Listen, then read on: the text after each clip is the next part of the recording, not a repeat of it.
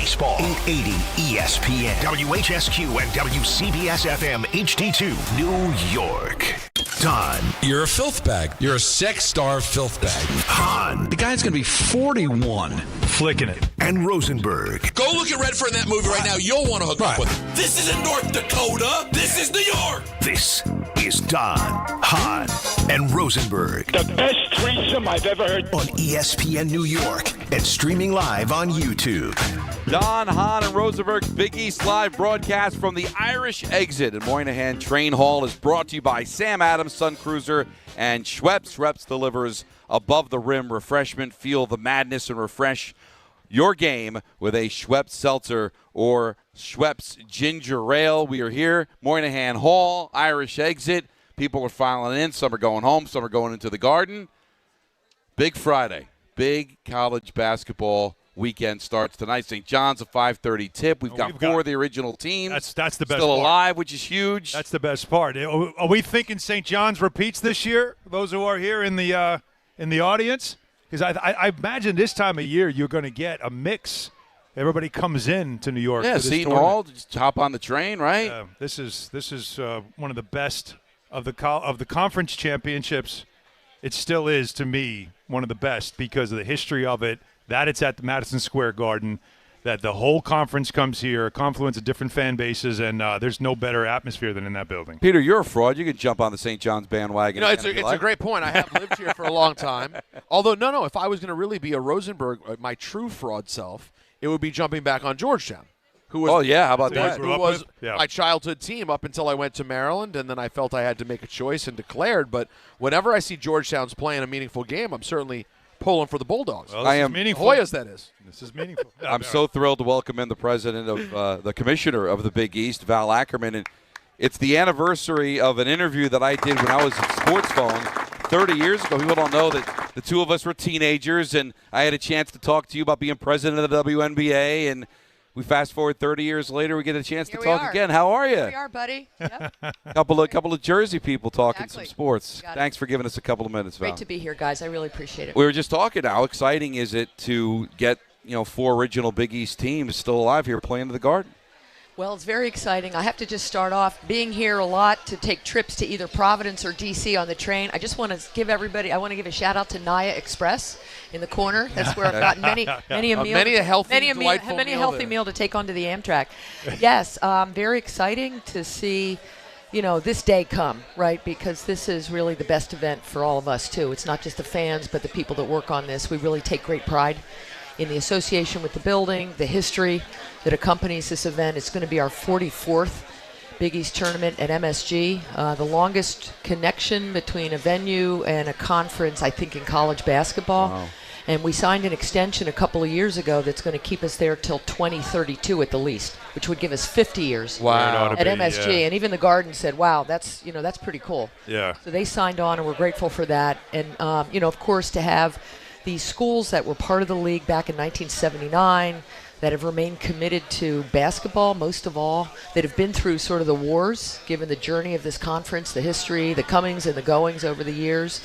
I know, we've got four really happy teams that are getting ready, and they're a little bit nervous for what's going to go on tonight. In the world of college sports, it really is now. It's always been about the football conferences, right? The thing that's so unique, and I think what you really enjoy, especially being in the Northeast, because we love basketball in the Northeast, is the fact that this is really known as a basketball conference. So, how is it to live in that world where and especially where college sports has gone? The fact that this still is the identity of the Big East, and it survives and thrives having that identity as a basketball conference. Well, you ought to be in our boardroom then, because that's exactly what our presidents say, what they think, and they take a lot of pride in the fact that we are back to the roots of the league when Dave Gavitt formed it in 1979.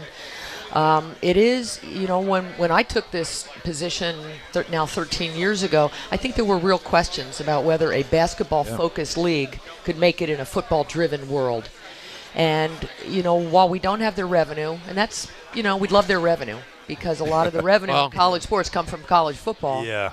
The fact that we can focus on basketball, we can sort of be our true selves about the interest there and the priority that basketball is. And, we don't have football expenses either. So we can direct the resources in a very focused way towards operations and coaches and now players, because that's now part of the cost of doing business now. Athlete acquisition comes at a higher price. And that's all around the house settlement and the revenue sharing model. And, we spend a lot of time thinking about what that means for us. Our athletics directors are out raising money to fulfill their competitive goals. And I don't have a crystal ball, but I do think the Big East is really well positioned to try to manage some of these challenges going forward. How do you think it makes your job different than some of the other conferences, though? Like the teams that we just mentioned. There are a lot of great basketball schools in the country who are either equally more so or partially known for their football program. The schools that Alan just mentioned, we could do trivia with our audience about whether or not they have a football team. Georgetown, St. John's, Seton Hall, these are basketball schools. How does that make your job any different than someone else in another conference? Well, I do think, from what I hear, the 4 big football conferences spend a lot of time on football. I mean, that really is, from everything I hear, everything I know the guys that run those leagues. They spend a lot of time on that sport, on their media contracts for that sport, on the college football playoff, which is, their postseason for their level. And so we're not in those rooms, and so we can sort of focus more on basketball. I think we do have things that they don't have, to your earlier point. I mean, being in a part of the country where college football isn't quite as big as it might be in the Midwest or in the southeastern part of the country. I do kind of think, I grew up in New Jersey, my buddy here, my Jersey guy, and I kind of always have thought of it as a pro football, pro basketball, college basketball, and then mix in, baseball, ice hockey and all the rest. But I never sort of thought of it as most of all college football, and there are parts of the country where that's really the case.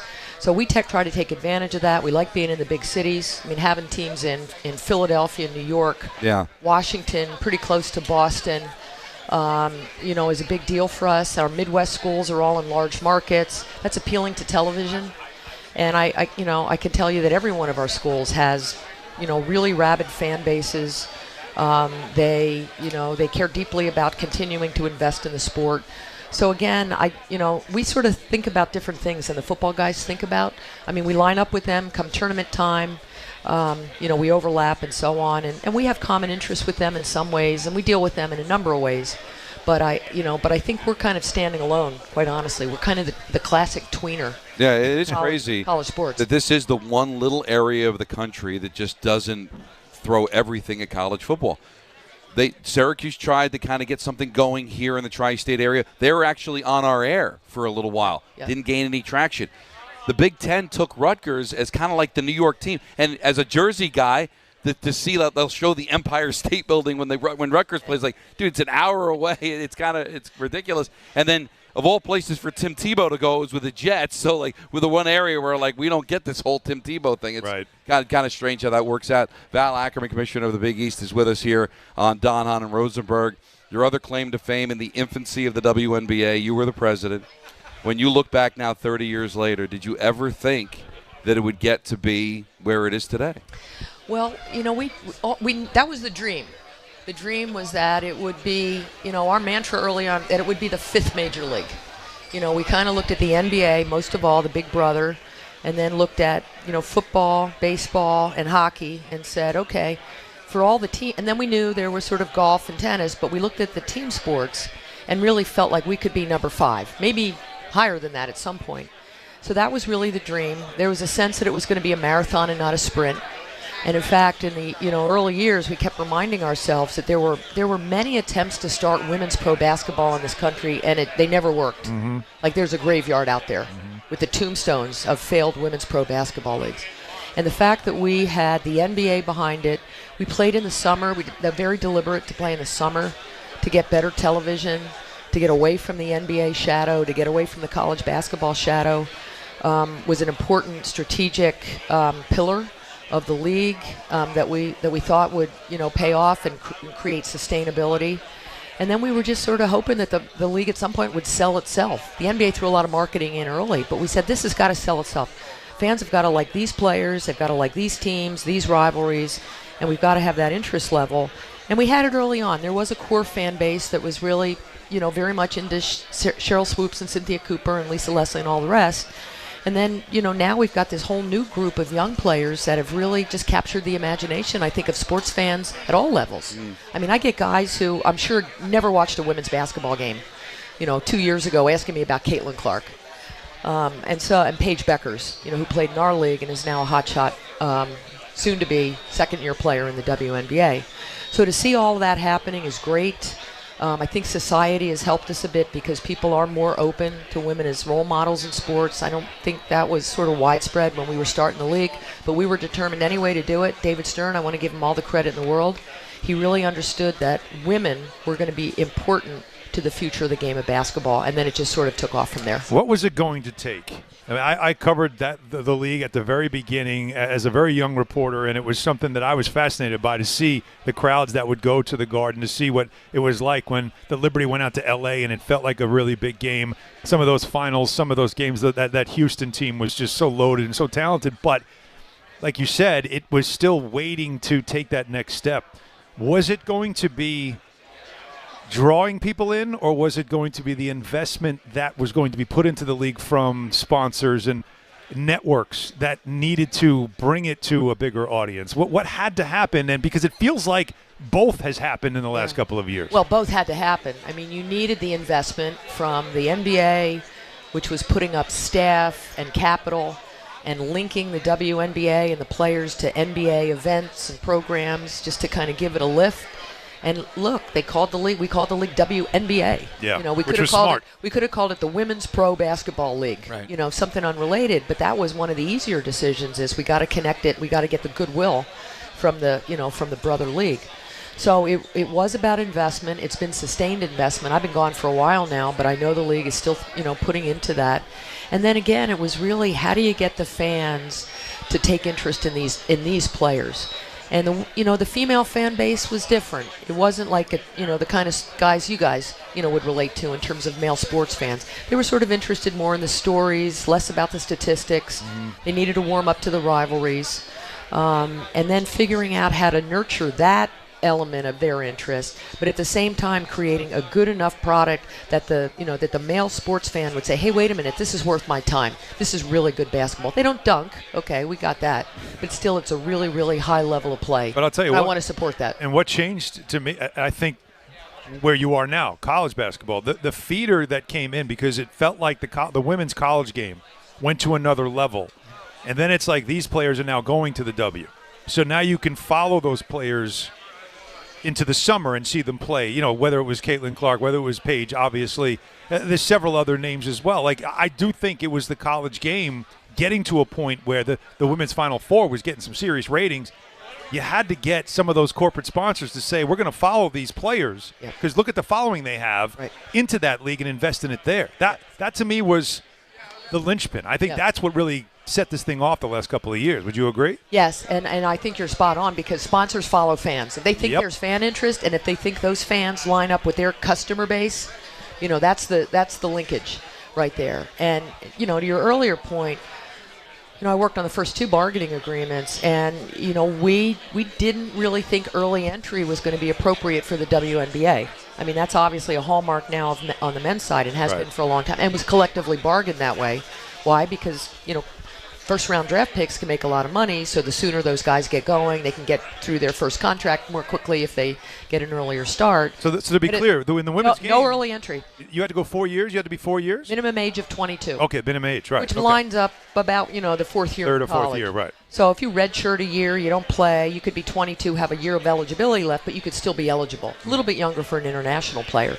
So you're absolutely right. What that meant is that these players could stay in college, they could be stars, they could be on television, and their name recognition by the time they came into the pros was very, very high. Angel Reese was a superstar on social media before she even got to the league. Flauget now as well. Yeah, another great example, right? Exactly. Yep, exactly. So any thoughts on what they're going through at the bargaining table? They're probably not sleeping very much. would be one prediction. So I don't have the latest and greatest on this. It sounds like they're hard at work making a deal. I'm sure they'll come up with something that's fair all the way around. That's how it has to happen. But I'm really excited about the season. Not only is there a WNBA season, but the FIBA, Women's World Championship, a.k.a. World Cup, is actually being played later this summer as well in Germany. And they're going to have a lot of these young players that we talked about are going to be in the national team mix for the very first time. So think Paige Beckers, Caitlin Clark, Angel Reese, now representing our country. Oh, that's a super team. For the very first time, Yeah. linked up with the likes of Asia Wilson, Brianna Stewart, etc. That's going to be pretty cool. You guys got to, start focusing on that because that's going to be that's going to be great too. There's no question. If we can get the focus back to the tournament that we have, the semifinals tonight, because from a local perspective, what St. John's has become again, with Rick Pitino there, with obviously a lot of corporate help on that end as well. But I know it's when you're the commissioner, you're looking at the whole league and everybody being a good program. But does it add anything that St. John's in this market has become once again a classic team that, there was always a time where there were two basketball teams and all that stuff. St. John's always factored in the old days when it came to the basketball mindset in the city.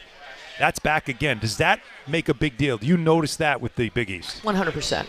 I mean, I love all of my schools, don't get me wrong, and we want everybody to do well, but particularly because I live here in New York, and I'm dialed into the, the New York landscape here and the New York sports scene. To have St. John sort of back in this way is great for them, most of all. And they're very grateful to Coach Pitino for what he's done to bring people back into the building. I mean, I've been to St. John's game this year. They're filling the building. They're all in red. They've actually done very few games at Carnesecca this year because they can sell Madison Square Garden. Yeah, absolutely. That wasn't that wasn't the case. No, it wasn't. 4 or 5 years ago. And so that's why they did so many games at Carnesecca because, that was all they could do. And so now we've got the fan base back.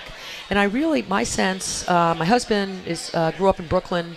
He didn't go to St. John's. He went to another school in New York. But he loves the Johnnies. He just likes to see them do well, and that's what I think they do to this city. They just kind of give it a sense of pride. And there's a sports fan here that'll come out and support the Big East tournament, even though they didn't go to one of our schools. Mm-hmm. And if St. John's does well, it just sort of energizes you all, the writers, the fans, the local community, etc. So for us, it's been really fun to see. I want to, commend the president, Father Shanley. He's currently our board chair. AD Ed Cull, great guy. The whole team there. It's been a big lift to get it to where it is, and of course, give all the credit to Coach Pitino for bringing it back.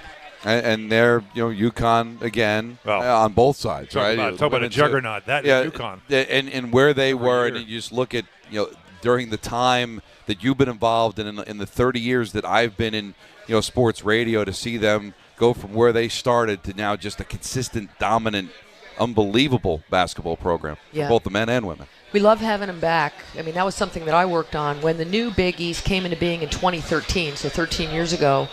You had 7 schools pull out from the old league. Butler, Creighton, Xavier joined to make it 10. UConn was not one of the 7. They stayed back in what became the American. Mm-hmm. And they were, I think, very intent on figuring out their football future. Yep.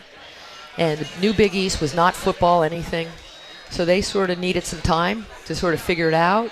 And then in 2020, we began quietly to have, really 2019, began to have conversations with David Benedict and myself about, okay, what do you think? And I think at that point they said, our men's basketball program isn't where it needs to be. The rivalries aren't really there in terms of the teams that we're playing against in the American. With all respect to the American, it just wasn't lined up geographically with UConn. And so, fast forward, here they are, and it's been win-win in every way. I mean, they've done so much for the league. Their women's basketball program is sort of second to none in my mind. Mm-hmm. And I think even Coach Hurley would admit that, and David, that coming back to the Big East, there's some things that they don't have. They're not in a power conference, et cetera, in terms of football. But I think they would admit that, it has done a world of good in terms of re-energizing their men's basketball program, certainly bringing the fan base back. Oh, there's no question. And again, as we talk about a basketball conference, UConn, yes, they have football. We certainly know that. But that you say UConn, you think one sport. And it's men's and women's. Obviously, they have both been juggernauts. They have been a standard-bearing kind of program, and it just fits. And that's what you love about it. And again, that's what makes this what the Big East has become again, even with some new schools still involved. When you see a semifinal like tonight, it's impossible to not have nostalgia. It's impossible to not feel like, that's this is what I remember. And because of the landscape of college sports and how many, we're looking at the Big East, and you've got like UCLA playing in a semifinal. You're going, like, wait a minute, they're in the Big Ten. That's what I think. What I love about the Big East is that you still look at it and think that's what college sports is about. The tradition, the standard, and the fact that it will be at some point 50 years of having that tournament at Madison Square Garden. It's exactly what you want about college sports. Tradition is what it's always been about. Yeah, and we're really respectful of that, in our league. I mean, we talk about it all the time, and we feel blessed because the Big East was, we sort of went through 20 years ago, what the Pac-12, now went through, and now they're trying to bring it back. I was actually on a panel earlier today with Teresa Gould, who's the commissioner of the new PAC, and we were exchanging notes about what they're going through, bring that league back. Amazing tradition, 100-year-old league. Yeah. Gone. Right. Overnight. His team started bailing, and then we went through that in the Big East. So, it sort of proves that you can rise up out of the ashes, and I think that's what the Big East was able to do. And to your point, it really has been on the back of the tradition, the rivalries, the geography, and again, this commitment to really make basketball first. Val, thank you so much for this. Really appreciate you coming by. It was great to reconnect again. Thank you so much. It's been too long. Val Ackerman, commissioner of the Big East. And you know what? What better way to end the segment with a tournament update brought to you by Schweppes. St. John's and Seton Hall square off in the first Big East semifinal at Madison Square Garden at 5:30. That'll be followed by Georgetown against UConn. That was the tournament update presented by Schweppes. Schweppes delivers above-the-rim refreshment. Feel the madness and refresh your game with a Schweppes Seltzer or Schweppes Ginger Ale. Walter Barry's going to join us next a little later on. Charles Smith. Got a big show. We'll get into the WBC. We'll get into some Geno Smith. We've got Fraud Alert Friday. We've got ENN. We got a full vehicle taking you up until 7 o'clock. We're here at the Irish Exit, Moynihan Hall, right here in the heart of New York City. Don Hahn Rosenberg just getting started here on ESPN New York. Top-seeded St. John's faces Seton Hall at MSG in the Big East Semifinals with a trip to the championship game on the line. Coverage begins today at 5:10 on 1050 ESPN and the ESPN New York app. 1-877 Cars for Kids. KARS Cars for Kids. 1-877 Cars for Kids. Donate your car today. Call 877-CARS for Kids to reach a friendly live agent. Donation is super easy, and your car can be picked up as soon as tomorrow. Call us now or go to carsforkids.org. 7 Cars for Kids. Donate your car today. Did you know you can donate real estate too? Mornings with DiPietro and Rothenberg. I'm most positive about Darren Mucci right now. I like some of the players that they brought in, and I think the defense is going to be better. But I also recognize the most important position in the sport we don't have, and having such little faith in the coaching staff. You'll probably lose more competitively now rather than get run out of the building every single week. Right. The Jets is a success. DiPietro and Rothenberg, morning 6 to 10 on ESPN New York and streaming live on YouTube. The NBA moves fast, and the stars move faster. With DraftKings Sportsbook, the #1 sportsbook for live betting, you're never a step behind. DraftKings keeps pace with every play, offering industry-leading live betting, dynamic odds that shift as the game unfolds, and more open markets more often. They're live when others aren't, so you're always in the game when it matters most. Get in on the action with live player props as the most exciting performances unfold in real time. Download the DraftKings Sportsbook app and use code WHSQ. That's code WHSQ. In partnership with DraftKings, the crown is yours. Gambling problem? Call 1-800-GAMBLER. In New York, call 877-8-HOPE-NY or text HOPE-NY 467-369. In Connecticut, help is available for problems gambling. Call 888-789-7777 or visit ccpg.org. Please play responsibly. On behalf of Boot Hill Casino and Resort, Kansas, pass-through of per-wager tax may apply in Illinois. 21 plus age and eligibility varies by jurisdiction. Void in Ontario. Restrictions apply. Hey, it's Michael K, and I love when I get to talk about my friends at PC Richard & Son. It's a local company, family-owned, and I trust them, and you should too. Right now, get tax season savings, up to 35% off select categories, plus save an additional 8.875% off hundreds of items throughout the store. And in-home delivery is free. Great savings, great service. It's what they do. Get tax season savings at PC Richard & Son today. Some exclusions apply. Free delivery on mattresses, $399 and up, excludes Manhattan. At Uline, The prevailing opinion is, if you don't live it, you don't believe it. The people at Uline believe in hard work, and they live it by being there 24/7 to answer your call, having 41,000 items in stock, and offering same-day shipping from 12 locations across North America. Business owners, sellers, buyers, shippers, and packers believe it. Uline is the hard-working, dependable source for your shipping and industrial supplies. Visit uline.com. Now let's take a look at the traffic with Brandy Scott. Hey there, guys. Good afternoon and happy Friday the 13th, but not a happy ride out there on the roads no matter where you're headed. BQE westbound at a standstill right before the Williamsburg Bridge in Brooklyn. Big crash. Only the left lane is squeezing by. You're stopped from Queens Boulevard in Queens. Big East Semifinals going on over at MSG. 5:30, Seton Hall takes on St. John's. The way things are looking, you definitely want to consider using mass transit. Already no easy way to the outbound, George. Not even the Henry Hudson going to help you out. Cross Bronx westbound, crawling from the Bruckner on through. Inbound, George, stick with the lower deck. Still have roadwork on the upper level, about a 20 to 30 minute ride. Outbound Lincoln Orania 30 to 40. Outbound Holland 45 plus. This report is sponsored by the New York City Department of Transportation. Speeding ruins lives. Drivers, watch out for pedestrians and cyclists and slow your turns to less than 5 miles an hour. I'm Brandy Scott on 880 ESPN New York. My name's Brian Winter, and I've seen a lot of good offense in my life. If you're looking to initiate some offense of your own against your high-interest credit card debt, I'm letting you know a SoFi personal loan might be the play. A SoFi personal loan could be quite the triple threat with low fixed rates, no fees required, and as soon as the same-day funding. View your rate for a SoFi personal loan at SoFi.com/offense. Loans originated by SoFi Bank, N.A. member FDIC. Terms and conditions apply at SoFi.com/offense. NMLS 696891. Want consistent color for every job? Milo's Pro Rewards members get a 20% paint discount on future purchases after paint annual qualifying spend reaches $3,000. Plus, order eligible in-stock paint and paint supplies by 2 p.m. for free same-day delivery by 8 p.m. Improving is easy at Lowe's. Excludes spray paint and mist tints. More exclusions, terms, and conditions apply. Subject to change. Details at Lowe's.com/terms. Same-day delivery valid in select zip codes. Subject to driver availability. Details at Lowe's.com/same-day delivery. Don Hahn Rosenberg's Big East Live broadcast from the Irish exit at Moynihan Train Hall is brought to you by Sam Adams, Sun Cruiser, and Schweppes. Schweppes delivers above-the-rim refreshment. Feel the madness and refresh your game with Schweppes Seltzer and Schweppes Ginger Ale. And again, Sun Cruiser's Vodka Iced Tea. It's always great to be here at Moynihan Hall. It's that time of year. It's the Big East, and it's really special tonight with the original four back at it. First up at 5:30, St. John's and Seton Hall. That'll be followed by UConn taking on Georgetown. And you can't have a special about the Big East without welcoming in our old friend Walter Berry. Don Hahn Rosenberg, how are you?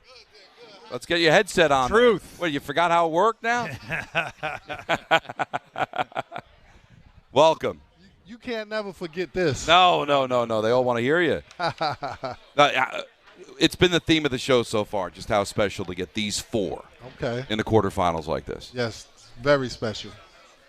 And St. John's, Seton Hall, too. So, I mean, how stirred up do you get, coming back to the Garden, seeing St. John's on top of the world again? What does it do for you? What memories get stirred up when you walk into this place? It goes back to when I was playing, the memories that I have for basketball, especially St. John's at the Garden. This is a special moment for the Johnnies. Does it feel like when we get old, we do this, like it feels like yesterday? Like especially when you come around here and you go in the building and all that stuff, like do you say to yourself, it wasn't that long ago when this was me? Does it feel like that, or does it feel like a long time ago? I don't feel like that long. No, right? It feels like yesterday, to be honest with you, because you get that feeling when you walk in the Garden. You get that feeling again, something comes over you like, this is where I did my most work at in this Madison Square Garden setting. Is there one particular memory that stands out? Oh. When we played Georgetown, of course, and we beat them and we became number one in the country. That memory stands out. Was that the sweater game? Nah, that was a different game. That was a different game? That was a different game. I always felt like those were, as we know, those were epic wars. Those were battles. Those were some of the best memories. I guess what everybody remembers of the Big East. That's all we ever talk about are those days, those battles, those games. You know, we were just talking with the commissioner about how they wanted to go back to that tradition, bringing back UConn into the fold and all that stuff. Well, it felt like then that was like professional basketball. Like that was like going to a Knicks game. Yes. That's what it felt like. Did you feel – you're a college player, but yet did you feel like this is the level, this is like being a pro? I really felt like that because every NBA team, every college team back in those days had 3 to 5 guys that made it to the NBA back in those days. So that was important for the league. It ain't happening that way no more. I mean, I know we bring it up all the time, but there's a reason why in coming to America they made the scene a St. John's game. Yep. I mean, they could have obviously picked to make that anyone, but it literally at that time in 1986 when they're putting that movie together, that's how big Big East basketball, St. John's basketball was in New York City. It's not surprising. It is really cool, though, to look up and see some of these teams, and obviously Georgetown being here is a surprise people weren't expecting. I was planning on maybe taking Ballard to the tournament tonight because he's a Villanova guy. Not so much. Didn't make it. And it is sort of interesting that how do you think of Villanova? Like, do you think of Villanova truly in the old school version of the Big East more, or the run they've been on the last 15 years? Because they've been a true juggernaut. The entire Jay Wright era was such an incredible run for Villanova. Which era do you define Villanova in more? Oh, of course, the old era, of course. They won the championship. We was all in the Final Four. They ended up winning it. And that was big for Villanova, and that era was special.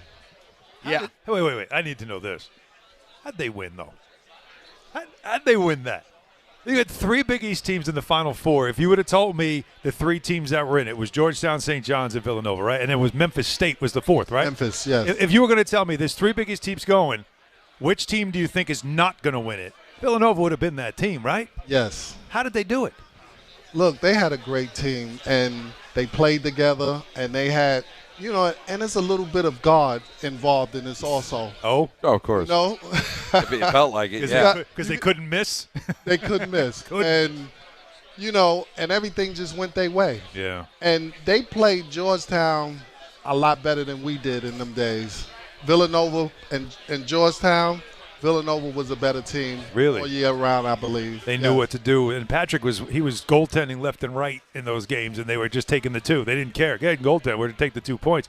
You played Georgetown in the semi, right? You played them in the Final Four that year? Yeah, Final Four. Yeah, that must have been, again, just experience-wise. Like, we've seen these guys. Like, this is our league, and we're all here in the Final Four. Like, that's when you know you've made it as a conference, right? That's when you know not only as a program, but when you look around, it's like, oh, it's all of us. Was there any type of pride in the Big East? Like, did you feel that way at all of thinking, you got the ACC, you got the SEC, you got the Big Ten? No. The Big East is running this thing right now. The Big East, we were running it back in those days, and we had better players, I believe, than all the other conferences back in those days, and that's what made the Big East special. How much of a beast was Ed Pinckney to go up against? Ed Pinckney was a beast. Everybody talked about Patrick Ewing, but you had to look around. Ed Pinckney was coming. It's so funny, right? All shoulders, that dude, right? Yeah. He's just out here. It's interesting, too, because he's one of those guys who goes down as such an all-time college player. But for me, watching him as a pro, I didn't think that much of Ed Pinckney. And then I went back and did the research on how much of a beast that guy was at Villanova. It's just really, really interesting how the game doesn't always translate the same way, but he was a hell of a college player. Oh, yeah. Ed Pinckney was great, man. And that's one of my good friends, and he was just a great player in college. He got to the NBA, and he kind of leveled out. But he still had a great career in the NBA. He still did what he's supposed to do. All right, so you were a big star in New York as a college player. That opens doors. You got to have a story or two about those days, being in New York, playing games at the Garden, being celebrated for the program you were, a Big East Championship, Player of the Year. There's got to be a couple of stories about like how I'm just a college player, but all of a sudden doors were opening and I was going through them. I'll tell you one story that I had, and it was when they announced the Player of the Year award, and I was sitting home because nobody didn't call me or brief me like, you're going to be the College Player of the Year. Nobody. So I was telling my people, my family, they not going to pick me. It ain't going to be me. And when they said Walter Berry, I froze for like 10 minutes. I couldn't move out of the chair I was sitting in. You were home? I was home. Where was the ceremony? It was they announced it at halftime of the game. Oh, it was during the game. Yes, halftime of one of the games. Amazing. And I couldn't believe it. When they said Walter Berry, I just froze. I stayed in that chair for 10 minutes. Wow. My mother was like, "Are you all right?" I said, "No." I said, "I can't believe this." I started getting phone calls. Oh, yeah. I'm going to tell you a story. I'm sitting home. Michael Bivens is one of my good friends from New Edition. Yeah. I get a call from him right then and there once they announced it, congratulating me. I was stunned. I didn't know what to say. Wow. Now you got it. When did you get, was it a plaque or a trophy? When did you get that? Oh, a trophy. You got a trophy. I got it. It got the 5 figurines around it. Uh-huh. And I got that shortly after a month. I had to go to L.A. to the Friars Club to do everything with that trophy. They made you pick earn it up. Yes. How did you know Michael Bivens? We good friends. From before college? No, right before college. I'm going to tell you how we met. We was going in there to play the Boston team, the college team. BC. Yep. And he was standing outside when we was walking in. He said, "I want to come in the game, but I don't have a ticket." I said, "Grab my bag, and you with us now." He wasn't even Michael Bivens from New Edition at the time. He was just like kid from Boston. Yeah, kid from Boston. Just wanted to come in the game. And he came in with us. I told the people in Boston to seat him somewhere. They sat him. And he enjoyed the game. And the next thing I knew, last time I saw Michael Bivens, he was up on stage performing. And I was like, that's the guy. Couldn't believe it. Wow, that's crazy. That is crazy. That's an amazing story. How about that? Yeah. So now you're born in New York, you play at St. John's, and then you're a Portland Trailblazer. Yes. And then later that year you're in San Antonio. Was that culture shock to go from, the big city and the attention, even though it was the NBA, it's a different market, different world, far away from home. It was a culture shock to me because I didn't like Portland, and I don't think Portland liked me. And the coach was like, "I don't play rookies, so guess what? You're going to sit next to me." There's the bench. And I'm looking like, I know I can play in this game. Who was the coach? This is late 80s. Mike Schuler? Mike Schuler. Oh, Mike Schuler. I don't play rookies. Yeah, he didn't play rookies back then. Oh, boy. And I wanted to play. And you're like, why'd you draft me? Right. That's what I told him. And I went to management and said, "Hey, why don't you trade me? I'm just not happy here with Portland, with the coach, with nothing." And they finally ended up transferring me to San Antonio. Mm-hmm. And I got in the starting lineup after the first 2 games. Now, who was the coach there? Larry Brown? Bob Weiss. Bob Weiss was Bobby Weiss was the coach. So all right, so this is pre-Popovich and all that stuff, right? Yeah, this is before that. Yes. Yeah. Well, but what we had you on last year, the stories you had about playing in Greece, though, because you really became a legend there.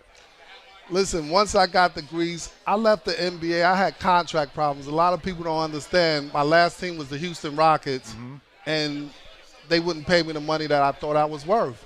So it was a team from Europe came out of nowhere and was like, "Hey, $1 million. What you gonna do?" They're gonna take it. Where I signed that? Yeah, exactly. And I took the money and went, and you loved it. I loved it. My journey started. They used to call me the Michael Jordan of Europe because I was putting 40s and 50s up over there, and along with it was 15, 16 rebounds a game, 5 block shots. I was doing that kind of work down there. Mm-hmm. Yeah, and they loved it that you became a legend. I saw you. Did you have some Mike Tyson stories? Yes. Oh, see, this is – here we go. Yeah, I was told the truth got stories, right? So I'm finding all of them. But there's Mike so what's your best Mike Tyson story? Okay, I'm gonna give you the first one. When I first met him, I was at a club in New York called the Red Parrot. I was dressed nice, and I had on a Versace suit. No, I'm gonna take that back. Louis Vuitton suit. Wow. And that'll set you back.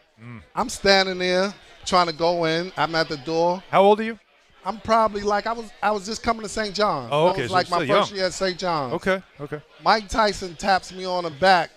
I look at him. I'm thinking this dude gonna rob me. That's how I was looking because he he wasn't in the box. He was boxing, but he wasn't nowhere near, where who we know. Yeah, what year was your freshman year? That was 1985. Oh, yeah, this is very early. 85. Yeah, he's still peak skill, right? Is that where he was at? No, but he Catskill. Catskill. But this is when he's still boxing tomato cans at this point. That's right. Knocking people out. That's right. And, and he was like, you Walter Berry, right? I'm like, yeah. He was like, I'm going to be the next heavyweight champion of the world. I said, you know what? I respect that. Work hard. You'll get where you want to get to. Keep working. Hey, good luck. Good luck, little guy. Right. So the next time I saw Mike, he was with one of my friends, started driving for him when he really got on point to be who he was becoming to be. Yeah. He pulled up at my house with a convertible Rolls Royce. And my mother looked out the window and was like, because we only lived on the second floor, she was like, that looked like that boy that boxed. That's Mike Tyson. And he got Tom with him. So we were like, they woke me up. I was in a room sleep. So my mother was like, please get me an autograph. So my mother came down, Mike signed our autograph, and I got in the car with them, and we went on into the city. Oh, boy. And after that, I'm going to give you the story about when we was at Dapper Dan's. Oh, yes, here we go. Yeah, I know y'all was waiting for that. Now we're talking. So one night, he was like, meet me at Dapper Dan's. So I'm like, okay. They show up. Him and Tom show up. He's waiting for a jacket that say, don't believe the hype. And this was like a late night because Dapper Dan's would stay open all night. 2 o'clock in the morning. 2 o'clock in the morning. All right. 2 o'clock in the morning. And we was talking about Mitch Green that night. And it's weird because, the subject just came up. Next thing we know, Mike was still talking about him. We look up at the front door. There go Mitch Green. Wait, Walter, are you about to tell us? It's blood green. Are you about to tell us that you were at Dapper Dan's the night Mike Tyson fought? Yes. Mitch Green at Dapper Dan's? Yes. All right. I'm listening. I mean, I was told he has stories. That's all right. So he'd already been talking about Mitch Green that night. And then you look up and you're like, wait, Mitch Green's here? Mitch Green was there. And the funny part about it, I was dating Mitch Green's girlfriend. Oh, my. And let me tell you the funny thing about this. Let's go. He told her, when I catch the guy that you're dating, I'm going to murder him. And she told me this story. So when he showed up at Dapper Dan, I thought he was coming for me. You thought he was coming for you? Yeah. So what I did was, you know how they used to have them big old phones back in the day? Oh, yeah. I unplugged it, snatched it out the wall, and wrapped it up and put the big phone in my hand. And soon as he was going to come up to me, I thought he was going to come up to me. I was going to bash him with it. So the next thing I know, he went straight to Mike and started frisking Mike's pockets. And Mike Tyson was like, wasn't saying nothing. And Mike had about $10,000 in his pocket that night and $10,000 in his pocket. Mitch was trying to go in his pocket, and his driver, Tom, was like, oh, Sweat, he going in Mike's pocket. It's like a bell went off in Mike's head. Mike pushed his hands off and was like, we could take this outside. They took it out. We all walked outside. They squared up. Mike hit him like 2 or 3 times. He was out cold, right? He was on the ground. And Mike was like, let's just go. I was like, I don't want to leave my car. Mike said, we'll come back and get it. We jump in Mike's convertible Rolls Royce. Mitch Green jumps up and knocks the mirror off the car when we got ready to pull off. And Mike was like, Tom, pull back over. Got back out. Come on. That's what the story is. That's the story. That's the story. Got back out and hit him one more time, and that was it. We was way down the block. We was looking back. All you hear is ambulance coming. Mitch Green never got back up. Oh.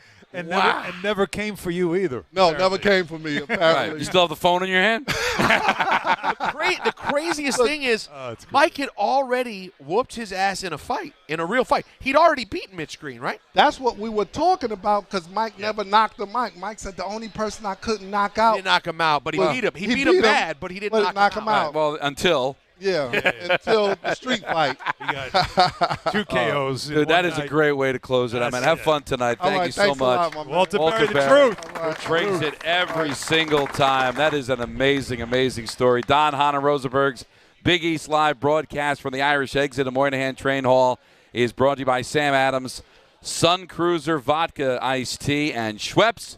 Schweppes delivers above the rim refreshment. Feel the madness and refresh your game with a Schweppes Seltzer or Seltzer Ginger Ale. Don Hahn Rosenberg just getting started. Charles Smith down the road as well. We'll talk a lot about the Big East, get into everything else right up until 7 o'clock, and then it's Knicks basketball on ESPN New York.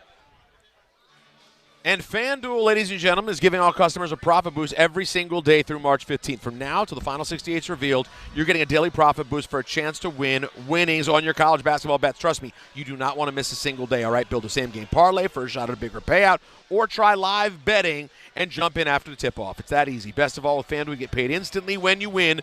Just visit FanDuel.com/local to get started. 21 and over, physically present in New York.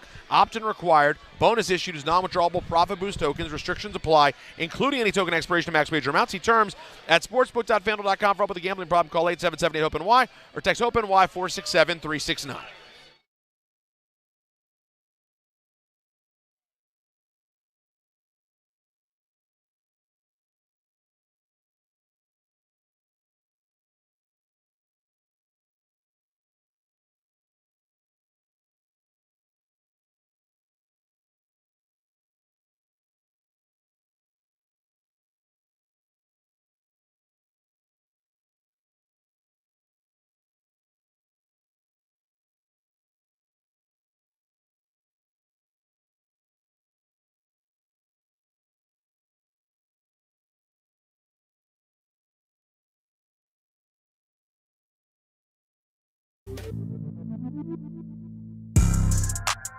Attention New York Verizon mobile customers. Score a massive win with award-winning Fios Home Internet for an incredible $20 a month guaranteed for 3 years. Switch today for savings you can count on. Call 1-800-VERIZON now. For new Fios customers with AutoPay, mobile and home discount enrollment required.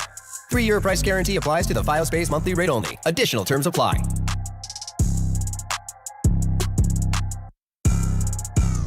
Every 40 seconds, a child is reported missing. Find the Children is a nonprofit organization dedicated to helping find missing kids. You can be a part of their mission by donating your unwanted car. Call 1-800-294-0222. You'll receive the maximum tax deduction, and we provide fast, free pickup. Call 1-800-294-0222.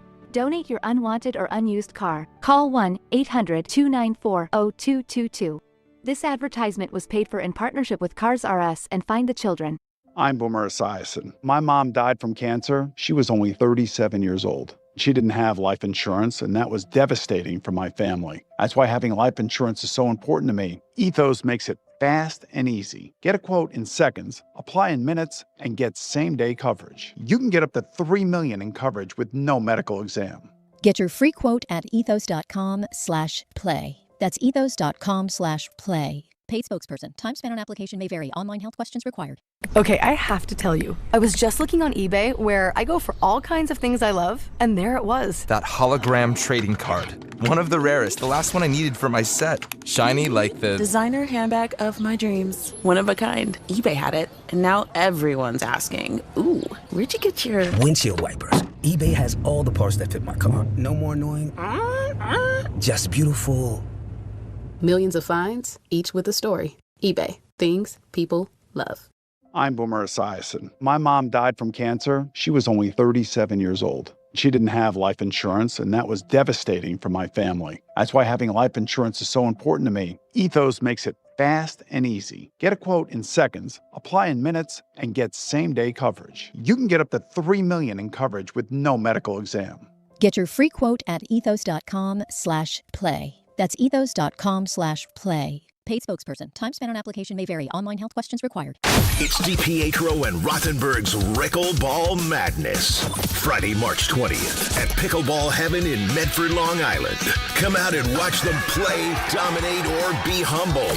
Meet Rick DiPietro and see his hot, sexy body and play pickleball with him. Get to play, pickleball with Rick and Dave, and it's going to be great. The show starts at 6 a.m., followed by pickleball at 10 a.m. and a tournament watch party at noon. Come out and see the guys. Enjoy the pickleball and college hoops action. Entry is free and open to the public. Brought to you by Pickleball Heaven. We'll see you there. The NBA moves fast, and the stars move faster. With DraftKings Sportsbook, the #1 sportsbook for live betting, you're never a step behind. DraftKings keeps pace with every play, offering industry-leading live betting, dynamic odds that shift as the game unfolds, and more open markets more often. They're live when others aren't, so you're always in the game when it matters most. Get in on the action with live player props as the most exciting performances unfold in real time. Download the DraftKings Sportsbook app and use code WHSQ. That's code WHSQ. In partnership with DraftKings, the crown is yours. Gambling problem? Call 1-800-GAMBLER. In New York, call 877-8-HOPE-NY or text HOPE-NY 467-369. In Connecticut, help is available for problems gambling. Call 888-789-7777 or visit ccpg.org. Please play responsibly. On behalf of Boot Hill Casino and Resort, Kansas, pass-through of per-wager tax may apply in Illinois. 21 plus age and eligibility varies by jurisdiction. Void in Ontario. Restrictions apply. Bang! Don Hahn Rosenberg's Big East Live broadcast from the Irish Exit at Moynihan Train Hall is brought to you by Sam Adams, Sun Cruiser Vodka Iced Tea, and Schweppes. Schweppes delivers above-the-rim refreshment. Feel the madness and refresh your game with a Schweppes Seltzer or Schweppes Ginger Ale. Wow, we've had Walter Berry on many times. We've done the Big East shows going back to the Michael Kay days. For that to be in his story arsenal, and not it be the first thing that would come out of it. Like if I was there that night when Tyson got into it with Mitch Blood Green, I'd be just telling strangers that story. I'm a little upset with myself because that was so great. And I have a couple of fail-safes I do in interviews in general. Like if I can spot a connection in the person to Mike Tyson or Michael Jackson, I will always try to get the question. Of course. Because, with Michael Jackson, it's like such a rarity that any story is amazing. And with Tyson, it's not about the rarity because if you were in New York at a certain time, right, the stories are there. It's just what will the story be? And with a St. John's player on a team that was that hot in the mid-'80s, I should have known. Doors open. He's got to have Tyson's story. Oh, no but he was in the car with Tyson after he knocked out Mitch Green. And like every detail is so clean, like he remembers the convertible Rolls Royce. Yeah, well, and not just standing idly by or just happened to be there. No, he was tapping Mitch Green's girlfriend. He thought that's what that he was said. going to be the guy that would get beat up. Yeah, he thought he was the target. That's the best part. Charles Smith, by the way, when he comes to join us in a couple of minutes at 4 o'clock hour, he's got by the way, big shoes to fill. Yeah. Big shoes to fill. But he was around a lot, too. Oh, no. He's got to have – he's got stories. You know he does. That's the best part of this. When everybody – that's what I love about this one is because it's the Big East and everybody comes back, right? That's the best thing about college sports is it's not just the current team. It's also when everybody comes back and the stories just get better and better the further away we go. And I don't mind stretching the truth either, but I have a feeling that everything he said was 100% accurate. Yeah, there was a lot of – there was nothing. The level of excitement he had to tell the story was like this is – I'm almost mad that he didn't tell us last year. We had him last year. You'd think that the first thing, like, hey, how about Walter Berry? I was the best player in college basketball. I want to know. Okay, by the way, I thought I was the target the night Mike Tyson knocked out Mitch Green. One of the great New York sports stories of all time. Now, poor Walter Berry, though, Richard in Manhattan he's got him in the tractor beam now. Well, really? Richard, he got him. Well, I'll tell you what. He will probably tell. Are they talking now? No, he finally got away.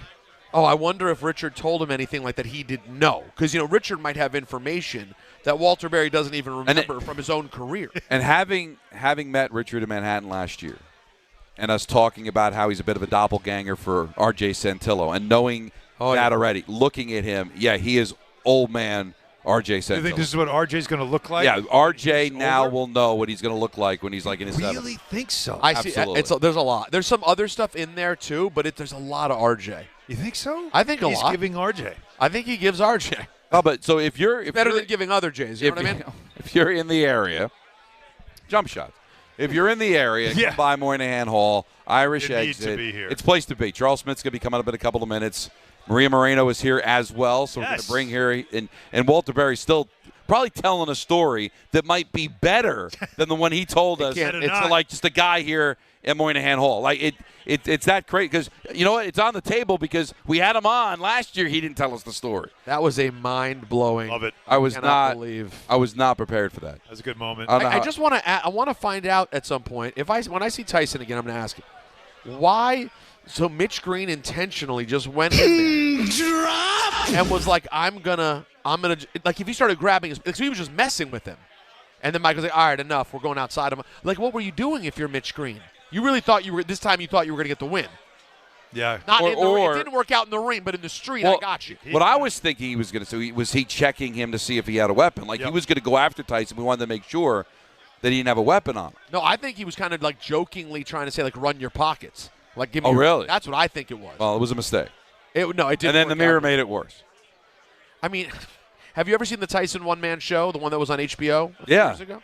He tells a version of it that's not unlike it, but that was the more realistic version about him hitting the mirror. Because I feel like the version Tyson does, Tyson adds like a lot of theatrics, like Mitch Green like came back from the dead, kind of like he gives it more. Rose up, but that's a first-hand account of one of the that's great a mic drop story to have. Mike Tyson stories of all time. Get ready for Rickleball Madness Friday, March 20th. ESPN New York is taking over Pickleball Heaven in Medford, New York. Catch a live broadcast of DiPietro and Rothenberg starting at 6 a.m.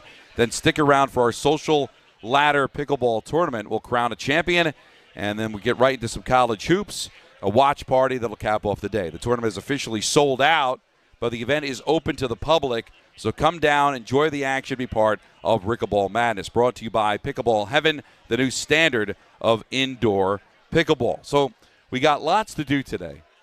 Charles Smith is going to join us coming up next. Great stories, went to Pitt, and obviously his time with the New York Knicks. And then we'll talk to Marino at some point because at 4:30 we got Fraud Alert Friday. Of course. And I'm trying to think, did we ever do Fraud Alert Friday on remote? I don't think so. I think this might be the first time we've done it, but Beach Bash. However, we got the gavel. Well, sorry, Anthony, where did we do it? Beach Bash. Well, Beach Bash. Christmas party? Christmas party. That's remote, Jace. Those are standards. Multiple times. You know what? So the answer is yes. I was just trying to you tried. Make it I'm seem sorry. special, and it was ruined by I'm sorry reality. you found out this way. It was ruined by the reality of everything. ENN as well. Take a round about 7 o'clock, and then it's Knicks basketball. Don Hahn Rosenberg's Big East Live broadcast from the Irish Exit in Moynihan Train Hall is brought to you by Sad Adams, Sun Cruiser, Vodka Iced Tea, and Schweppes. Schweppes delivers above the rim refreshment. Feel the madness and refresh your game with a Schweppes Seltzer or Schweppes Ginger Ale. Charles Smith coming up next. Don Hahn Rosenberg, ESPN New York.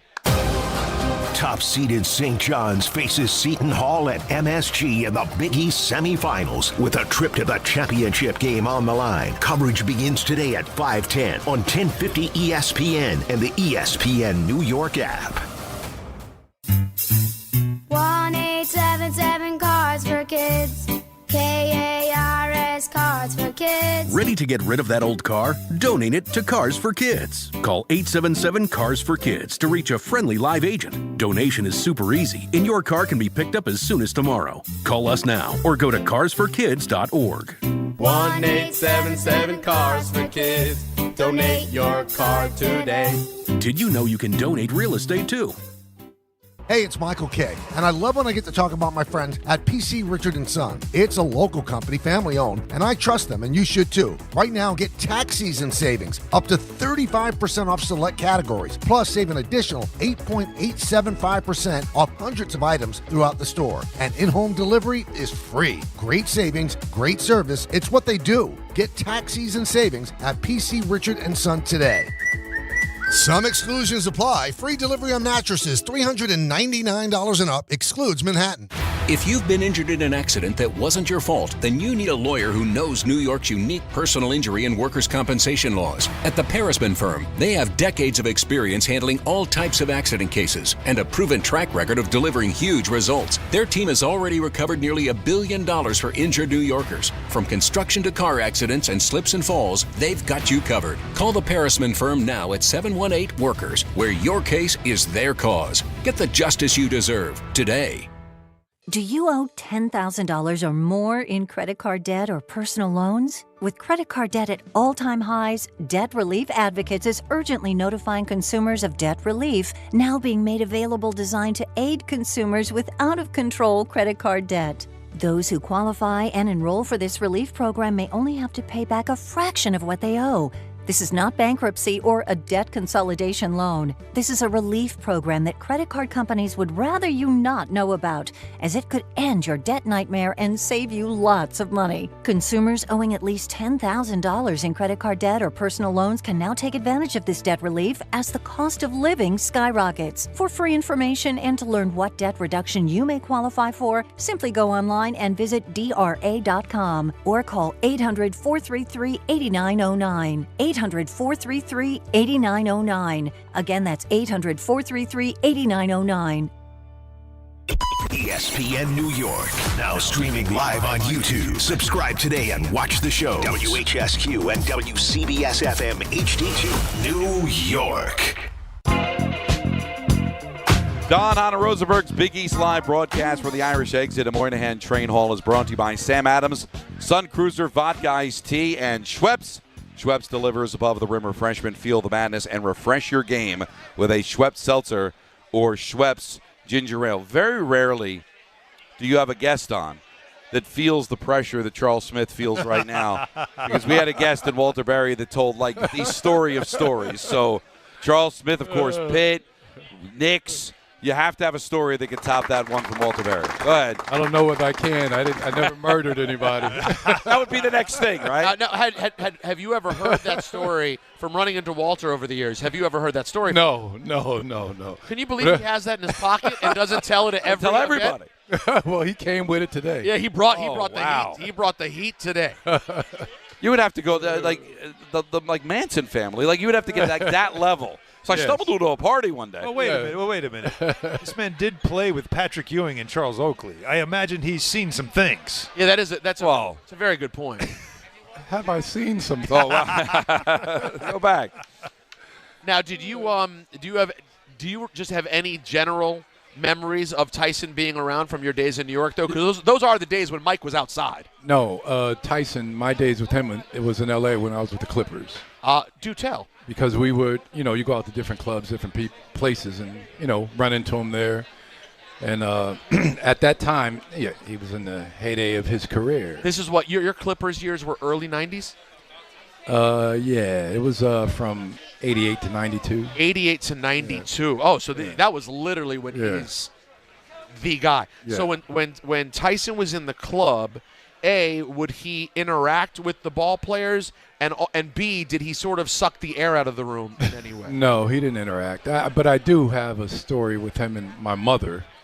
Okay. This gets better. Here we go. So we're going through, my mother's going through the train station here, and he was coming toward her with someone else, maybe a bodyguard or whatever, and my mother just went right up to him and approached him, but turned him around, put her hand on his shoulder and turned him around, and she said when he turned, he had like the fear of God in his eyes, and then settled back down when my mother started talking to him. When he saw it was like a woman. When he saw it was a woman, and she started talking to him. But she said she remembers when she turned him around, that look that he had on his face. Well, let's settle him right in. Now I want to learn more about your mother. Right. The kind of lady who sees Mike Tyson and just goes, "Sir," grabs him by the shoulder. So a fearless woman is your mother. Well, I tell you, I do have a story about my mother in the garden. All right, please. So this was I had a bad game one evening, and she was with me that night. Okay. And when I came out of the locker room, I joined her, and then I went through the garden to the car on the way home. We got in the car, and she says, "Charles, pull the car over." I'm like, "What?" "Pull the car over." I'm like, "What are you talking about?"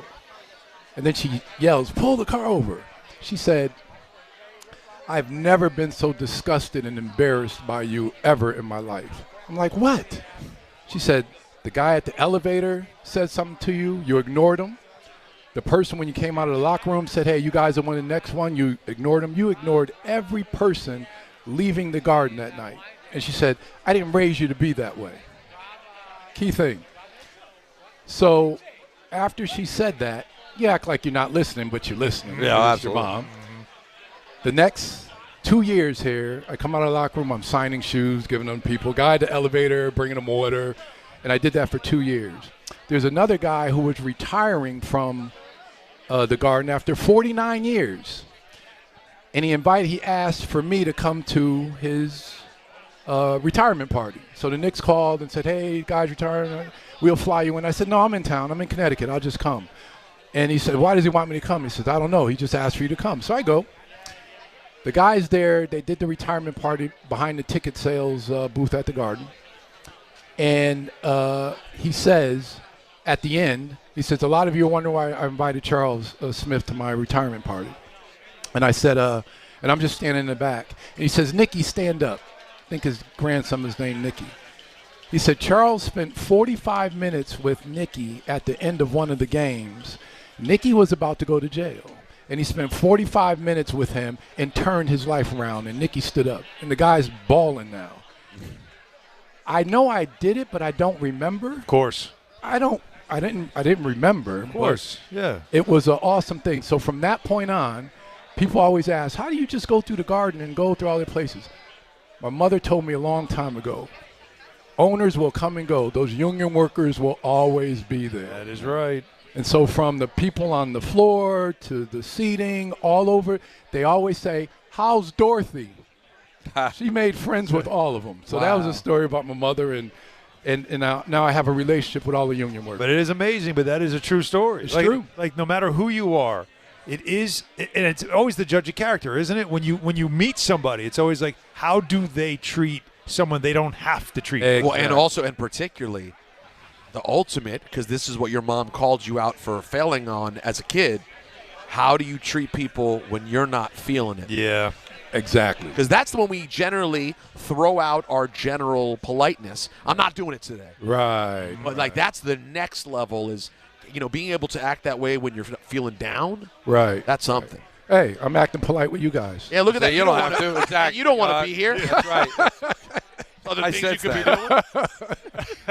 I knew it was Fugazi. I had a feeling. No, and again, around here, you have every right at times to be the guy that just puts blinders on and walks around because I don't want to deal with it. Yeah. But being that way though is the better way to disarm a lot of people, and also to make it just put it didn't humanize a lot of it. So it is a great story. It is a great example. Big East tournament, of course, is a time for you that is always probably bringing back great memories. You played at Pitt. I think I remember last year asking you about, of course, the send it in Jerome dunk that you were right there to see, and how that became such an iconic moment. But that team, the teams you guys played on, but that team especially, you guys were destroying rims that year. But to see the Big East kind of where it is, you got the original 4 teams playing each other, knowing how big college sports has become, and we were talking to Val Ackerman about how football is really king and everything. Right. The fact that the Big East is kind of owning the idea of, we're a basketball conference. Is there a sense of pride for you in that? There's always a sense of pride. I mean, the fact that how Dave Gavitt and the crew started it, and they had the idea of going on the Northeast and just hitting every major city with a team, unheard of, has never been like that. Sure, it changed today, but when you have such a staple that starts like that, it's got so much character and history. It's undeniable. It's undeniable. Still today, the Final Four in the Big East was the most sought-after ticket that you couldn't get in Garden history. Still today. Joel Fisher at the Garden always talks about that. That was the hardest ticket to get, the Final Four. Yeah. The semifinals. Does the electricity feel the same on Saturday night? Like, will it hit you in the same way, the energy in the room? The energy is good at the Garden during the Big East. I was obviously here last year. This year, it's going to be better, I think, because of how these 4 teams are playing. Yeah. They'll be able to play well beyond the tournament into the NCAA tournament. But one team that I absolutely love watching is St. John's. Why? Because Pitino has them playing a style of offense that's hard to guard. He's got the guys making their own decisions within the framework of an offense. He's playing 3-on-2 basketball all over the floor. So when the ball goes at the top, you got the 2 guys. If he looks this way, they make a decision whether they want to catch it or go set a screen down and come up. They're just playing. You can't guard that. It's very difficult to guard. And if a team hasn't saw an offense like that all year long and you got to prepare for it, You can prepare, but you still haven't seen it. It's really different. And what's different, too, is that I've heard with Pitino, it's like he has demands on defense. On offense, do what you want to do. It's not as structured, not as much like play calling and certain things that happen, which are easy scoutable. Right. It is more, I'm not going to say freelance because there is a structure to it, but just what you're describing is we get a matchup, and then we'll exploit it. But you don't know what it's going to be at a given time. He only demands do this on defense. Yep. But I won't be on your case offensively. Yep. And they can have lesser talent than their opponent. Because of that offense, it's tough. It's tough to guard. I don't know what's coming. It's very tough to guard. How far can they go beyond the Big East? I think they can go deep. It's just, again, a team that can probably stay with them and guard them on offense is going to be a team of veterans that understand how to play against, down screens, up screens, switch everything, and it's got to be players on the floor that are mobile enough to switch onto any player. Yeah. But if they don't run into a team like that, I think they'll beat them. If they run into a team with like two bigs that they play all the time, and they're running. So they're tough. Anybody gets that rebound, 3 or 4 guys get the rebound, they're pushing it. Even the center on St. John's gets the ball, takes 2 dribbles, and passes it up. They're tough. That's tough. Talking to Charles Smith here, Don Hahn Rosenberg on ESPN New York. Of course, Knicks are always a big topic of conversation on this show. We just can't seem to figure them out. They'll beat the Spurs, and then they'll almost lose to Utah, play awful in the first half. We're trying to figure out if they're a championship caliber team. Do you think they're a championship caliber? I definitely think it's a championship caliber team. I think the issue is shot selection at key times. Okay. You got some.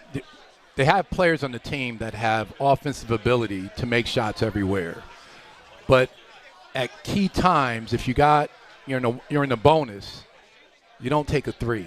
You take it to the basket. You take advantage of what you have at that time. And I just don't see them taking those advantages that are in their favor at key times. The shot is wide open, but still you're in a bonus. Get a foul, keep the pressure on the other team.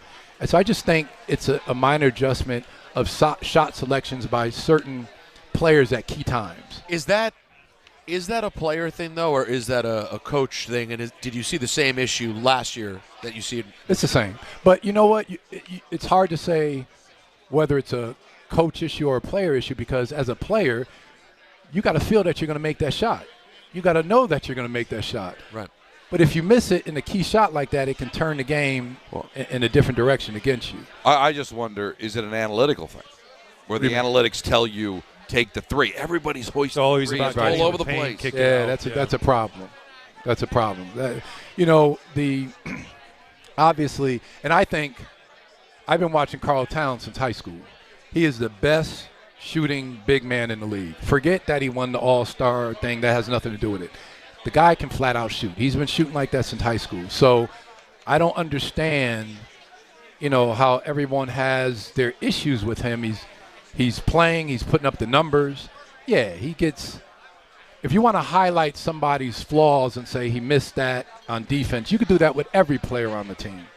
But I think he's solid as a rock, and I just don't understand what he's getting from the fans. But I think he's very solid. I think they have a solid team. And it's just that when they get ready to make that run, their chemistry has got to be so tight. Yeah. It's got to – even their rotations on defense. Yep.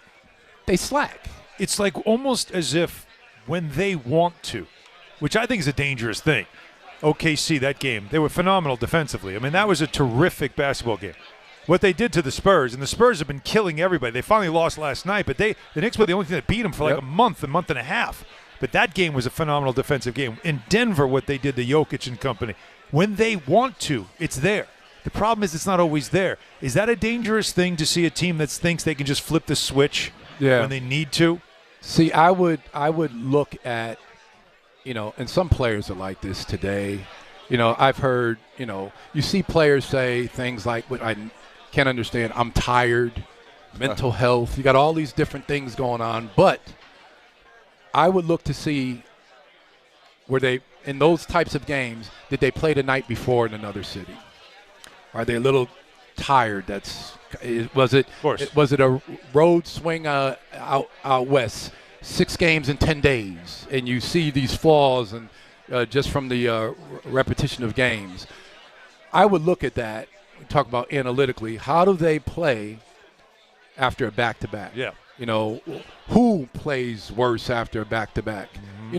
There's some things that you look at that's the dynamic, and I don't know about the San Antonio Spurs game, but did they play the night before? Did they have 2 days in between? They had 2 days. They were in New York for 2 days. Yeah, you got to think about that. Yeah. You got to think about that because especially when you got a lot of guys clocking a lot of minutes, maybe that was 2 days where Brunson really rejuvenated himself and got back into it. All the nagging little injuries are gone. How do you, with that in mind, we've seen so much talk about Steve Kerr saying you got to have less games. Got to play less than 82 games. Too many games now. You have LeBron James talking about how, today's game with its speed and the pace and the demand and the athleticism, it's harder in the NBA now than it was in the past, that it was slower, like in your era. It was a slower game. Do you buy into, do you see that, or do you feel like that's a cop-out? Well, nothing ever stays the same. I love the game. I'm not one of the retired guys that says, oh, we did this and they did that. Yeah. But as far as the game being at a faster pace, I don't think it's at any faster pace. The rules have changed for more scoring. Agree. And the rules have changed to make it harder to defend somebody. Agree. So those things make the game change that make it seem faster. But overall, I think the game has evolved from a human standpoint. When I look at how much energy Giannis puts out every night, dribbling the ball, scoring the ball, going coast to coast, that takes a lot of energy. Mm-hmm. What Adebayo did the other night takes a lot of energy, right? So the reason for that, guys can go to practice, eat breakfast in the morning, the proper nutrition. They go to practice, they eat the proper nutrition right there at the facility for lunch. They can get all their training and nicks and nags taken care of. They got masseuse and therapists and all that. So their bodies, they're able to take care of their bodies better. That's what I've been saying. And they're like fine-tuned engines by the time they're ready to play. Mm-hmm. So you didn't have that then. I think that's a big plus to them to be able to play. So to complain about how many games, they have more at their disposal to be able to play. I was going to ask you, how many massage therapists did you have on the team plane? Hey, not one. Not one. But it's different. And it's good. I mean, they're sitting in oxygen chambers and all this kind of stuff. It's true. And it's all good. You hear about LeBron spending so much money on his body and his health during the offseason. That's awesome because they can do it. And everything evolves. But when it comes to is the game faster, slower from the 90s, I don't think it's any different. I think then the East Coast was more, a slower type of game and physical. Very physical. When out west they were running and gunning. You had Showtime in LA. All the West teams would run a lot. But I think just overall the players have evolved more so than the game. What matchup do you worry about the most for the Knicks, the Celtics or the Pistons? I know the Pistons have had their number, as everybody says. And I think it's tough because the Pistons have some bigger guards. And you got, Durham is not a scorer. He can score. There's their center. But the way he plays into their system really disrupts the Knicks' defense because this is a guy that he's like Reed from UConn. Reed's got good footwork. He passes the ball well. He plays good defense. He's not somebody that is going to go over the rim and dunk on you, but he's great in the play. He can move around and do a lot of things. Mm-hmm. That's the center there. He's great in his role. He's phenomenal in his role. Right. And it works for the team. Yeah. I mean, I've seen him in the guard Caden. I've seen them just understand. He does an up front fake and back cut, and Durham's hitting them. They work on that. Yep. They have things on the floor that they're ready to do if somebody's defending it a certain way. They got the second and third option. So when I see them play, I'm like, this team is tough. You know, they work the second and third option. You usually do that in the playoffs. You don't show everything. You know, you see some players come out of games and not play when you're going to play somebody in the playoffs. They do all these things. But Detroit does not. You can see that they're playing all out, and they're going to continue, and they're going to say, this is how we play. If you're going to beat us, you're going to beat us the way we play. They're not changing it. And the question is with them already playing at a level that you would consider playoff level, as you know, when you get to April, everybody else now takes it up a notch. Can they go higher, or now everybody going to meet them? Because they play – I mean, Charles, they played angry in those 3 games against the Knicks. Like, they had something to prove. Right. And the Knicks were looking at them like, what are you so mad about? It's January. Like, relax. Right. But in April, different story.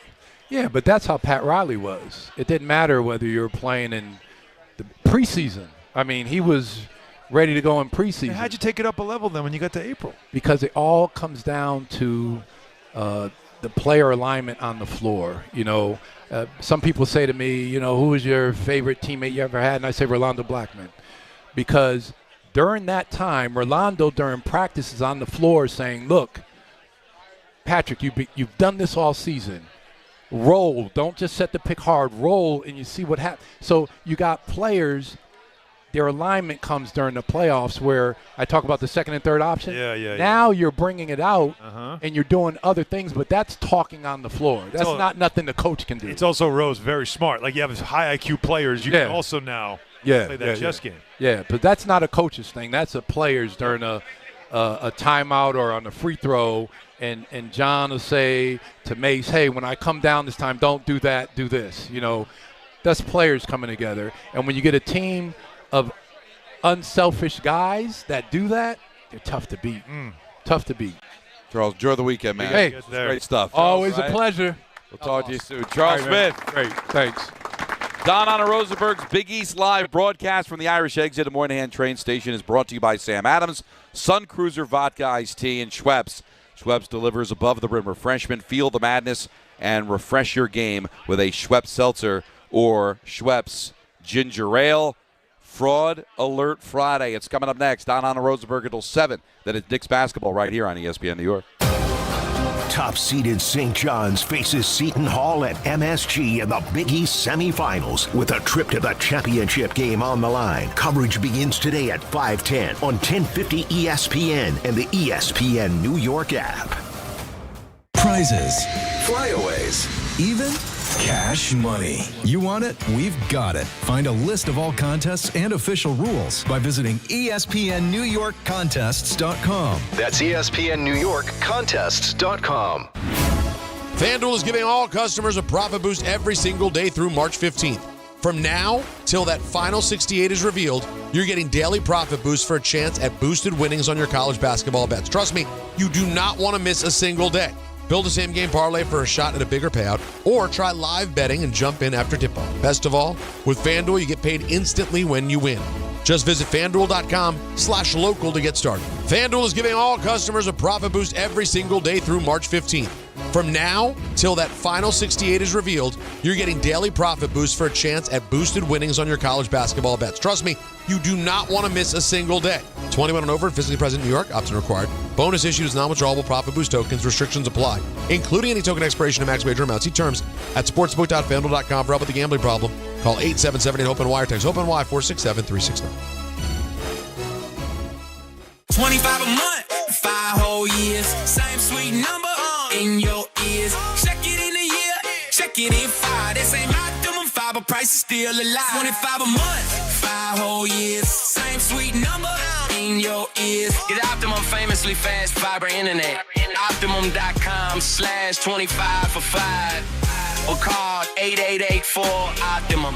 Terms apply. See Optimum.com for details. Hi, this is Don LaGreca. I'm big on having the right game plan on the ice and at home, which is why I use Viking Pest Control myself as the pest control provider and proud partner of the New Jersey Devils. Viking has been protecting homes for over 45 years with expert pest control service and solutions tailored just for you. From ants and cockroaches to rodents, stinging insects, and backyard mosquitoes, Viking keeps pests out of your house and out of the play. Bundle pest control with mosquito services and save big. One call, one company, total peace of mind. Visit VikingPest.com. Viking Pest Control, protecting your home inside and out. I know that hiring can be challenging. You sort through tons of resumes and you get too many so-so applicants. You're just waiting for someone to match your role perfectly. Well, now, there's a place where you can meet them fast. ZipRecruiter. Need to hire right away. Start your search for strong candidates. The right fit awaits. Build your team. Build it sooner. Meet your match on ZipRecruiter. Just head to ZipRecruiter.com/ESPN right now to try it for free, and you're on your way to meeting your match. 4 out of 5 employers who post on ZipRecruiter get a quality candidate within the first day. So try it now. Go to ZipRecruiter.com/ESPN. Once again, that's ZipRecruiter.com/ESPN. Meet your match on ZipRecruiter. Try it free. And now let's take a look at the traffic with Brandy Scott. Thanks so much, guys. Big East Semifinals going on over at MSG. 5:30, Seton Hall takes on St. John's. We've got some protesters gathered right now over in Times Square. If they decide to move around, that's going to make a mess out of things getting through Midtown. Definitely want to consider using mass transit. No easy way to the outbound, George. Not even the Henry Hudson going to help you out. Deegan northbound jammed heading over the Cross Bronx. Delays go back across the Triborough and up onto the Bruckner. Southbound Deegan not much better. You're packed there from the Mosholu on down. Inbound George, stick with the lower deck, upper level about a 15 to 20 minute ride. Outbound Lincoln, your best bet at 45 minutes. Outbound Hung gonna run you close to an hour. This report is sponsored by the Positive Coaching Alliance. Questions about youth or high school sports? Well, the PCA can help. It's a national nonprofit developing better athletes and better people through youth and high school sports. More info at positivecoach.org. I'm Brandy Scott on 880 ESPN New York. Progressive presents ways to save money that aren't bundling your home and auto insurance with Progressive. I can't believe the deal we got on these seats for the game. Wow, they must be pretty high up here. I think my ears just popped. Yeah, here, put this on. Is that an oxygen mask? An official team oxygen mask. Well, I can kind of see the field. Good, your senses are still sharp. You're going to need them for phase 2 of the ascent. Don't save money by sitting in the nosebleeds. You could save hundreds by switching to Progressive. Get a quote at Progressive.com. Progressive Casualty Insurance Company, affiliates, and other insurers. Not available in all states or situations. This is the story of the one. As a procurement manager for a hospital system, she keeps every facility in her network stocked and ready. That's why she counts on Grainger to be her single source for thousands of products, from disinfectants to lighting, air filters, and more. And with fast, dependable delivery, Grainger helps her keep every facility stocked, safe, and running smoothly. Call 1-800-GRAINGER, click Grainger.com, or just stop by. Grainger, for the ones who get it done. Did you or someone you know participate in fraudulent fan behavior? I'm a fraud with a capital F. Is your friend a fraud? I have been a complete and utter fraud. Are you a fraud? What is fraud? Let's ask Don LaGreca. Screw! Go scratch yourself! Brought to you by D'Agostino Law. Don Hahn Rosenberg. Live, the Big East live broadcast from the Irish Exit Moynihan Train Hall, brought to you by Sam Adams, Sun Cruiser, and Schweppes. Schweppes delivers above-the-rim refreshment. Feel the madness and refresh your game with a Schweppes Seltzer, a Schweppes Ginger Ale. And now we get into Fraud Alert Friday, which is brought to you by D'Agostino Law. D'Agostino. There it is. All right. We needed that. I was worried. Yeah, me too. Don, how you feeling today? I'm feeling terrific. You? I'm feeling pretty good. Pretty good. Yeah. We got to get you to terrific. How do we do that? I might have to eat something. Jacob's Pickles. I know. Yeah, right there, suggest. staring at you. My guys right here staring me right in the face. I'm just saying. I was hoping they might have the deviled eggs here, but they don't. I can't do. I can't just. You know who wins in that one? I can't do a rogue. I can't do a rogue loaded fries. That would be crazy. Why not? Who says you can't? Yeah, it's Friday. You don't have to stand next to Alan Hahn every day. You know what I mean? Well, I'm just saying, it's right now. You got all weekend to burn it off. That's a great point. All right, I'm going to figure it out, though. But I have to eat something at some point here. But it's time for Fraud Alert Friday, Don. The emails are rolling in hot and heavy. Oh, good. DHR ESPN at gmail.com. Let me see how far back I feel like going here. Oh, man. This feels like it's become like a real sensation. Like every week. Now, there's so many. The inbox is flooded that we actually have to delete some saying this is not going to make the cut. What's today, the 13th? All day. Callie's birthday, 11 years old. So this. Wow, happy birthday. Wow. No fraud there. No. Oh. No. Only her dad. Let's see. So, a lot of emails coming all the way back from last week. Here is, oh, God, sorry, guys. So many emails about different things. Here we go. Hello, everyone. I have a friend with an interesting fraud case. As I'm sure you know, to at least some extent, in Utah, BYU versus the University of Utah is a pretty bitter rivalry known as the Holy War. Really? The Holy War? Interesting. I did not know that, but okay. By the way, here to let It's you a know, thing. 3 sports talk hosts in New York. I didn't know that, but No now, clue. it does sound familiar. Holy War. My friend roots for both teams. No. He says the usual. All right. We already have our verdict. I think you know the answer. The verdict is in. Well, let's find out why he wants to bathe He got his the undergrad. waters of the fraud. He got his undergrad at Utah, his law degree at BYU. Oh. Now, considering the fact that he has blood in the ground at both schools, is my friend a fraud? No, I'm going to tell you why. Are you saying no? No, I mean, I'm not going to, forgive him. Oh, okay. All right, so he is a fraud. No, he's definitely a fraud. Is that it's like when people tell me I don't vote because I hate both sides. You got to hate one of the sides a little bit more than the other, and you should still vote. Yeah. It's the same here. He can't tell me he feels the same way about both schools. Can't. You can't. 4 years at one of them is a longer time to develop the early hate for the other. So even though you went to law school there, you can't just suddenly go, well, now I love this school. Oh, but maybe there is a reason why where he got his degree is up there as where he went to the school shorter. There might be something. You can't tell me it's perfectly even. There's got to be one a little smidge better than the other, and that's who you root for. He was a Ute first, right? Peter? No, he was a BYU first. BYU first, and I'm already moving on to the next email. I believe it was fraud. I believe it was. I've already ruled. It doesn't- You know what? They're very fortunate I even answered. Fraud. We could have moved on. We could have moved. So consider it a gift from the All judge. right.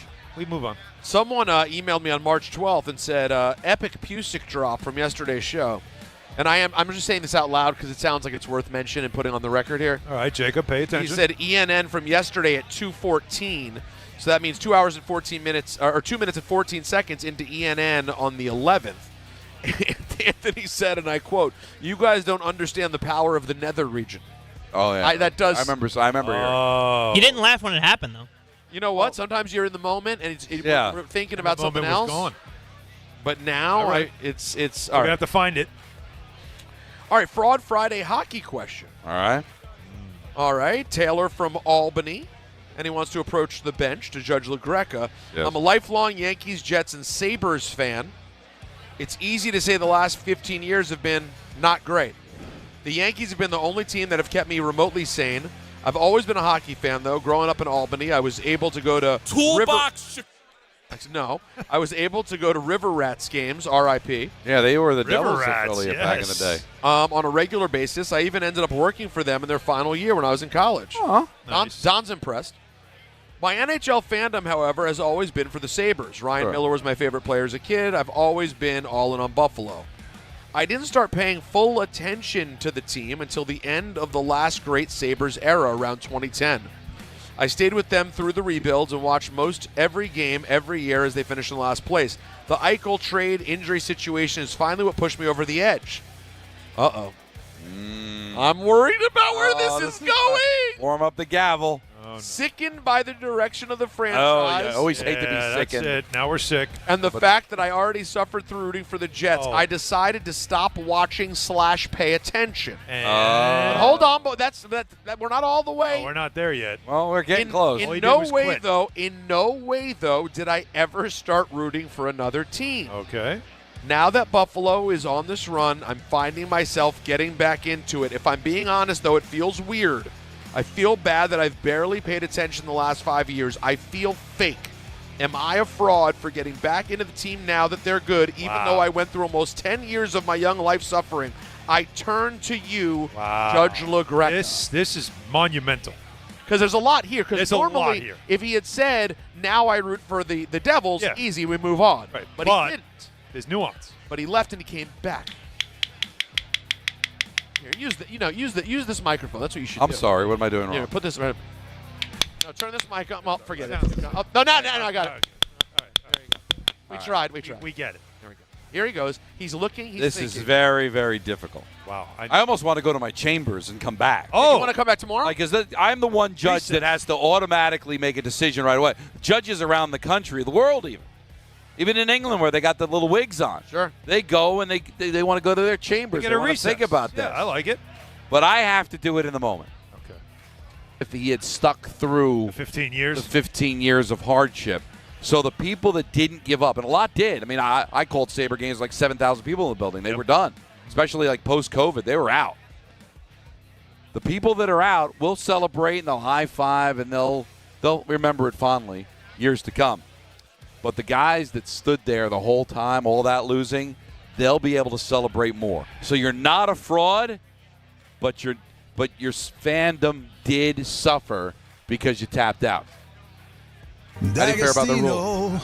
I think that's. I can live with fair. it. I can live with it. I mean, I'm just giving you reality. I think it was fair either way. I can live with it. I love what you've done. Because, again, the same conversation we have about like the college basketball or college football is that the Sabre fans will all gather. The celebratory, we won the Stanley Cup. It'll be fun, right? It'll be like Bruce Almighty. They take to the streets, if you remember when the Sabres won the Cup. And then they're all going to gather at a watering hole someplace, and they're going to be telling war stories on what they did for those 14 years they missed the playoffs and how they were able to handle dealing with that. And you're going to sit there, and they're going to go, how did you deal with it? I tapped out. Yeah, I really don't remember those years. That's where you're not going to be. No, listen. I can apply it to my life. If I were at a Super Bowl celebration after the commies, who are by the way, kind of quietly killing it in the free agency, if we're sitting there winning a Super Bowl, and we're all telling stories, and some guy's like, oh, man, I go, what was it like for you? And he goes, oh, I didn't pay attention during the Snyder era. I was kind of out. I go, well, get the hell out of here. Then. This is mine. Sorry, diehard fans are gathered because that's the blood in the ground as a fan. That's the blood. That's the blood. I didn't spill blood when they won the Super Bowl in '87 and '91. No, listen, we're all human. Spilled champagne. If the team keeps losing, as a 12-year-old, I'm not saying you didn't watch every second of every game. But I he get didn't that. say that. No, he said he left. He left. You leave again. You're welcome to come back because he's not a fraud. He didn't jump on the Ranger bandwagon or root for some other team. So he said. But listen. And let me ask him this: what's he doing? So Buffalo, it's been an incredible run. They lose in the first round, 4-2. They're out. Goodbye. Next year, back to regular life, 30-52. What's my guy doing? Where's he at now? Well, if he's out again, then he's a front runner. Is he a fraud though? So is a front runner worse than a fraud? It's just a different. It's a front runner fraud. It's a different thing. It's like it's a different allegation altogether. It's like front runner, fair weather fan. Right, I want to get to this. Murder and then there's stealing. Like, I want to get to this. I want to hear. Let's go. I'm skipping past some of his long intro, which is that he loves the Yankees since forever. Right. Yeah. But outside of those of his New York teams, the only team that comes close to matching his fandom of the Bronx Bombers is his beloved Azzurri, the Italian national soccer team, who compete for the World Cup and Euro Cup every 4 years. My father came to New York from Italy in his late 20s, whole family in Italy. He's a dual citizen himself. Okay, there you go. A real American-Italian, okay? Or Italian-American, however you want to call it. As we all know, the WBC is underway. Team Italy is being managed by Francisco Cervelli, who has dedicated himself to building baseball programs in Italy and has been vocal about needing help from the Italian government. His lead assistant coach is Jorge Posada. That's correct. There you go. Imagine my surprise when my favorite athlete, childhood idol, was named to coach Team Italy. My excitement for the World Baseball Classic instantly shot through the roof. I was definitely going to watch regardless and root for Team Italy, but the idea of Posada wearing a Team Italy jersey was both hilarious and also felt like some sort of divine pairing for my personality. For me personally, I should say. So, Italy played the U.S. I had been paying attention to Team Italy's roster, and I knew they were good, but I didn't actually think they could beat Team USA. Just thought they'd be more competitive than people expected. Fast forward to the 9th inning. Italy's up 8-6 after a wild game of domination. There's a runner on, and who is at the plate? Aaron Judge. Aaron Judge, my beloved captain. Judgy to you. More troubling, the pitcher on the mound was Greg Weiser, who is a very good reliever for none other than the Boston Red Sox. Gentlemen, Strange bedfellows. Strange bedfellows. Gentlemen, I did the unthinkable. Oh, no. I rooted for this Red Sox pitcher, who is now wearing the clean Azzurri blue for Team Italy, to strike out one of the greatest Yankees who ever lived in Aaron Judge. And when Judge whiffed, I pumped my fist, I let out a scream, and I was so excited for my Azzurri. The upset they pulled off is something I believe that should be celebrated by Italians, and it has made waves back home in Italy. From the Prime Minister acknowledging the victory to them being on the front page of the major Italian newspapers.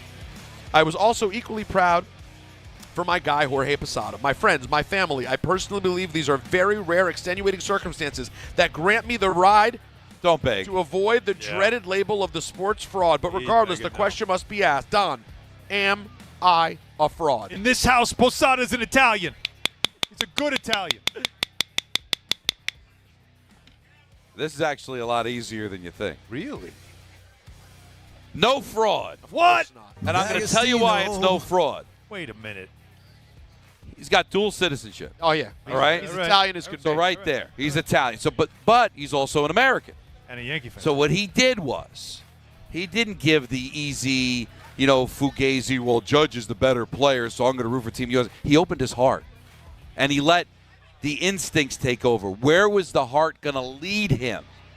And the heart led him to Italy. He honored his heart. How could you ever be a fraud if you honor your heart? Not only is he not a fraud, I love the way he handled it. I'm going to remember that quote. I want that on a T-shirt. I love the way he handled it because he opened himself up because he wasn't sure, because he understood how difficult that was, the juxtaposition of the different things, the strange bedfellows that international sport brings to us. And he opened it up, and his heart told him Italy. And he went with Italy. I think there's not that my ruling matters. No, I didn't even think. And I would say the same. No fraud. Listen, he's got two dogs in the fight. It happens. This is what happens with international sport. This is a great example of the Utah BYU. No, it's not. Why? How is it not? No. He had because dual citizenship, didn't he? But there was no opening of the heart. He asked some yo-yo judge. What am I? No. That's what I'm saying, though. What you're saying there is you had to choose one. As difficult as it is, you had to choose one. But he did. But this is the pretty example even, in that is man. that he. But wouldn't the choose fraud. one. The fraud thing, I think, in this case, would have been not choosing. Right. He did choose. Which is what the BYU Utah guy didn't choose. That's what I'm makes you just a gonna fraud. I'm just gonna go bowl. And that's what made him a fraud. But he pumped his fist. It wasn't like he was happy but disappointed. Let out I a feel scream. for Judge. But I'm glad Italy won. He pumped his fist. He declared, man. By the way, I told you, international sports are a thing that don't make sense. I don't pay attention to anything related to soccer, and you guys will, when World Cup comes, I will be living and dying with guys I hadn't heard of 3 months earlier. Meanwhile, Canada plays U.S. in hockey. If Sid was playing in that game, I would have been actively rooting for Canada. I don't care. Come to soccer, no one over the USA. It's international You sports said are you a don't care. wild This card. is a guy that cared and yet still declared. I love it. How about, you know what? If he's in New York, I'd like him to come to the studio. I'd like to treat him to lunch. No, you know what? I think we should. I like to sit down. Lunch. I think this is an intelligent. By the way, like to pick his brain. His name. I would like to sit down and know what it takes to be that genuine a person. His name is Alessandro De Gennaro. Is there any world in which we could have called you a fraud for rooting for Italy? No. Alessandro De Gennaro, who's an Italian citizen who rooted for Italy to beat Team USA. Come on. But now, you're good. Now I want him to come in because he probably can choose a really No, good I restaurant. want him to come in. I want to sit down. We're going to go to Flick, and we're going to sit down at one of those You're tables. going to say his name again? Alessandro De Gennaro. Yeah, we're going to go to Flick? No, he's gonna come how about to the this? How about studio. this? I think you're right, but not far from Italy. I think you should consider naming the actual segment or gavel after him. Like this is what he is the essence of Fraud Friday. I'll tell you what. He's the essence. Alessandro De Gennaro's Fraud Friday. If God forbid he ever passed, I would do that. You'd memorialize it. You can't memorialize a person that's still with us. But get his I did it for information. Andrew Gunling. Yeah. All right. He's not with us technically anymore. That's why it's the Andrew Gunley Memorial seat. If he seriously, get his information. I'd like to break bread with this man. All right, I'm sure he's going to hear it, and we'll reach back out. That will do it for Fraud Alert Friday, brought to you by D'Agostino Law. 35 years of getting accident victims and Social Security disability clients every dollar they deserve. Offices in New York and New Jersey. 1-800-BITE-BACK, 1-800-248-3222. D'Agostino Law, Bite Back. All right, we'll get reaction to this. We've got a big 5 o'clock hour coming up, and then Maria Marino will join us as well. Talk a little UConn Huskies. We'll talk a little WNBA with her, and she's always fun to just talk general sports with. Don Hahn Rosenberg's Big East Live broadcast from the Irish Exit at Moynihan Train Hall is brought to you by Sam Adams, Sun Cruisers Vodka Iced Tea, and Schweppes. Schweppes delivers above-the-rim refreshment. Feel the madness and refresh your game with a Schweppes Seltzer or Schweppes Ginger Ale. Don Hahn Rosenberg until 7, then it's Knicks basketball on ESPN New York. Top-seeded St. John's faces Seton Hall at MSG in the Big East Semifinals with a trip to the championship game on the line. Coverage begins today at 5:10 on 1050 ESPN and the ESPN New York app. Become a Yankees Universe Fan Club member today. The Rookie and Explorer packages are now available. All Yankees Universe members receive a membership card, 2 tickets to a 2026 Yankees home game, access to a members-only website, and MLB audio at bat. Plus, Rookie members get an official New York Yankees t-shirt. A portion of all proceeds benefits pediatric cancer research at Memorial Sloan Kettering Cancer Center. Join Yankees Universe today at yankees.com/universe. New York Knicks fans, here's a total slam dunk. For a limited time, get Verizon Fios and a line of mobile for just $64.99 a month with AutoPay. Get Fios 300 megabit per second for $20 a month. And unlimited welcome for $45 a month plus taxes and fees when you bring your own phone. Visit a Verizon store today to learn more. For new Fios internet and mobile customers, discounts applied over 36 months. Mobile and home discount enrollment required. Additional terms apply. In times of congestion, unlimited 5G and 4G LTE may be temporarily slower than other traffic. Domestic data roaming at 2G speeds. Hey, it's Alan Hahn. Rings End is your locally owned Benjamin Moore retailer. They're your store for quality with a full line of brilliant and durable Benjamin Moore paints. They're your store for inspiration with thousands of colors and a variety of sheens. And Rings End is your store for expertise with one-on-one advice for contractors and homeowners. Insist on Benjamin Moore paint from Rings End because the gorgeous color you love can't be matched in another brand of paint.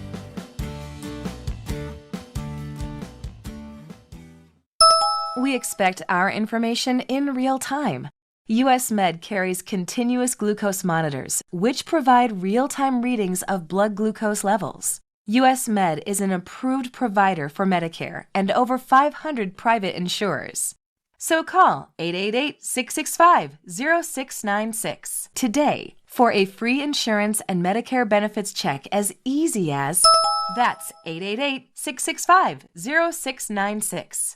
I'm Boomer Esiason. My mom died from cancer. She was only 37 years old. She didn't have life insurance, and that was devastating for my family. That's why having life insurance is so important to me. Ethos makes it fast and easy. Get a quote in seconds, apply in minutes, and get same-day coverage. You can get up to $3 million in coverage with no medical exam.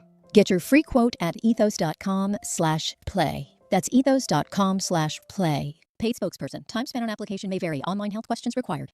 Do you owe $10,000 or more in credit card debt or personal loans? With credit card debt at all-time highs, Debt Relief Advocates is urgently notifying consumers of debt relief now being made available designed to aid consumers with out-of-control credit card debt. Those who qualify and enroll for this relief program may only have to pay back a fraction of what they owe. This is not bankruptcy or a debt consolidation loan. This is a relief program that credit card companies would rather you not know about, as it could end your debt nightmare and save you lots of money. Consumers owing at least $10,000 in credit card debt or personal loans can now take advantage of this debt relief as the cost of living skyrockets. For free information and to learn what debt reduction you may qualify for, simply go online and visit DRA.com or call 800-433-8909. 800-433-8909. Again, that's 800-433-8909. ESPN New York is teaming up with Calandra's Bakery to give you the chance to win a pair of tickets to see New York take on Charlotte Sunday, April 12th at Madison Square Garden. Entering is easy. Stop by Calandra's Bakery on Bloomfield Avenue in Caldwell, New Jersey anytime between March 4th and April 7th to enter in person. Full details and contest rules are on the ESPN New York app. Don't miss your shot to be there live. Brought to you by Calandra's Bakery in Caldwell, home of fresh-baked classic Italian pastries and traditions baked daily.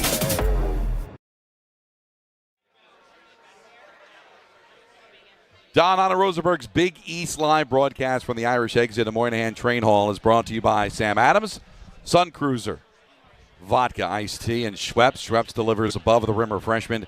Feel the madness and refresh your game with a Schweppes Seltzer or Schweppes Ginger Ale. Take it till 7 o'clock, and then it's Knicks and Pacers here on ESPN New York. And it's always a pleasure to welcome in Maria Marino, now working for us here at ESPN. You might remember her days on SNY.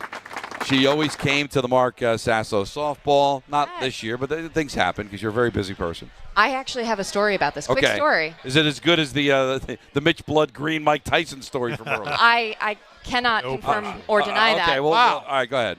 Okay, so first of all, standing in solidarity with Peter because I have an almost 1-year-old. That's right. So last year, I did not participate in Mark A. Sasso softball charity event because I was still, a few months postpartum. But the year before, 2024, I played. Of course, I remember my stat line. I was 3 for 3. There you go. Well, it's easy to remember when you're 3 for 3. I mean, look, I'll be honest. My defense may have left something to be desired, but offensively, did what I needed to do. There are guys that work at this radio station that have struck out, so you should be very proud. I'm not going to say who Ray was. 3 for 3. Oh wow. So we won the game, and I even scored a couple runs because luckily Don was a couple batters behind me. He's an RBI machine. I appreciate it. He really is. Following morning, took a pregnancy test. I was pregnant. Oh, wow. So I don't know if that's ever happened in the history of the Mark A. Sasso softball game of having, Wow, talk about a powerful game. Now, by the way, everybody's going to want to play in this game. This is miracle. I hope, maybe not. I hope that's not TMI. I thought it was kind of cool. No, I think it's I'm always going to remember. I feel honored in some way, actually. You should. That's right. And you still should have came because Yeah, I was a little busy. The first few months a little rough. There's a little. But I hope I can return. Yes, please. In fact, I'm even thinking about making my return to the Beach Bash. And this is another memory, is the 2024 Beach Bash was the last time I had a drink. So, No way. Because that was right before. So what you're saying is that we're getting very personal here. On the wagon. Right? Yes. We need to order you a drink right now. We are at a bar. Maybe this could be the first one. Well, I was going to say, I think what this suggests is not only that you were pregnant, but you're also not a big drinker. You don't miss it. Listen, I've been very responsible in my first year of parenting. Yeah, you're really. That's what it says. That's what it says. Very committed. Well, we are at a train station. You can take the train home. We do have a Sun Cruiser. And I am taking the train home. Very nice. Would you like a Sun Cruiser? Do you have to work tonight? No. Just talk to us? I just have to be a parent, No, then give her a Sun Cruiser right now. It's a Friday. It's almost 5 o'clock. There you go. Should I do this now? And your husband, give him a shout out. I will, Steve. He's the best. Steve's the best, but he is one of the most attractive men I've stood next to. I don't even know Kendall doesn't do it. I know. Wait. God worked a few. I'm aware. Oh, no, God worked a few extra days. He made him and then said, you know what? I'm going to go back to work. I think I can do more here.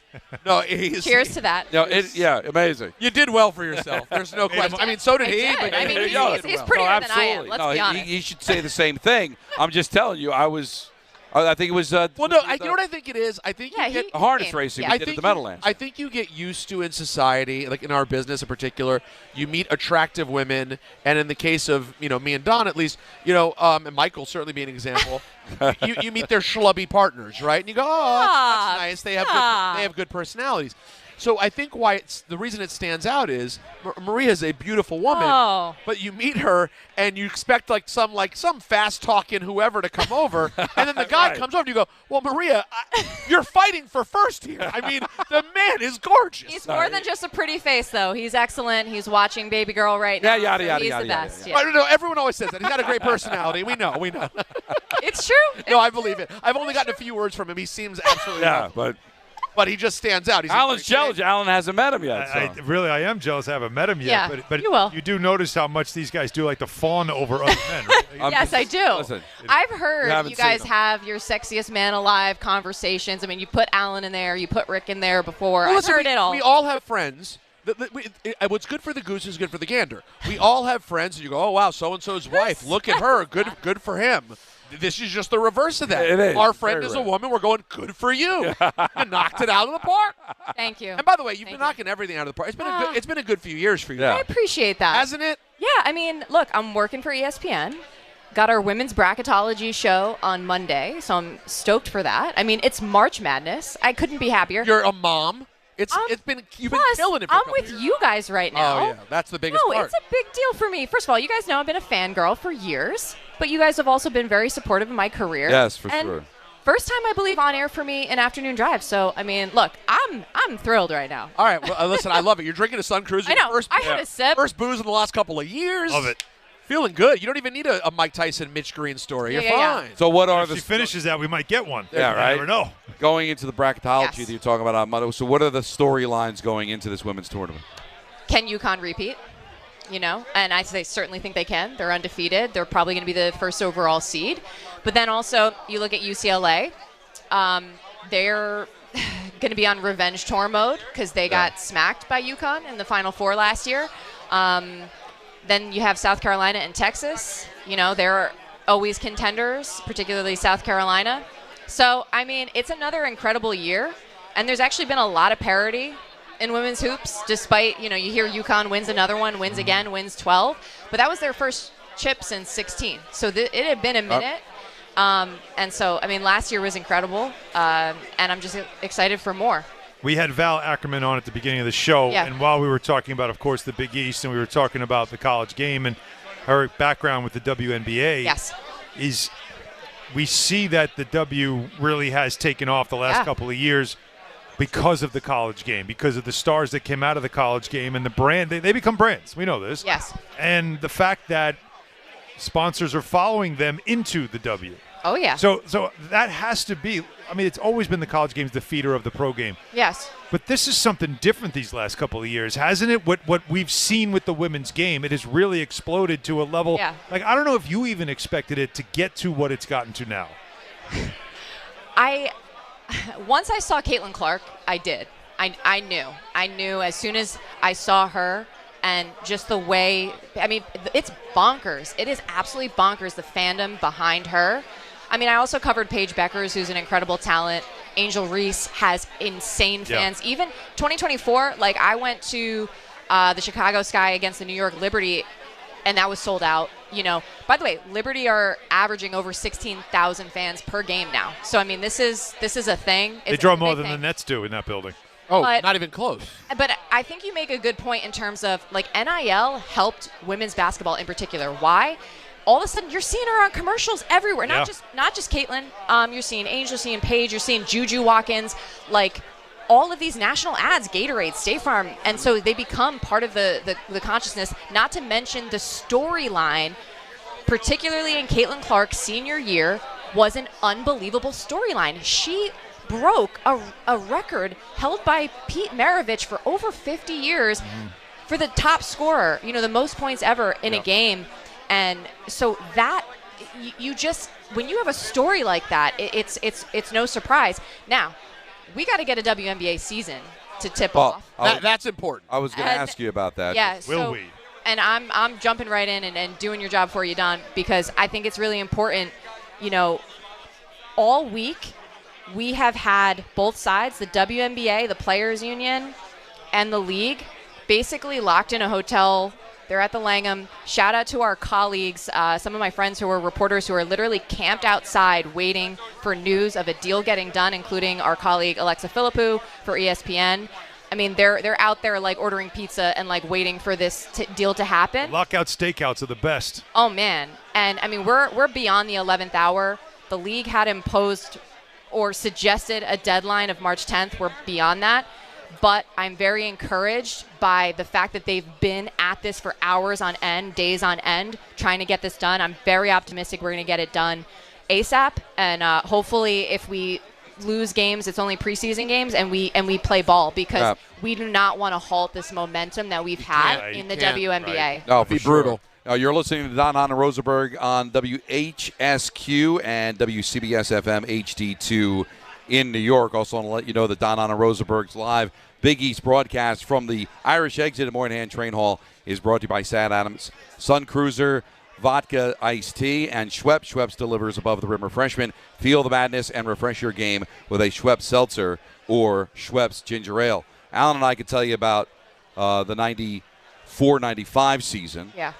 Rangers win the Stanley Cup. There's actually a Sports Illustrated cover that says the NHL's hotter than the NBA. And then they had a lockout, played a 48-game schedule, and lost all of their momentum. Still had a season, still crowned a champion. The Devils won their first Stanley Cup. But it took years to get that back. You can't even mess with, all right, we'll shorten the season or we'll miss preseason. You really can't afford to do it. But at the same time, you've got to solve the issue. Yes. Because if you kick the can down the road, you're going to have to address it again, and then it could come to a head then. So there are people that don't follow it. Yeah. They go, oh, they want to get paid like the NBA player. Not true. They're being taken advantage of. But where is the line of demarcation that is a fair deal? I am so glad you asked because it's, first of all, for someone even like me, I follow this nonstop. When you get into legal jargon and you get into the nitty-gritty of the numbers, it's hard to understand. Right. So that's why I'm here to break it down for y'all, okay? Here's the crux of the argument. It's gross versus net revenue. That is essentially what the WNBA is calling it. WNBA, their proposed deals have been, we give you a share of net revenue, which they are defining as revenue after expenses. So basically they decide how the pie is made, and then the pie gets whatever distributed. As opposed to gross, which when you look at the NBA side, and again, forget the dollar amount, this is about percentages. On the NBA side, they receive 50% of all basketball-related income, which roughly equates to about 40% of gross revenue.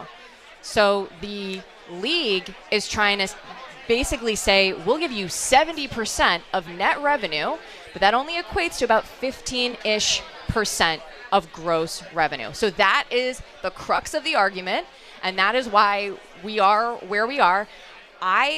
First of all, even if they don't get the gross revenue right now, it's a great deal. Their salaries are going to be upped by probably about 4 times. You're going to see the top players in the W, as they should, earning over $1 million a year. I mean, finally. And by the way, say that again, because most people don't know that. Like this is a league where the players weren't making $1 million a year. It's too absurd, Alan. Like the max salary was like $250K. Yeah, people don't realize I know the age-old arguments, they don't apply anymore. And the last couple years, with the boom, with the ratings being what they are, the sponsorships, the attendance has skyrocketed. So these players, the owners, I should say, were getting a major deal the last couple years because they were paying Caitlin Clark and the likes of her $75,000 $1,000 a year. So it's time. And guess what? They're going to get it. They're going to get paid, and it's going to be a win-win. It's just a matter of, are they going to get this gross revenue share, which, by the way, former NBA Commissioner David Stern enacted with the NBA.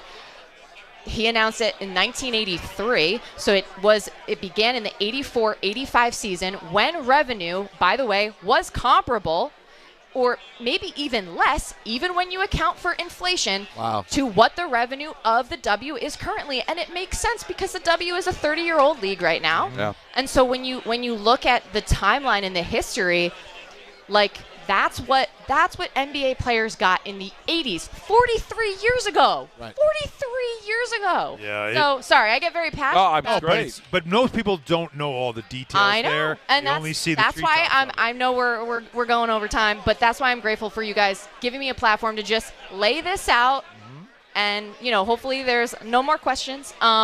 But again, I don't know if they're going to be honest with you, based on the deals that the league has been proposing, I don't think they're going to budge right now on gross rev share. And look, it's not their job to solve the pay equity or gender wage gap. It's not their job. Their job is to get the best financial deal possible for the owners.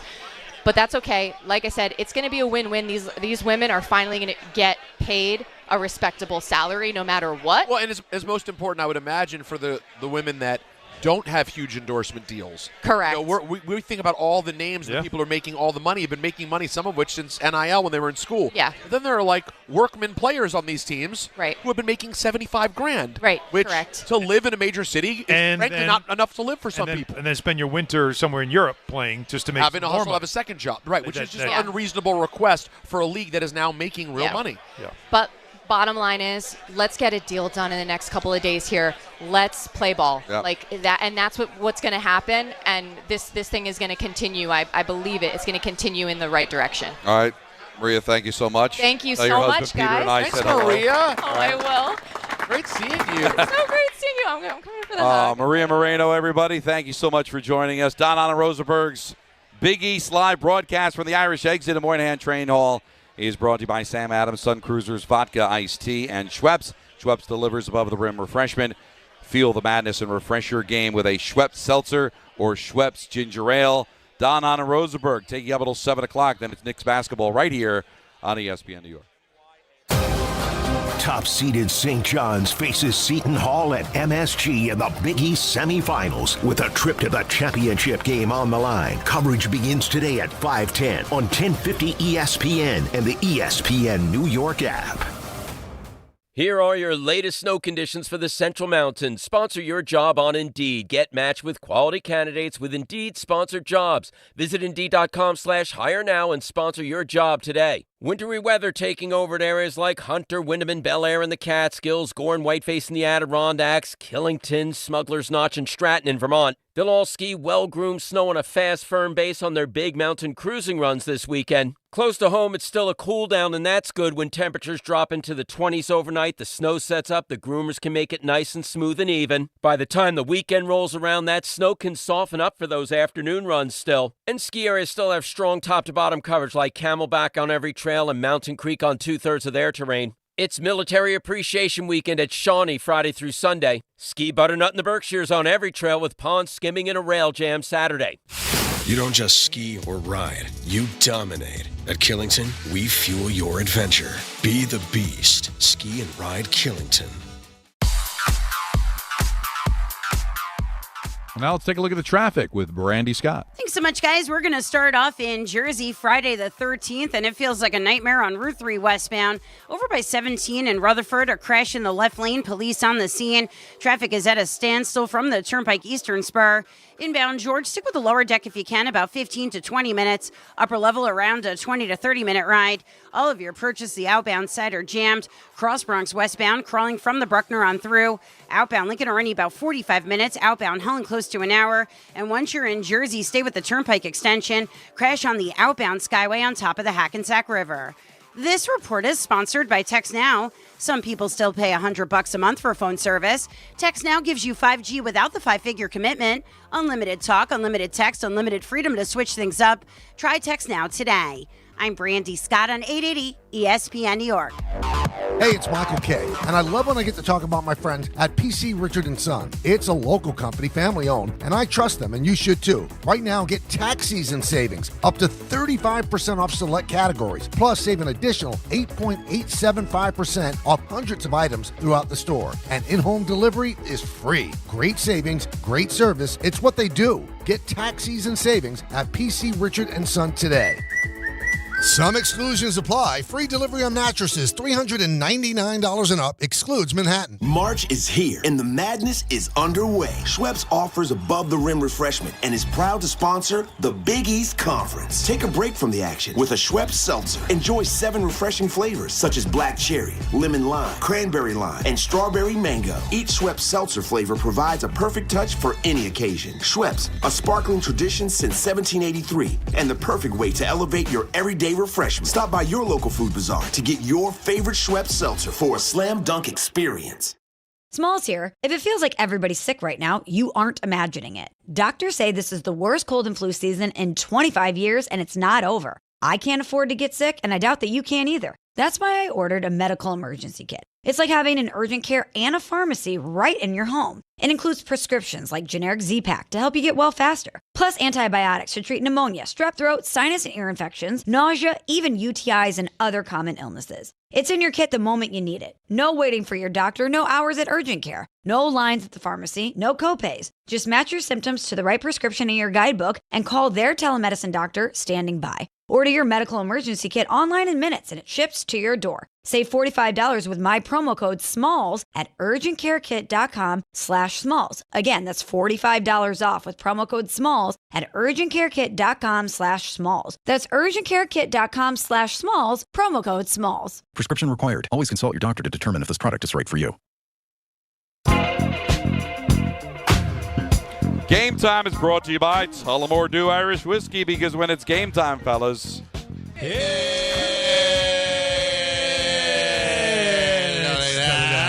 It's totally time. I like what we're doing there. St. John's faces Seton Hall in the Big East Semifinals with coverage on 1050 starting at 5:10, which is 2 minutes ago. Knicks visit the Pacers with coverage immediately following us on 880 at 7 o'clock. And the Islanders will be playing host to Artemi Panarin and the Kings at 7. Tullamore Dew, the original triple distilled, triple blended, and triple cast matured Irish whiskey. Be sure to grab a Tullamore Dew. Try the new Tullamore Dew Honey during today's action. Glasses up to enjoying Tullamore Dew responsibly. Don Hahn Rosenberg's Big East Live broadcast from the Irish exit in Moynihan Train Hall is brought to you by Sam Adams, Sun Cruiser, Vodka Iced Tea, and Schweppes. Schweppes delivers above the rim refreshment. Feel the madness and refresh your game with a Schweppes Seltzer or Schweppes Ginger Ale. Okay. All right, talk to me. Let's rapid fire stuff. We can take some calls too at 1-800-919-3776. Oh, there's been rapid fire. It's coming up at 6 o'clock. Oh, yeah. All right, Don, don't even play games. All right. What? It's honesty time. We're going to play some honesty time. Okay. All right. I just gave you some truth serum, so you cannot lie. And I'm going to ask you to answer me by looking directly at me. Okay, hold on. Tonight. Wipe the schmutz off your face, though. There you go. 8 o'clock. United States and Canada. Quarterfinals of the WBC. Peter, look at me. Look at me. Yeah. Will you watch? Absolutely not. Will you check in to see what the score is? I will forget. Then Anthony may text if something interesting happens. And then if it sounds interesting, I will watch. If none of that happens, yeah, will at some point either late tonight or sometime tomorrow look up to see what the final score was? Yes, I will. That is where being totally honest, look at me in my eyes. I have looked at the WBC scores or standings, if not every day, all but like one day of the tournament. So I will check in, but like, will I not give Maya her bath because I have to watch USA Canada? Right. No, that won't happen. Now, obviously, I can't ask you the same way because you got a Knick game. I'll be working, but normally when there's something interesting going, I'll always put it on a second screen. But if you were home tonight, let's try to be realistic. When I work, if there was another game that was of interest, I usually would have it on a second screen. No matter would what. this be a game of interest? No. That's the problem. Yeah, I didn't. Oh, so that's where you're going. This is not gonna cross my path until Anthony puts something in the group chat of, like Judge either hitting a home run or striking out a big moment. You know how he is. Like, it's going to be something like that, and then I'll be like, okay, I know what's going on. But this, I'm sorry, and this is nothing. You guys know I love baseball. This is of no significance whatsoever. Well, this is no. I think this does not. This feels so manufactured now that I just can't. I can't buy it. Well, what sent you over the top, though? Because did you feel that way? The fact that the manager had no idea what was going on, that they are sending players in and out, like, oh, this guy's going to leave now and go back to his team. Like, I'm sorry. Like, there's something about it this year that just is lacking any type of, this is significant, this is important, and this deserves your attention. It doesn't. Don, this is the quarters tonight? The quarters. Quarterfinals. So if the United States plays Canada, Korea takes on the Dominican Republic. So the winner of those two games will play in the semifinal on Sunday. You've also got two games going on Saturday, and then they'll advance and play Monday in their final game, and then the actual final is Tuesday. So here's a problem. To me, a semifinal matchup between the U.S. and DR is a lot of fun. Could be, yeah. If that were on Monday, like during our show, I think we'd be kind of locked into. You think this would be like when we watched the women's game and they won in overtime and we all went crazy? And we were women's gold medal I game? could see that happening. Like if it's a good game, they're so? battling back and forth. Is that game Monday? It's Sunday. It's Sunday. I'm out. That's what I'm saying. But is it cutting into your weekend family time? Probably not. Yeah. Well, here's what I'll say. Because I'm a baseball fan. I'm a big baseball fan. It's not my favorite sport. Same. But I do love it. Mm-hmm. Again, forget about the Olympics. The comparable apples-to-apples comparison is the Four Nations, which the NHL had: United States, Canada, Finland, and Sweden. I'll be honest, as a hockey fan, I was interested, but it didn't move me that much. I was going to watch because I just love hockey, just like a baseball fan will watch this. But I wasn't like, how do you not watch this? Are you nuts? This is the greatest thing in the world. I looked at it and go, oh, nice. As Gary Bettman said to us when we did the show over at the NHL store last year, it was an appetizer for the Olympics. And I'm like, all right, not bad. Yeah. Then all of a sudden, the first meeting between the USA and Canada, there's 3 fights in the first 90 seconds. I'm like, I'm salary. I'm all in. But that's the whole point. And then I'm watching the games, and I'm like, every moment was so intriguing, and they were so in that it won me over, and it won other people over. They did it. The players. They did it. They told me this matters to them. It was personal. Every single thing that happened in the First Nations told you, I need to watch this. There you go. And it feels like everything that's happened in the WBC is telling me, don't bother. Now, that doesn't mean that tonight, USA-Canada, something might happen that all of a sudden sucks me in. And then the U.S. advances and they take on Korea and something happens there. So I'm not saying I can't be sucked in. But I think, to Alan's point, they did borderline irreparable damage by having, it looks like the United States being the only team that's like letting guys go back to spring training, by the manager not knowing the rules. By the way, of all things to go back to, spring training. Of all, unless you're coming off can't wait to go back there. Unless you are coming off an injury, the idea that you can't miss a couple more days of spring training. By the way, though, you've just gone through this. I know it's a short journey, but you've gone through this journey with your team.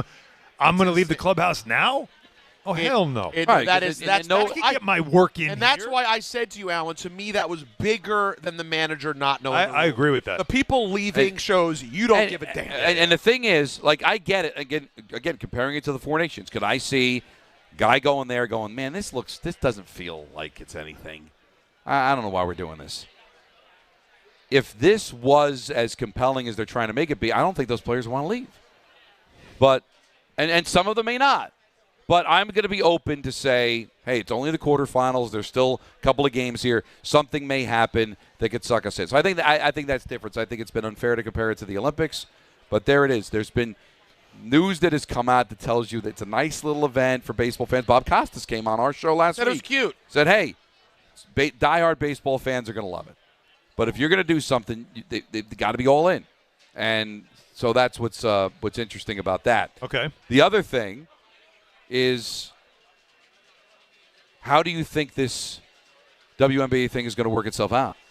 I didn't like it. I didn't like what she was saying in the sense of, well, maybe we'll miss some preseason.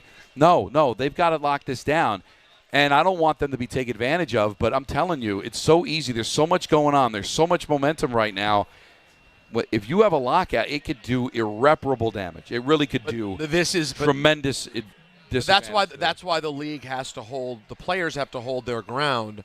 It's a tough spot, knowing that the league feels that way. So it's a question: well, who's the pressure on more? Well, where do you? The players who could end up losing momentum that they were finally gaining, or a league that has to worry about losing what they thought they were gaining, and sponsors and others going like, well, now we can't trust that this product's going to take off or going to go any further because of what's going on here. That's a dangerous dance that you're playing right now.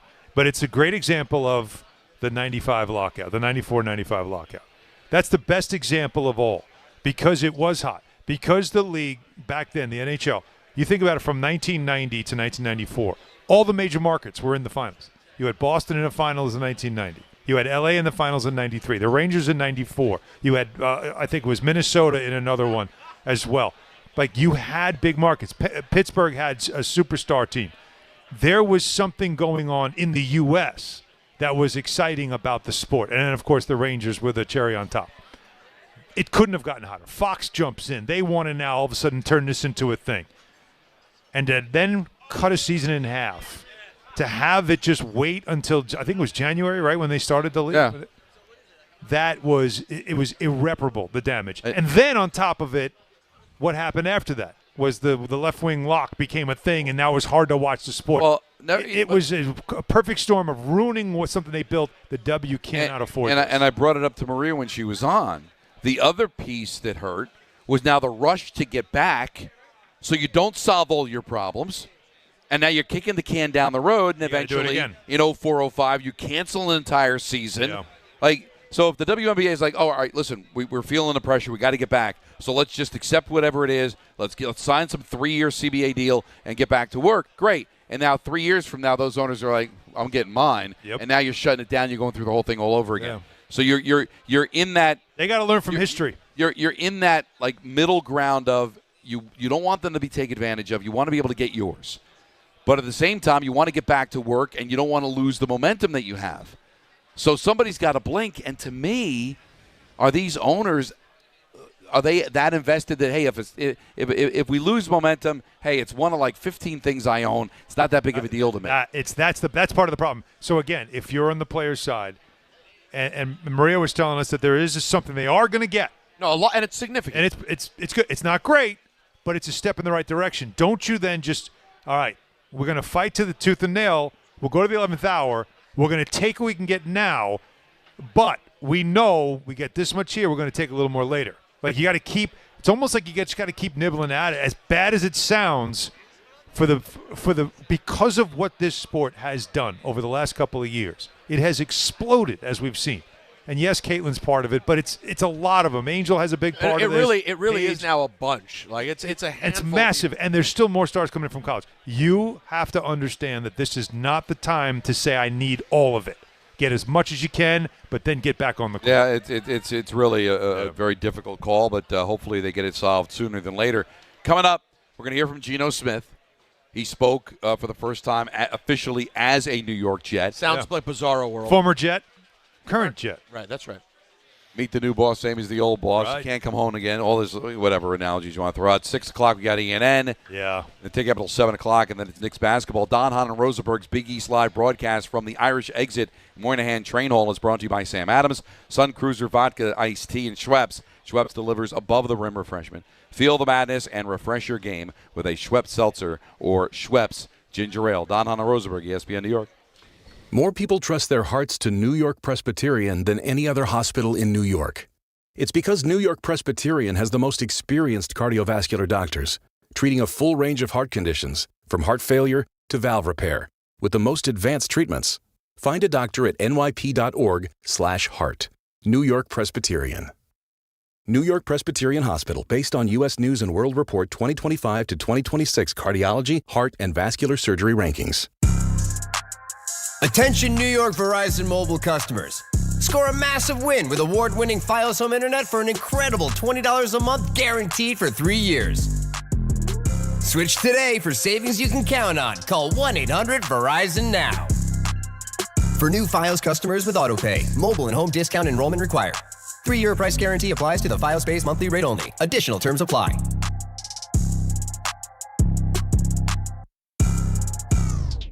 FanDuel is giving all customers a profit boost every single day through March 15th. From now till that final 68 is revealed, you're getting daily profit boosts for a chance at boosted winnings on your college basketball bets. Trust me, you don't want to miss a single day. Build a same-game parlay for a shot at a bigger payout, or try live betting and jump in after tip-off. FanDuel is giving all customers a profit boost every single day through March 15th. From now till that final 68 is revealed, you're getting daily profit boosts for a chance at boosted winnings on your college basketball bets. Best of all, with FanDuel, you get paid instantly when you win. Just visit FanDuel.com/local to get started. 21 plus and physically present in New York. Opt-in required. Bonus issued as non-withdrawable profit boost tokens. Restrictions apply, including any token expiration and max wager amount. See terms at sportsbook.fanduel.com. Front with a gambling problem? Call 1-877-8-HOPE-NY or text HOPE-NY 467-369. Finding great candidates to hire can be like, well, trying to find a needle in a haystack. Sure, you can post your job to some job board, but then all you can do is hope the right person comes along, which is why you should try ZipRecruiter for free at ZipRecruiter.com/ESPN. ZipRecruiter doesn't depend on candidates finding you. It finds them for you. Its powerful technology identifies people with the right experience and actively invites them to apply to your job. You get qualified candidates fast. So while other companies might deliver a lot of hay, ZipRecruiter finds you what you're looking for. The needle in the haystack. See why 4 out of 5 employers who post a job on ZipRecruiter get a quality candidate within the first day. ZipRecruiter, the smartest way to hire. And right now, you can try ZipRecruiter for free. That's right, free at ZipRecruiter.com/ESPN. That's ZipRecruiter.com/ESPN. ZipRecruiter.com/ESPN. ZipRecruiter.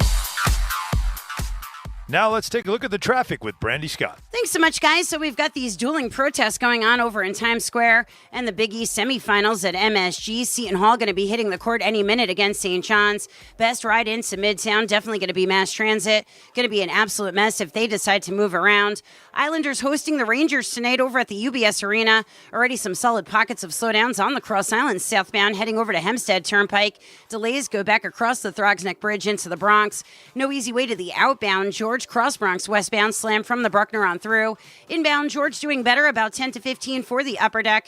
Outbound Lincoln going to run you close to an hour. Outbound Hahn an hour and a half. And once you're in Jersey, crash on the outbound Skyway on top of the Hackensack River.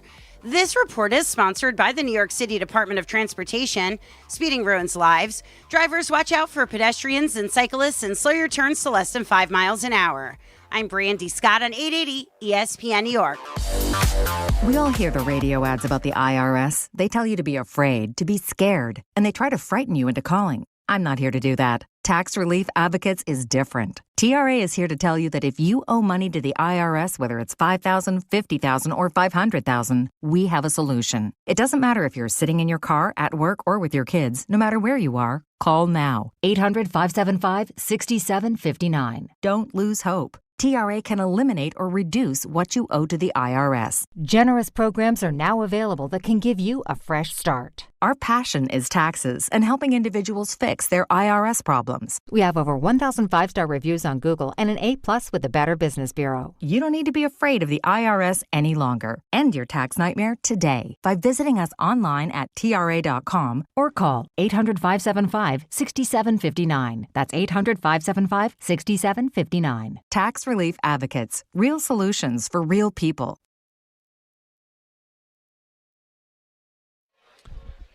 Don Hahn Rosenberg's Big East Live broadcast from the Irish Exit in Moynihan Train Hall is brought to you by Sam Adams, Sun Cruiser, Vodka Iced Tea, and Schweppes. Schweppes delivers above-the-rim refreshment, feel the madness, and refreshment. Refresh your game with a Schweppes Seltzer or Schweppes Ginger Ale. Last night on SportsCenter, Geno Smith spoke for the first time officially as a Jet. Alan, did Don just give a little? Oh, a little bit. A little bit. Mayor Quimby? I'm sure we'll have. Sports Center. Last night, Geno Smith sport on Sports Center. Sports Center. Gave Mayor Quimby, right? We're going to go to war with the Chinese in 20-odd years. I knew it. There we had to get a 20-odd years. It's still the best. I know you get a chop me up and feed me to the poor is not as good as the. You like that one better? 20, yeah, because it's something the 20-odd years. Just the odd. It was, let's see, it was Baldwin that was forcing it bad. Like that, out of all the ones that in that movie that were forcing the accent, Baldwin's was the worst, wasn't it? Even DiCaprio didn't try. Now we all know like Damon didn't have to try. I got to be honest with you, and I do love that movie. This is Gangs of New York? No, Gangs of New York. I don't remember. It Departed. Sorry, Departed. But the Gangs of New York should have given away that it's not that. You mean because Gangs of New York is in New York, whereas Departed's in Boston? Yeah. Sure, go ahead. And one was in the 1800s, and one was in time makes no 2000. Yeah. Time. Who in Gangs of New York would have said we're going to go to war with the Chinese in 20-odd years? The gang, like the leader from the Boston gang who was in New York. Daniel Day-Lewis? I've never seen it. I don't know what happened. In fact, I think the whole thing's made up. It's really not. Are you sure? You lost. You've never seen Gangs in New York? Now you have to. It's Homework. It's good. It's not. Don't bother. It's not great. Honestly, it's don't good. bother. It's Why don't good. bother? I've seen enjoyed it. I've seen a half hour. No, I've seen but like a half you're hour. good. I feel like I enjoyed it, but I would not say you have to see it. I guess the reason my brain didn't go Departed is because the movie's so good that thinking about like there being multiple terrible forced accents is an odd. That's an odd thing. Here's the for thing a about great The movie. Departed. There are, though. Oh, no, I believe There's you. 3 things that bother me about The Departed, because you never know where we're going to go on this show, and we're going there. As you should. Oh, boy. Is that it still bothers me that of all the Scorsese movies, that's the one that wins Best Picture. Yep. It's a great movie. Come on. No, it's a great. You All know, right, it's not Goodfellas. It's not Casino. It's not. It's not. All right, that's one. Number 2, the use of the flip phone is almost irritating. I understand it's 2006 and that's the technology, but my God, You're absolutely right. and with the exception of falling off the roof, everybody, it's a headshot. Everybody getting shot in the head. Yeah, it's amazing. Everybody's a great shot. I got to say, you know what? I think I saw The No one Departed. missed. I think I saw it when it came out in the theater, and I don't think I've ever seen All it right, again. check it out Oh, next time you see it. It's so good.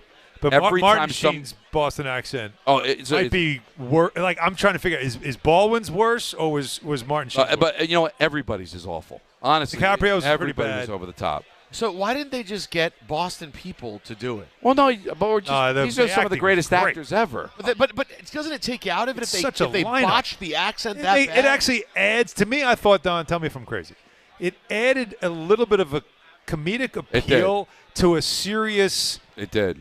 guns and tough guys It, movie. it gave like an SNL skit kind of feel to it. It really That's did. not normally a Like, compliment. I It's know, a drama. but it even did. Jack Nicholson, one of the greatest of all time, right? Even him, there were times. Remember the rats, and he does the whole. That scene he is makes amazing. this face. I'm cracking up, It is so good. but yet it's also sinister at the That same. it's able to survive. I got like, you know a what? major flaw. And what is it, about 2 hours 45 minutes? That one? I don't think it's that long. Not even that long. I don't know if Anthony can look it up. I'm gonna revisit. And also, just real quick, every time somebody dies, there's an X in the scene. Oh, you told me this. I So remember that. check it out. Yeah, it's true. All right, Geno Smith spoke. Oh, Geno. Geno, that's right. We went back to that. Speaking of the gangs of New York, gangrene. Oh, look what you. He believes he's got a lot of good football left. What did Geno say? On SportsCenter. On SportsCenter, he believes he's got a lot of good football left, eh? Well, hopefully the ending isn't coming soon. I got a lot of years to play, and I'm looking forward to, again, just getting back into the building, starting at day one, and building this thing from the ground up, brick by brick. I'm telling you got right a lot now. of got a lot of mo. I'm telling you right now. I know the fans have their opinion. I know Jets upper management have their plan. Given what Geno has been through, and knowing what athletes are like, tell me if you guys disagree. His plan in his head is to upend the entire plan. Is to be like so good on this team that they're like, We might just have try to to- build this with Geno for 3 years. We might have to give him an extension. Like that is what the plan is for him. I can do what I did in I Seattle. don't think he's coming into this saying, "I'll be here for Oh, a but year." Right. No, but is it This that is redemption tour, or is it? And Listen, that part. I know this team wants to draft a quarterback, and they've got the draft equity to trade up for one if they end up having a good season and can't pick first overall or in the top 5. He's thinking, I'm going to ball out and I'm going to pull a Sam Darnold. I'm going to be able to go pick, where I want to go, right? And that's what he's probably thinking. He's going to be 36. Yeah, that's the though. thing, though. I think he I'm making this up. We are completely all speculating, obviously. I think he loves the idea of it just being he shows it here, he ends it It's here, not. I don't and think he that's balls gonna out. I believe he talked about that. No. By the way, Don, that's as likely as him impressing again for the third time and going off and getting another. No, deal? but at the 30s. But listen, I think I don't want to put words in his mouth. But you don't think there's a chance he can get north of $40 million?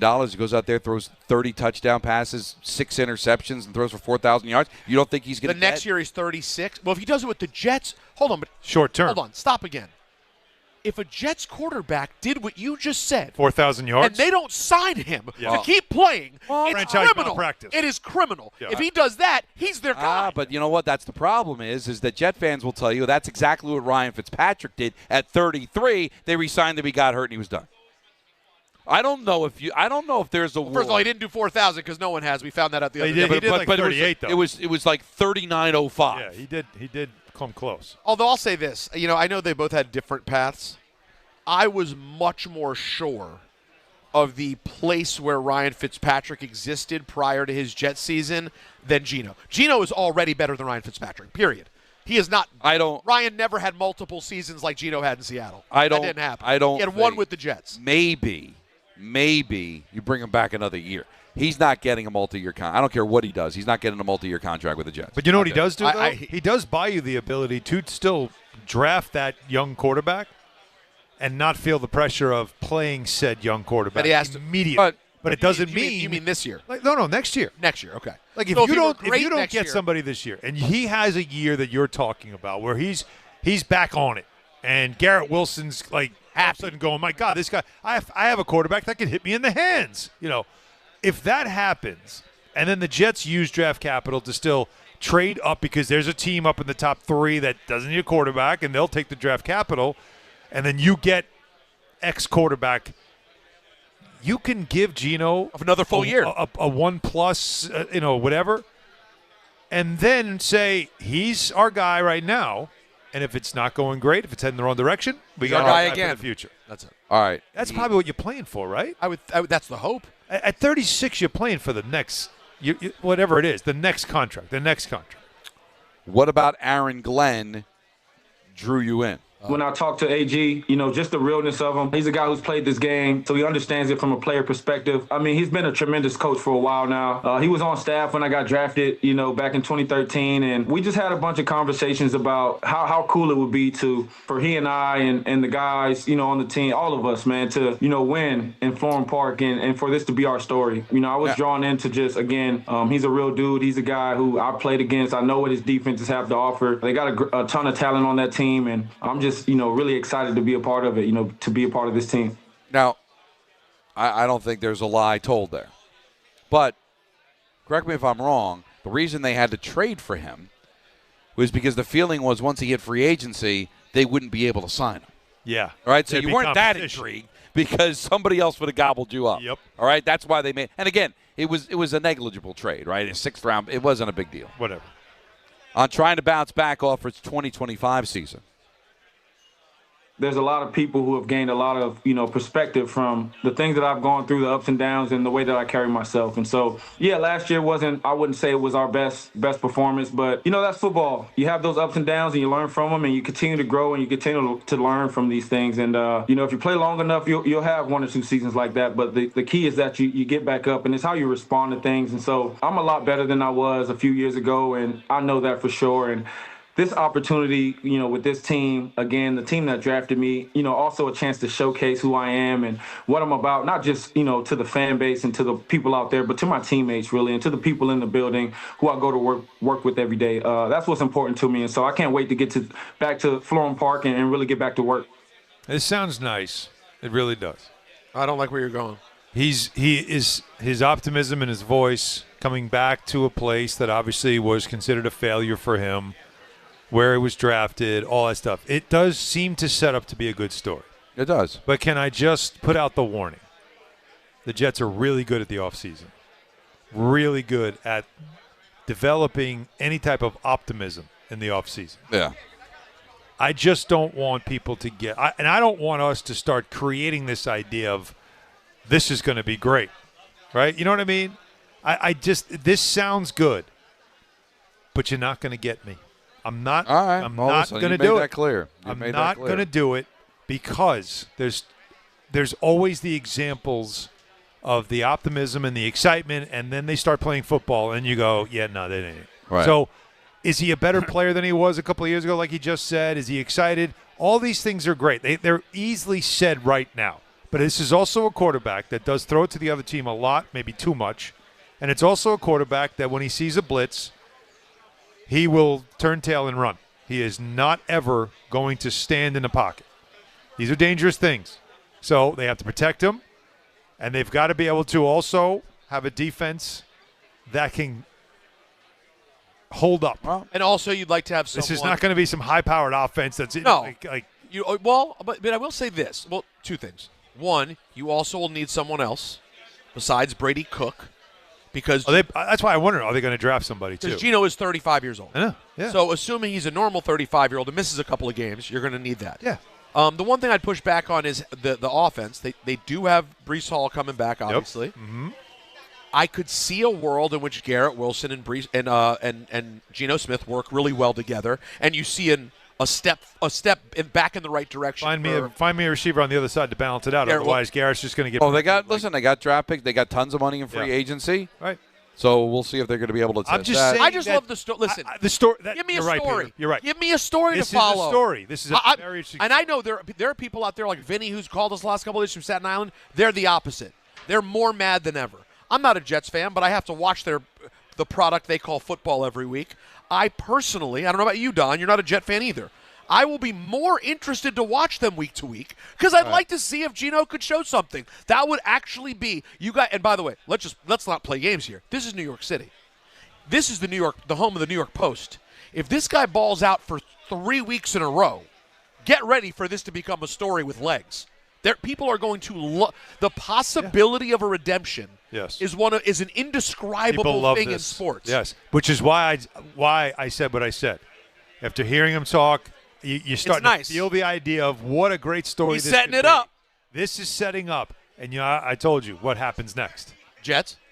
The Jets happen next, and that's what I worry about. So I cannot be all in on this. I can't get excited about this, even though right now this is generating some type of thought but that things are really going to be good next year. But Not really good. But as much as, and I get hammered by fans on social media, I got an awful take, lose, the Ty Butlers of the world, the Rick DiPietros of the world, wanting to tank. The one thing for you, Alan, is if it does go sideways, then you're going to be able to draft your quarterback. So you're kind of in a good spot where you might be entertained, but the worst-case scenario is you might end up with a top-5 pick and get the quarterback. And I told you, I marked it down. I don't know if we've got the sound, Anthony, what Rick DiPietro was going to say.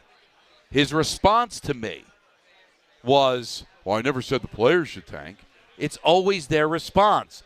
But how would you feel, Rick, if you were a player not getting full support from your organization? That's what he said this morning? He said as well. I'm not saying the players should tank. It's always their go-to. I get the players want to win. Rick, what hockey team would you want to play for that wasn't all in on your success? That you're going out there, you're working, you're training, you go into that crease to try to stop every puck, and everybody in the organization is hoping you fail. You wouldn't want to play for that team. Come on, man. And nobody else would either, which is also why you have to at some point start to show that you're a functioning franchise. I will say this. You know what my only optimism is right now? What's that? I think we have a GM. Yeah. And that's a start. You've been going with that, and I like that. But if they stink, do you? No. All right. If you like go 3-14, you're not going to be in love with them. And it might tell me there's no coach. Well, but it also tells you that this general manager on his second draft with tons of money in free agency built a team that, again, lost 14 games. What intrigues you about this opportunity, Geno?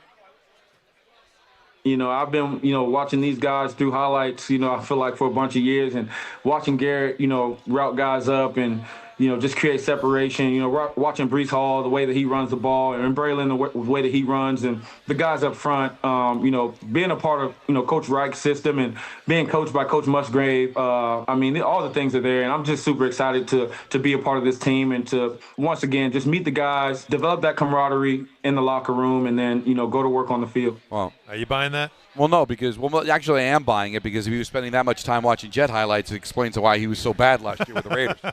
It's like it osmosis. He got worse just watching them. Apparently he watched more Jets than I did last year. Yeah, it's wow. All right. Don Hahn Rosenberg's Big East Live broadcast from the Irish Exit in Moynihan Train Hall is brought to you by Sam Adams, Sun Cruiser, and Schweppes. Schweppes delivers above-the-rim refreshment. Feel the madness and refresh your game with a Schweppes Seltzer or Schweppes Ginger Ale. Let's get some calls in at 1-800-919-3776 if you're so inclined. At 6 o'clock, we'll have ENN. And then at 6:30, you know what that is, Last Call Crew leads you right into the weekend and into Knicks basketball. Don Hahn Rosenberg, ESPN New York. Mornings with DiPietro and Rothenberg. I'm most positive about Darren Muji right now. I like some of the players that they brought in, and I think the defense is going to be better. But I also recognize the most important position in the sport we don't have, and having such little faith in the coaching staff. You'll probably lose more competitively now rather than get run out of the building every single week. Right. The Jets is a success. DiPietro and Rothenberg, morning 6 to 10 on ESPN New York and streaming live on YouTube. The NBA moves fast, and the stars move faster. With DraftKings Sportsbook, the #1 sportsbook for live betting, you're never a step behind. DraftKings keeps pace with every play, offering industry-leading live betting, dynamic odds that shift as the game unfolds, and more open markets more often. They're live when others aren't, so you're always in the game when it matters most. Get in on the action with live player props as the most exciting performances unfold in real time. Download the DraftKings Sportsbook app and use code WHSQ. That's code WHSQ. In partnership with DraftKings, the crown is yours. Gambling problem? Call 1-800-GAMBLER. In New York, call 877-8-HOPE-NY or text HOPE-NY 467-369. In Connecticut, help is available for problems gambling. Call 888-789-7777 or visit ccpg.org. Please play responsibly. On behalf of Boot Hill Casino and Resort, Kansas, pass-through of per-wager tax may apply in Illinois. 21 plus age and eligibility varies by jurisdiction. Void in Ontario. Restrictions apply. Hey, it's Michael K, and I love when I get to talk about my friends at PC Richard & Son. It's a local company, family-owned, and I trust them, and you should too. Right now, get tax season savings up to 35% off select categories, plus save an additional 8.875% off hundreds of items throughout the store. And in-home delivery is free. Great savings, great service. It's what they do. Get tax season savings at PC Richard & Son today. Some exclusions apply. Free delivery on mattresses, $399 and up, excludes Manhattan. Hi, this is Don LaGreca. Just like the New Jersey Devils protect their home ice, Viking Pest Control protects your home. And I know because I use Viking at my own place. As the pest control provider and proud partner of the New Jersey Devils, Viking brings 45 years of trusted experience and expert service to keep ants, cockroaches, stinging insects, rodents, and even mosquitoes out of your zone. Their local team builds a personalized game plan that actually works. And when you bundle pest control and mosquito services, you score big savings. One call, one company, total peace of mind. Visit VikingPest.com, protecting your home inside and out. This is the Michael K. Show. If you're a Yankee fan, what's the thing that concerns you the most about this team? What's the thing that you think, well, that's not really up to snuff? That doesn't seem like it's a championship level part of the team. Some people are going to say strikeouts. I laugh at that. That's just part of the game. I think the bullpen has the potential to be good, but it doesn't have the potential to be dominant. That's the biggest question right now. The Michael K. Show. Weekdays at 1 on ESPN New York and streaming live on YouTube. It's Rich Eisen for Pella Windows and Doors. Sometimes teams take a timeout to regroup and call the right play. When it comes to your home, Pella Windows and Doors always has the winning game plan. They do it every day, and that's why your neighbors trust them. Visit Pella.com/Eisen today. Right now, Pella Windows and Doors of New Jersey is offering 25% off windows and doors or 0% APR for 72 months. Some restrictions may apply. See store for details. Offer ends March 31st, 2026. Harry Douglas here. I don't wait for birthdays to celebrate. I grab Confetti Craze 5-Hour Energy. It tastes like rich vanilla birthday cake with buttery funfetti goodness. Seriously, it's unapologetically extra in the best way.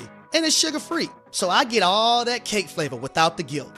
It's tiny, portable, and ready for whenever I need a quick boost. I keep one with me because you never know when you'll need a little party energy. The Funfetti flavor is back on 5hourenergy.com or on Amazon. Crack open a Confetti Craze 5-Hour Energy shot today. Don Hahn Rosenberg is live from the Big East Tournament presented by Schweppes, Sun Cruiser Vodka Iced Tea, and Samuel Adams. Join DHR broadcasting live from the Irish Exit inside Moynihan Train Hall for a Big East extravaganza. Big East legends Charles Smith and Walter Berry will join us on site as we break down the action and relive the glory days. All courtesy of Schweppes. Stop by beginning at 3 p.m. Enter to win great prizes and make the Irish Exit your headquarters when the Big East takes center stage. Sun Cruiser Vodka Iced Tea is available at Avenida and the Rutherford. Must be 21 or older to purchase. Please drink responsibly. Here are your latest snow conditions for the Central Mountains. Sponsor your job on Indeed. Get matched with quality candidates with Indeed-sponsored jobs. Visit Indeed.com/hire now and sponsor your job today. Wintry weather taking over in areas like Hunter, Windham, and Bel Air in the Catskills, Gore and Whiteface in the Adirondacks, Killington, Smuggler's Notch, and Stratton in Vermont. They'll all ski well-groomed snow on a fast, firm base on their big mountain cruising runs this weekend. Close to home, it's still a cool down, and that's good. When temperatures drop into the 20s overnight, the snow sets up, the groomers can make it nice and smooth and even. By the time the weekend rolls around, that snow can soften up for those afternoon runs still. And ski areas still have strong top-to-bottom coverage like Camelback on every trail and Mountain Creek on 2/3 of their terrain. We'll get another weekend on most trails at Mount Peter and Thunder Ridge in southern New York and Sundown, Southington, and Mohawk in Connecticut. You don't just ski or ride, you dominate. At Killington, we fuel your adventure. Be the beast. Ski and ride Killington. Go. Oh. Time now for the tournament update, which is brought to you by Schweppes. St. John's and Seton Hall, they're going on right now on 10:50. Check it out, and that'll be followed by Georgetown and UConn. That was the tournament update presented by Schweppes. Schweppes delivers above-the-rim refreshment. Feel the madness and refresh your game with a Schweppes Seltzer or Schweppes Ginger Ale. 12-9 St. John's is your score, obviously early in the first. All right, I paraphrased Rick's retort. Where I can't believe a professional athlete would take the tack of tanking, and here's actually what he said earlier. Oh, you have it. You're not saying that Minkah Fitzpatrick, you're saying as a fan of the team, for you and for the fan base, in your best interest is for the Jets not to win games. What you just said is 1,000% true. Never in any moment of having our conversation about the Jets did I have the opinion as a player, right? Like, I mean, what do I look like, an idiot? Of course I didn't want to sit there and burn. Like, if anything, right, like knowing how my career turned out, I never, ever would I want to be bad because it didn't last as long as I thought it was going to last. Of course, as a player or Aaron Glenn, you want to win as many games as possible. Like, Aaron Glenn wants to keep his job. These players don't want to start burning seasons. DeMario Davis is, 37? He doesn't want to burn a season, of course. But, like, so what does that 6 wins turn into? Oh, it proves that you know what you're doing. But does that 6 wins, like, this is not the trajectory of sports. That's not how it works. Sometimes it does. I mean, what did it mean for the Patriots 2 years ago when they won 4 games? And then all of a sudden turn around and end up in the Super Bowl. Was that because they won 4 games? No. There was no build to that. It was, this coach stinks. Let's get a good coach with a good offensive coordinator, spend a ton of money, and then you turn it around because you had the quarterback. Same thing happened in Jacksonville. Same thing happened in Chicago with the Bears. We don't have a quarterback yet. And I know the players aren't thinking that way, but as a fan, I mean, of course they're not. That's their career. I'm not talking about my career. I'm talking about my fandom. In the 15 years of hell I've just gone through, and now, what, I'm going to be excited about Geno Smith winning 6 games? To what end? To what end is to find out, do you have a coach? Do you have a general manager? Do you have an organization that knows what it's doing? That's the point, Rick. Just a positive byproduct of losing is I get a quarterback. But I'm sorry, he talks about, like, he makes it seem like everybody tagged. This is the only way to win, Peter. No, the only way to win is throw seasons away and get the quarterback. But the point is, if Jacksonville did do that for Trevor Lawrence, could you say it's worked? No. What have they won, like 2 playoff games at the time he's been there? I think the problem that we're having here is the comparison to other franchises, as if the Jets favorably compare. The Patriots just had an epic run of 20 years of complete dominance. Then they were decent. Then they hired they got rid of a legendary coach. They hired someone who was not experienced enough to do it, and they were bad. They get their quarterback with the 3rd overall pick. They get a coach who has blood in the ground, who had success somewhere else, and of course it's going to turn around, right? But they had 20 years of being a dominant franchise. So when you have a bad year, it's like, all right, you can live through it. The Jets, it's been 15 years, 16. This is a unique situation that at some point you have to show that you can function, because every year it just gets worse and worse. Every year this team is just an abomination. And 2 years ago, it was unfair to them what happened with Aaron Rodgers, because it looked like everybody was calling them a Super Bowl contender. Everybody thought that defense could be elite, and Rodgers could make this offense good. So a couple of years ago, it felt like they were finally going to turn. And then the injury happened, and everyone went, well, it's the Jets. These things happen to them. There's a reputation that somehow, some way, you have to exterminate, fumigate. And you can't do it by continually wanting to lose, hoping for the savior to come in a draft that at 22 years old. Because you don't have the reputation the Patriots do. That's my point. Even though the Bears haven't won anything since 1985, you don't have the reputation the Bears do. You don't have the reputation the Giants do, where Harbaugh come in and say, "Hey, it's the New York Giants." Well, you know what it is. The best comp is the Lions. The best comp is the Lions. The Lions were bad in the first year when help me out. Dan Campbell took over. Yeah, they were bad, biting knees, and they were awful. Bad franchise, never can win. Always got it wrong. They were bad in his first year, but it started to turn. How did they solve the quarterback thing? They made the trade. They didn't draft a quarterback, but they drafted well in other areas. And then now the pressure is, don't you dare go back. Last year was supposed to be the year they finally get over the top. It didn't happen. 2 years ago they got embarrassed in the playoffs where they should have been dominant. And Peter's team went in there and just smacked them around. All right. That's where you start to worry about Detroit. Did they max out? Because they were another franchise that just could never get it right. That's more of the comp for the Jets. Right, but and also the way you talk about, well, that's the way to do it. That's the way the Bears did it. That's the way Jacksonville did it. Well, has it worked for Jacksonville? When was the last time Jacksonville got to the Super Bowl? And listen, I think it's going to work out for the Bears. I do. We'll see. We're not sure. They can fall on their face. It looked like it worked out for the Commanders. I still don't know. But the Bears were able to get a basically complete no-brainer coach. Like that, he was the most desirable coach. And Johnson. They got him, and he's completely delivered. Yeah. That's not the situation there is. The problem, Rick, is they just signed a coach last year, right? They already did. They made a decision. They gave it 1 year. They need to see this through. What are you going to punt every single year? Yes, that's what a lot of fans want, because Aaron Glenn in year one didn't show you any magic. No magic at all. And so because you know history, you know your Jets history, is that the minute you don't see magic early on, get rid of him. This is a waste of time. We got to try somebody else. What they don't realize is that no one else wanted the job. I don't know why I can't get this through anyone's head. He got the job because no one else wanted it. No one with any credibility wanted this job. And they were able to get rid of Mayo, and Vrabel wanted the job. Of course he did. That's home for him. And it worked out. But, hey, I don't have a problem. If you're a fan and you say, listen, I want to win, but, hey, if we lose, hey, the consolation prize is look at that. We get to pick well. But at some point, you got to start showing that you know what the heck you're doing, man. Also, how is all the losing – let me ask you this, Rick. How is all the losing worked out? Because you have lost at an epic level. That's all you do is lose. How has it worked out for you so far? You got two quarterbacks in the top three. Yeah. One at 3 and one at 2. You had the second overall pick. You had the third overall pick. You traded up to get Mark Sanchez. We've tried it your way for 50 years. That's it's kind of a mic drop. God. It would be one thing if they hadn't done it that way so many times. It didn't exactly work. No. Also, I'd like to say – the Mangold game, I thought this year was a pretty special game. That it had to be. It had to be. But who was it? Was it where were they again?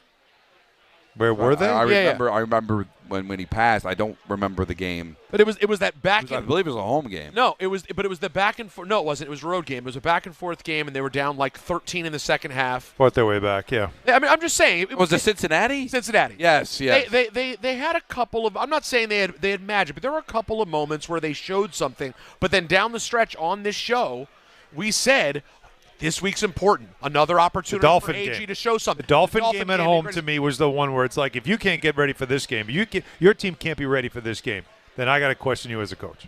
And they laid an egg. Yeah. So I get why it's hard for people, but I still don't think you can punt. Don Hahn Rosenberg's Big East Live broadcast from the Irish Exit at Moynihan Train Hall is brought to you by Sam Adams, Sun Cruiser, Vodka Iced Tea, and Schweppes. Schweppes delivers above-the-rim refreshment. Feel the madness and refresh your game with a Schweppes Seltzer or Schweppes Ginger Ale. ENN is next. Don Hahn Rosenberg, ESPN New York. 25 a month, 5 whole years. Same sweet number in your ears. Check it in a year, check it in 5. This ain't optimum 5, but price is still alive. 25 a month, 5 whole years. Same sweet number in your ears. Get Optimum famously fast fiber internet. Optimum.com/25 for 5. Or call 8884-OPTIMUM. Terms apply. See Optimum.com for details. I know that hiring can be challenging. You sort through tons of resumes and you get too many so-so applicants. You're just waiting for someone to match your role perfectly. Well, now there's a place where you can meet them fast. ZipRecruiter. Need to hire right away. Start your search for strong candidates. The right fit awaits. Build your team. Build it sooner. Meet your match on ZipRecruiter. Just head to ZipRecruiter.com/ESPN right now to try it for free, and you're on your way to meeting your match.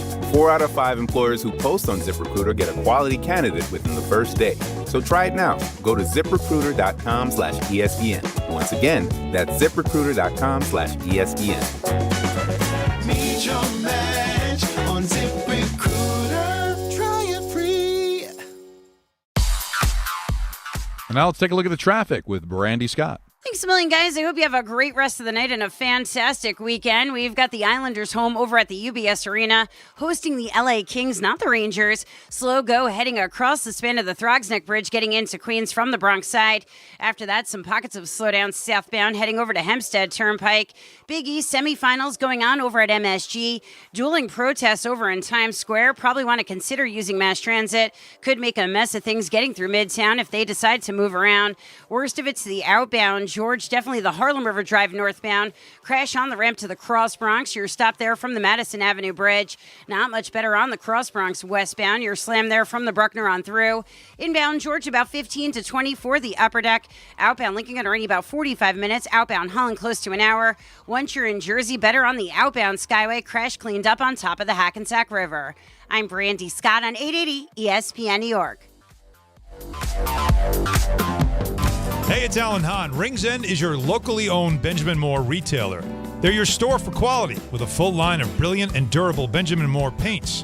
They're your store for inspiration with thousands of colors and a variety of sheens. And Rings End is your store for expertise with one-on-one advice for contractors and homeowners. Insist on Benjamin Moore paint from Rings End because the gorgeous color you love can't be matched in another brand of paint. Adam Schefter here. It's tournament time, when only the most talented teams survive in advance. And whether you're cutting down the nets or cutting through resumes, one thing's clear. The best teams are built with the best people. If you're hiring, you need ZipRecruiter. Their smart matching technology finds qualified candidates fast. You can add screening questions to get the right applicants and even filter to see who's recently active. Score the best for your team with ZipRecruiter. Try it for free at ZipRecruiter.com/sports. That's ZipRecruiter.com/sports. Evan Cohen here. In life, as in sports, the pros make it look easy. That's why pro golfers like Jason Day, Ben Griffin, and Patton Kazire trust the pros in lawn care. True Green. They have the experience and expertise to give you a lawn worthy of the PGA Tour. And since True Green does the work for you, you get more free time, or more tee times. So stop stressing over your lawn and start loving it. Sign up now at TrueGreen.com because nobody makes it easier to get a golf course quality lawn than True Green, the official lawn care treatment provider of the PGA Tour. 880 ESPN, WHSQ, and WCBS-FM HD2, New York. A Good Karma Brands radio station. This is an ENN special report. Now reporting. The very handsome Jewish man, Peter Rosenberg. We should talk some sports. Do what you want. It's ENN.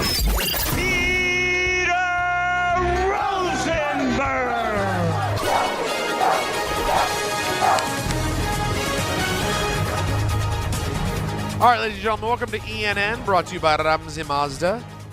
And ENN tonight is special because it's our Big East live broadcast from the Irish Exit Moynihan train station. Brought to you by Sam Adams. Sun Cruiser and Schweppes. Schweppes delivers above-the-rim refreshment. Sure Fuel does. madness. And refresh your game with a Schweppes Seltzer or Schweppes Ginger Ale. I've been enjoying this delightful Schweppes Zero Ginger Ale for a while now. Zero, okay. That's right. I'd like to start off ENN tonight, if I can, and I will, by saying good evening to Don. Last night on SportsCenter. I'm glad to know I was right, though. Last night on SportsCenter. We had a little football. Yeah, it's Quimby. It was given Quimby. Yeah, last night on SportsCenter. It's not full Southern Allen. No, it's not. It's New England Dunks. I knew I did it. Alan doesn't know he does it. Yeah, I That's what's scary. I knew I flubbed. That is scary, by the way. And you never had to say. not that bad. If he was that bad. If he was that bad. I don't even. It is. No, listen, I don't know who that is. One day we're going to get a show with Southern Allen and New England Don like you dream about. Oh, that sounds like a yacht rock band. Are you kidding me? Al, That'll be 5 games on the road. Is there any Southern in your family? No, there's nothing. I don't know what it is other than fighting the Long Island accent sometimes. Like my dad used to put R's at the end of words with a vowel, like just because it was like this tick. Like he tried to fight the accent. So I don't know. Maybe that's what I'm doing too. Overcompensating. Fighting the Northeastern by becoming Southern. Overcompensation is what you're yes, saying. That's what he's saying. Okay. I am. All right, so this is big. Former Jaguar, current Saint, Travis Etienne. Well, at least I think that's how you say his name. I guess, he had to clear things up on how you actually pronounce his name. So growing up, it's Travis Achan. So it'd be like A-C-H-A-N-E. And that's how you always said Travis Achan. But when I went to college, I kept telling them my name like every day. And after like 4 weeks, they just couldn't get it. So I'm like, man, it's Etienne. Like, how you say it is how you say it. That's how that became. And it kind of took off because it was easy for the pronouncers to say it. I didn't have to just tell them. I had to correct them every day to say my name. And just when I kind of just started learning more about my last name and how it came about and things like that, it just kind of stuck and made sense. But I'm very much open to being Travis Achan again, just being myself. I don't have to correct people here on how to say my name each and every day. And I kind of love that. And that's just get back to me. Now, this isn't the Achan that played for the Dolphins. No, this is Travis Etienne. This is the guy that played for the Jaguars. Correct. Who's now back home in Louisiana, which and is you where he's say from. it, Etienne. So what he's saying is he's from Jennings, Louisiana. Yeah. And he's saying that growing up, people said his name was Travis Etienne. Yeah. And then it was too hard to explain that to people, so he started running with Etienne. Etienne. And it sounds like he did if you read into what he said, it sounds like he did the history and like maybe Etienne is actually how you're supposed to say it. Right, but because that's how everybody else But everyone else said it Etienne, so like that's what he was used to. So he let it go. So what are we supposed to say now, Travis? I don't know. Now I'm still lost. Yep, that did not clarify much. I mean, listen, he's not the first person I've ever seen with that name. And everyone I've ever seen with that name is pronounced Etienne. Yeah. Oh, well. Well, I think he has the right to have his name pronounced correct. I agree. Because it would bother me. There's a lot of people say Legrecia. If they have to read my name and don't know the pronunciation, they may go Legrecia. There's no C-I. There's no I-A, I don't though. know. But it happens for some reason. Listen. Legrecia, Don Legrecia, Legreca, yeah. Well, this goes back to the Van Wyck thing. Right, but like you let it go for so many years. Right, and we're just so used to it. But if I ever became a professional athlete and the announcers started calling me Legrecia, I would fight to get them to say it the right way. I mean, Well, how do you think Alan feels when everyone calls him Alan? Goes to restaurants. Nope. Mr. Ha-ha-hun? Nope, nobody. Say his name! Never happened to. Never. I do occasionally, and I'm always miffed when it happens. I'll say 1 out of 10 to 15 times. Okay. I get a Rosenberg, and I always That's go, just ignorant. Rosenberg. I go, how do you go Rosenberg? And they don't know, and it's not like they know what a Rosenberg is. They don't know what a Rosenberg is. They're just looking at R-O-S-E and going Roz. I'm like, that. No, you don't know what a rose is? There are people that are stupid. I mean, that is. I can confirm. Yeah. And the people that do that are dumb. If you see R-O-S-E. And you go Roz. That's a problem. I can't wait to watch the Roz Bowl tonight. No, it doesn't make sense. No. I got her a dozen Rozes. Who was your favorite Golden Every Girl? Roz has its thorn. Who was your favorite Golden Girl? Roz. Roz. Or maybe they'll say Rose. Rose. No, Roz. Roz Nyland. Sure. But those people would probably say Rose. I don't know. I don't. You know. That's Let's keep right. it moving. Her name was Rose. Trey Hendrickson. You sure it's Trey? It's not Tree? Tree Hendrickson is now in Baltimore. There you go. And here's Trey. That is the accent for Baltimore. Here's Trey on where he is in his career right now. I'm in a win now window, right? Being at my career has been phenomenal, and I've been so blessed to meet great people and win a lot of games with Drew Brees and Joe Burrow. But this opportunity to hoist the Lombardi Trophy and get into the win column and build something from the ground up is an amazing opportunity. Wow. So a lot of things transpired. I've always been a control what you can control type of guy, and this is a great fit for me, and I'm excited for this season. But hold on. You were just on a team led by a quarterback who's been to a Super Bowl. Right. Well, I know they're the Bengals. They're the Bengals. That's where I was going. Like when he started saying that, it's like, wait a minute. Joe Burrow's like, excuse me? I'm sorry. Lamar hasn't shown in the playoffs what Joe Burrow has because Joe Burrow went to the big game. No, but Lamar hasn't done it. But Lamar has shown something that Joe Burrow hasn't had. This is why we talk about the availability of Joe Burrow. There you go. At some point, maybe not right away, but at some point, Joe Burrow's going to be like, get me the hell out of here. You feel that's coming, don't you? But why? Guys are leaving saying we can't win here. And they've got a quarterback that took a team to the Super Bowl. The one quarterback was able to walk into Kansas City in the snow and beat Patrick Mahomes. Yep. And they're like, no, I'm good. Because this team doesn't spend any money, got to walk across the highway to go to practice every day. Get me the hell out of here. And I think Joe is being the good soldier, but at some point when he sees all these free agents sign someplace else, he's going to be like, get me the hell out of here. Mm-hmm. And then he's going to go like a classy athlete does, like Matthew Stafford, behind closed doors and say, let's make a deal. And if you're the Jets with all those draft picks. I'm just saying, it's not crazy. I don't know, Trey. Let's see how it goes in Baltimore. But it's an interesting time, the post-Harbaugh era.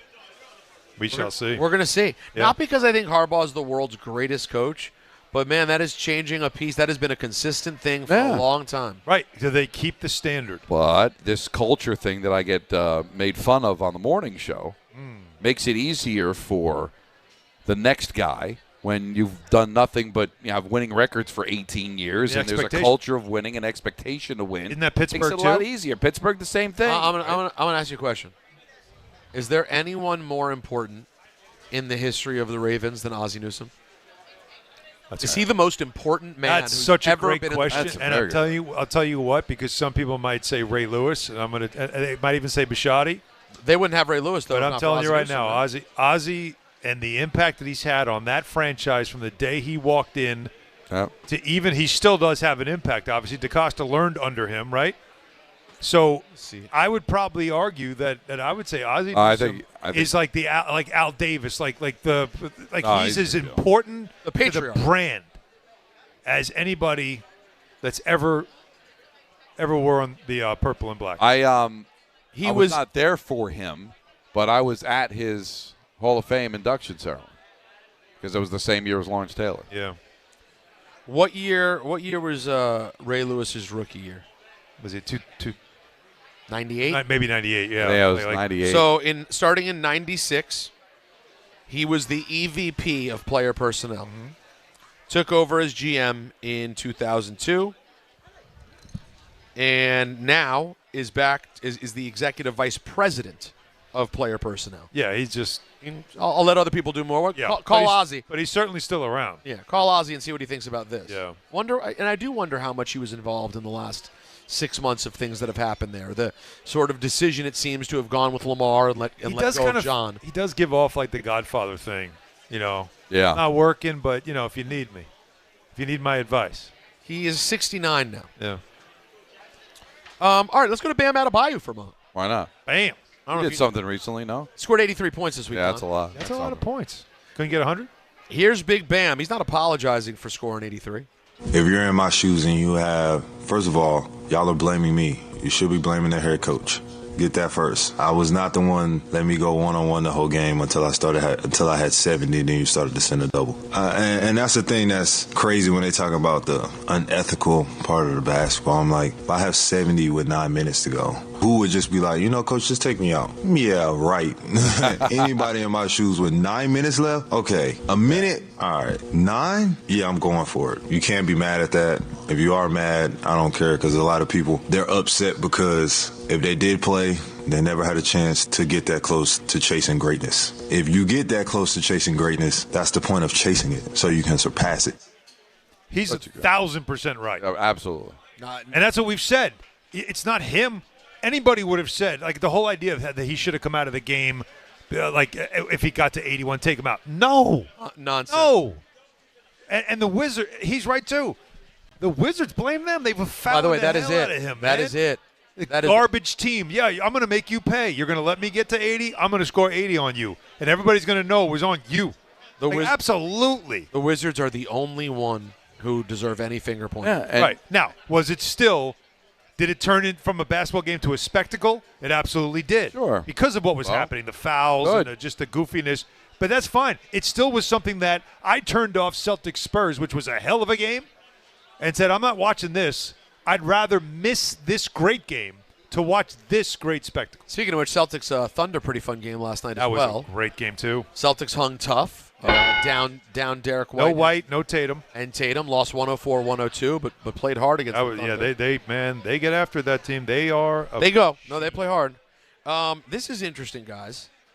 Former Super Bowl champion with the Eagles and recently 49er, Bryce Huff, has suddenly retired at 27 years old. And here's his statement from Instagram. I'm building a company called Neighborstone. Lithium-ion batteries power the modern world, but they carry a fire risk that current suppression technology was never designed to solve. We're building safety infrastructure specifically for that problem. Proprietary suppression systems, advanced detection technology, and containment built for lithium-ion battery events. This mission will save lives and protect critical infrastructure as battery technology continues to scale. I can't ask the people who believe in this mission to go all in if I'm not willing to do the same. Football gave me everything, and now it's time for me to give everything to something new. I respect this. This man has announced his retirement from football to start a company to fight lithium battery fires, which I did not know was a thing until Bryce Huff started talking about it. No, you didn't know? No, you know. Oh, man. You don't know about the e-bikes that just randomly just implode on, and there's fires that happen because they're parked either in the lobby or in the vestibule of an apartment building? Yeah, this is crazy. a major problem. Honestly. See, it feels like when I watch the news, like half the fires are because of this. Oh, because of these batteries. While they're being charged, overcharged, they get too hot. This is a dangerous thing. And I have great respect that How could you not? is making this a mission of his. Yeah, but make no mistake, it's somebody that feels like, you know what, I'm done with football. And I have some money, and somebody said, let's do something. Because I'm telling you, football's really hard, and he won his Super Bowl. He made his money, and he feels like I can walk away from this and do something that's really good. Now, if he still loved football, I wouldn't be mad at him if he wanted to stay and continue to play football. Right. But, you know. But it's still, I respect this mission, though. This is it's a great thing, and he's bringing attention to it as well, which I also think is important. Well, dude, that alone, that announcement is such a bombshell and so unlike anything you've heard before. Yeah. My guess would be, with all the news stories that happen about these lithium-ion battery fires, this is going to get more than all of those stories because an NFL player said, I'm leaving the league to go do this. Yeah. Yeah. Definitely drawing attention to something that I just asked AI, how many people are hurt by lithium-ion battery fires? In 2024, there were globally 2,178 injuries from phones and laptops with the batteries. 1,982 from e-bikes and scooters. 192 from electronic vehicles, and 65 from energy storage. Well, that's why you can't bring it on a plane now, too. In 2023, New York City has been the center of the issue. In 2023, there were 268 fires, 150 injuries, and 18 deaths. Wow. Yeah, it's a problem. The fires went up to 277 in New York in 2024, but deaths dropped to 6. So I think people are becoming a little bit more aware of it. Where I first heard about it was the remember we had them at the radio station. I can't think of what it was. It's not a skateboard, but it's a hoverboard. Yeah, remember those hoverboards? Yeah. That's where it started. Mm-hmm. Like, and I saw it firsthand too because we got Abigail one way back when she was a kid. You know, it was great, and I noticed like whenever she would charge it, it would get so hot you almost couldn't touch it. Yeah. It's like, those were the first that they got rid of them. Like, all right, there's a problem, and that's where you started to see it. But now it's with e-bikes and phones. Sometimes you see it with your phone. Like, ever see, like, pick up your phone, and for some reason it's like... No, there's always warnings. There's warnings about it. So. Yeah, it's kind of crazy. It said that the decrease has come while there's still too many incidents. Fires are decreasing as more people charge devices outdoors or use certified UL-listed batteries. And that's been the thing, is because there were so many off-market batteries that people were using because it was cheaper, and those were obviously poorly made. And so, of course, those are the ones that would melt and then start fires. And so, yeah, they've been banned, and there's all kinds of stuff that's happened since. No, it's very interesting. So, yeah. God, talk about a moment in time that went quick. Do you realize? Here's my question: what on earth happened to all the quote unquote hoverboards? Everyone had them. Yep, and they were everywhere, this. and they were gone. And in 3 years, less maybe, gone. I think it was see them this. again. I think it was this. But my question is, literally, physically, where did they go? They were huge. They were like a physically big, heavy item that it seemed like any of your kids have them? Had to. No. Alan, none of the kids had them? No. Did you specifically say no or none? Just never was a thing. I think what happened. So scooters, yeah, but not the dumb hoverboards. Abby had it in the garage, and then we heard the stories and the overheating, and then I just think it just sat in the garage long enough that it eventually just got thrown out with a bunch of other stuff that we were getting rid of in the garage. There's a landfill somewhere. I think that has 100,000 of them. Yeah, and those batteries, they'll be here long after us. The best thing that came from the hoverboard era was the Mike Tyson video falling off the hoverboard. You guys remember that one? No. You don't remember that? I gotta punch this. No. It'll come up, and he fell so... Don, you have to have... But let's wait till the break so you can hear it. Another Mike Tyson story on this show. He falls so hard. It's like you think his body's going to go through the floor. Because those things, they turn really quick. Yep. And if you get off balance, it just slams him to the ground.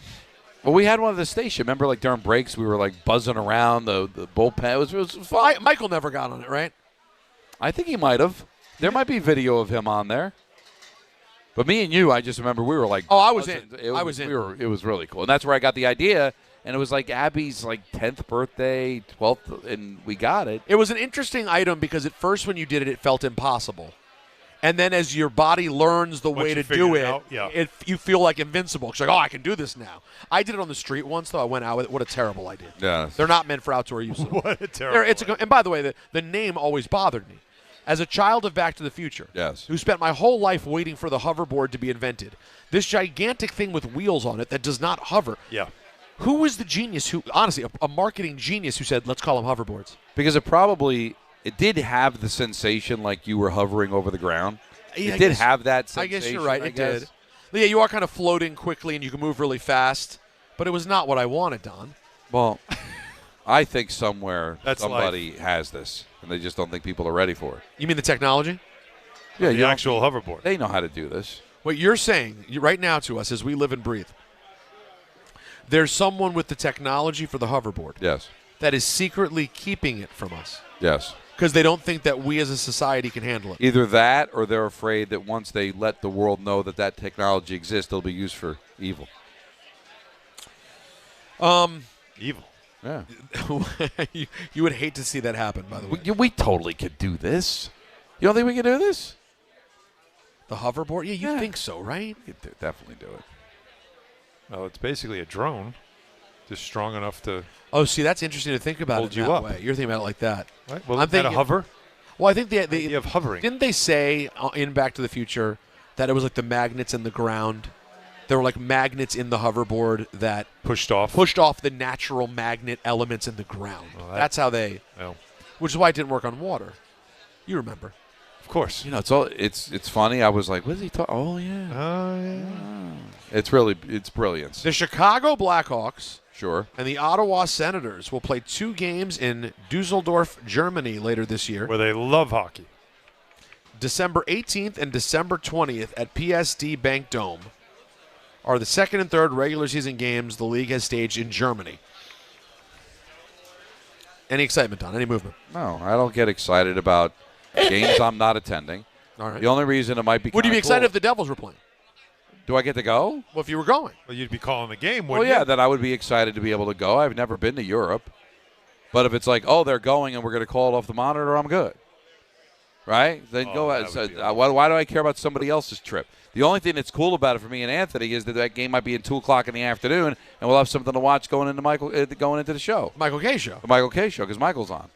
Yeah, too. And the Don Hahn Rosenberg, right? So we'll get an afternoon game out of it. Don't worry, Natalie was we were talking about things we were doing on Monday, and 5 times in a row, she's like, well, you have to go into hot in the morning. Well, it's a lot, man. No, it's a lot, and I still go do a show with the same people Sure. Monday morning. It's just not at the radio station. So she still references Hot and the Michael K. show. Correct. So I don't want anyone to feel bad. She still references all the old things that are no more. And you know what else is no more? ENN. ENN. That's what That'll do it for ENN. Brought to you by our dearest of friends over at Ramsey Mazda. You have more for your money at Ramsey Mazda, like a new 2026 Mazda CX-50 or the CX-90. Choose wisely. Choose Ramsey Mazda. Now, you guys don't know the power of the nether region. Thank you. There it is. And he's breathy, too. Oh, yeah, the nether region. Like, play it again.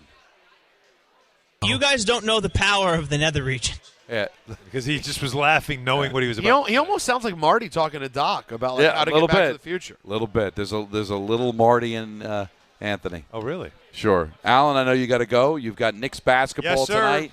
Knicks and the Pacers. This concludes the road trip, right? Yes. A win makes it 3-2. Not terrible. A win Not ties terrible. the Boston Celtics with wins. So as well. He's got to get to the Garden, so we'll talk to you again on Monday. Yes, sir.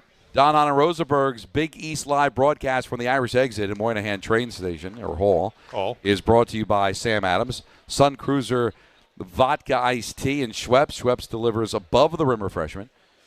Feel the madness and refresh your game with a Schweppes Seltzer or Schweppes Ginger Ale. Let me talk to you about something, Don, because right now new customers can get up to $300 back in bonus bets every day for 10 days if your bet loses. Here's how it works. You place a tournament bet using the token. If it doesn't win, you get up to $300 back in bonus bets every single day for 10 straight days. That's 10 chances to play all tourney long. From game props and money lines to spreads, totals, futures, and more, you can even mix things up with same-game parlays for a shot at a bigger payout. However you want to fill out your bracket, FanDuel makes it easy to stay in the action day after day. So visit FanDuel.com/local to sign up today. FanDuel, it's time to dance. 21 and over, physically present in New York. Must That's apply. right. Select token each day.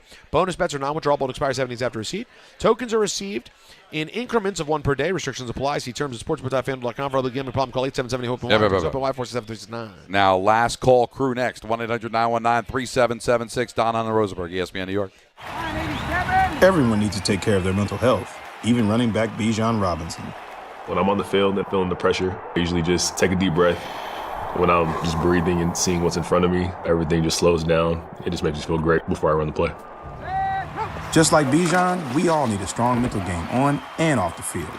Make a game plan for your mental health at loveyourmindplaybook.org. Love your mind. Brought to you by the Huntsman Mental Health Foundation, the Arthur M. Blank Family Foundation, and the Ad Council. Make cancer screening a part of your annual healthcare routine. New York Presbyterian offers a full range of cancer screenings, including lung, cervical, prostate, colorectal, breast, and more. Regular cancer screenings could save your life by detecting cancer at its earliest, most treatable stages. Screenings are available across New York City and Westchester. Learn more at nyp.org/cancer screening. Stay amazing. New York Presbyterian.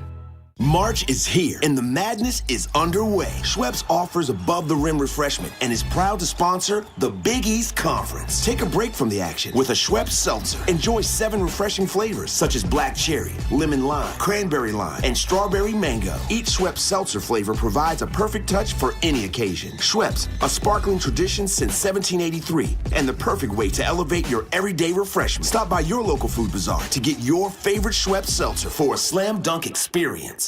Right now, new FanDuel customers can get up to $300 back in bonus bets every day for 10 days if your bet loses. Here's how it works. Place a tournament bet using the token, and if it doesn't win, you'll get up to $300 back in bonus bets every single day for 10 straight days. That's 10 chances to play all tourney long, from game props and money lines to spreads, totals, futures, and more. You can even mix things up with same-game parlays for a shot at a bigger payout. However you want to fill out your bracket, FanDuel makes it easy to stay in the action day after day. So visit FanDuel.com/local to sign up today. FanDuel, it's time to dance.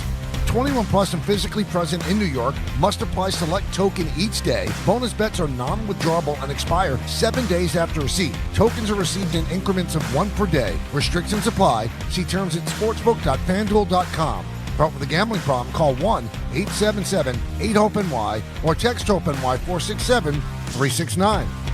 New York Knicks fans, here's a total slam dunk. For a limited time, get Verizon Fios and a line of mobile for just $64.99 a month with AutoPay. Get Fios 300 megabit per second for $20 a month. And unlimited welcome for $45 a month plus taxes and fees when you bring your own phone. Visit a Verizon store today to learn more. For new Fios Internet and mobile customers, discounts applied over 36 months. Mobile and home discount enrollment required. Additional terms apply. In times of congestion, unlimited 5G and 4G LTE may be temporarily slower than other traffic. Domestic data roaming at 2G speeds.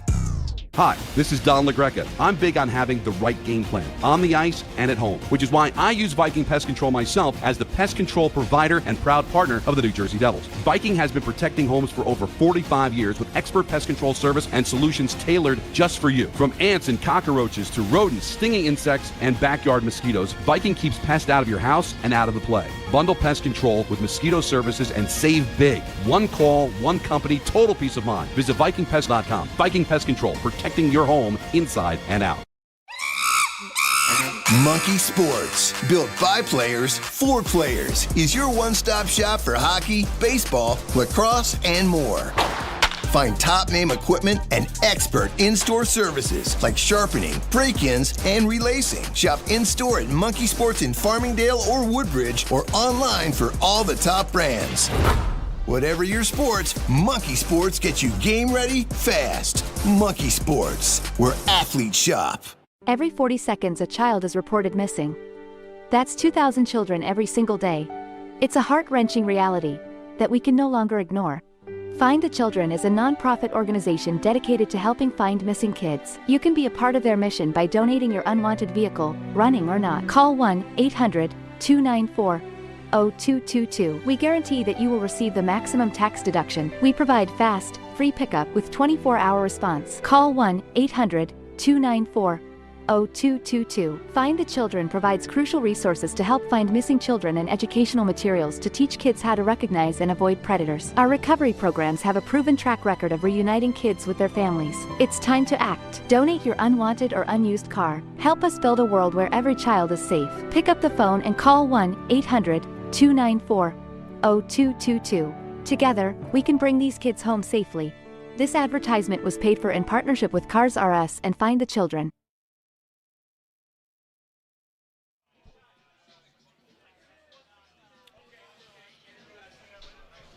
Don Hahn Rosenberg's Big East Live broadcast from the Irish Exit at Moynihan Train Hall is brought to you by Sam Adams, Sun Cruiser Vodka Iced Tea, and Schweppes. Schweppes delivers above-the-rim refreshment. Feel the madness and refresh your game with a Schweppes Seltzer or Schweppes Ginger Ale. Also want to remind you guys that we're going to be at Calandra's Bakery on Wednesday. Oh, you bet your ace We're taking over Calandra's Italian Village in Caldwell, New Jersey on Wednesday, March 18th. Join us live starting at 3 p.m. with a special happy hour that you're not going to want to miss. Come hang out, talk some sports, and get ready for a huge night on the ice. Then stick around for the Rangers-Devils match that'll be coming up at 7 o'clock. They're going to drop the puck then. Big screens, great food, unbeatable atmosphere, and the best fans in hockey all under one roof. Reservations are recommended. It's starting to pack up. We've talked to management, so get involved quickly, otherwise it's going to sell out. This is going to be a hang. It's going to be fun. Even though, again, the Rangers and the Devils, always a good rivalry. I mean, they're not going to the playoffs, but it's always fun when they get together. It was a good game back on Saturday. So if you want to book a table, call 973-226-8889.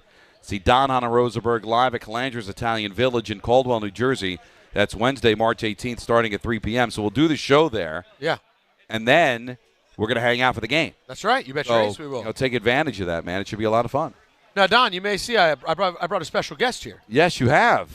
Do you know who this is? I do not. Introduce yourself. Don, it's Rashell from Queens. Really? You don't know who I am? Now I do. You know what? I know the voice. First of all, your headphones are not Afro-friendly. I'm sorry. You're right. And most headsets are not. That's right. That's not right. Okay. Discrimination. They're more friendly to Peter having no hair. Yeah. They're meant for the bald. So, We need to go in the Guinness Book of World Records because we're the couple who's been together the longest. You and Don. Before they met. Wow. So when you tell us. How long we're talking? Probably about 15 years. Wow. About 15 years. So why did you decide that you love Don LaGreca so much? Okay, so honestly, there's only been like 2 men in my life I've ever actually been attracted to. Okay. My husband's 1.5 of those. Okay. Oh, wow. Good for him. Good for him. Okay, and he's here with me. I'd like to meet him. Yeah. Okay. But our whole family has imaginary crushes. Okay. That's a thing in the family. So my husband is Tina Fey. Interesting. You guys. Wait, that is very random, isn't it? She's a lovely. she's very attractive. Very talented. Smoke show. Yes. You hear? Who, your husband? Or Tina Fey? Fey. Oh, Tina Fey. Tina Smoke Fey. show. Okay. All right, and so mine has always been Robert De Niro and DMX until I saw Don. Wait. Did he replace De Niro or X? That's the. He can't. I'm sorry. He can't replace De Niro. No, De Niro's It's that's. You have a type though. Right? It seems Italian men. There's something Yeah. there. Thugs. Thugs. There's 2 things. Yes. Don, he gives like Michael McDonald with Tabasco sauce. That's right. Oh. Because a little bit of spice there. I see what First you're saying. off. Okay. And then there's a thing about There you go. a gray beard and a man who looks like they point at people and they disappear. Oh, really? Like a mystic, like I'm almost like a wizard type of guy. No, not that kind. Not that. No. I'll make them disappear in the sense of. That's right. Go bye-bye. Like they should have known better. They should have known better. Don, are you texting Nancy right now to make sure you're not in trouble? But have your husband put the sunglasses back on again because you're uncomfortable. No. He gives a. Doesn't he give a Michael P. Jordan kind of look to him? Wow. Right? Seriously. Second time. See? No, all of our son's friends say that. But not when he took the glasses off and went away. But like right there, don't you? Because I saw him walking around earlier in the show, and I'm like, whoa. He gets Wyclef John. Listen, I just want to very good. I just want to say the following respectfully. I get the name drop button ready. I've had the pleasure of knowing Michael B. Jordan for some time. Drop! Your husband looks like Michael B. Jordan. Really? If things had gone a little wrong. You Yeah, know what I like mean? if like he just fell off a little bit. Like he didn't end up getting on Friday Night Lights and it just didn't work out. Like all where are the they way. now Exactly. on MTV? Then we have, but he's had too much money for too long. Michael B. Jordan looks like a perfect human. So I want to know more. So DMX gives you a vibe. Yes. Yeah. De Niro gives you a vibe. But it's the same vibe. It's the same. And Don LaGreca occupies that same. That is amazing. How do you feel right I feel very good. I feel confident. Yeah. I feel. You feel like a man. I guess she likes dangerous. But you know me. I'm not that dangerous. Not dangerous. But I give off dangerous. Excuse me. When I told my brother here, who's been a fan since, what is it, fan radio? Sports phone. Wow. You go. Yeah, you're not that old, man. Yeah, we Wow. are. We are. Sports phone. Black don't crack. That's We the are. thing. And Rashell, you were saying that you are your career. You were I was a stylist in the music industry. A stylist. Yeah, early 2000s. Wow. Yeah. You definitely have a more, how do I say this respectfully to our fan base? You do give a little more stylish than the average fan who shows up at the without question. I'm the most random you will ever meet. So I need an Afro. There's nothing random about you. Yep.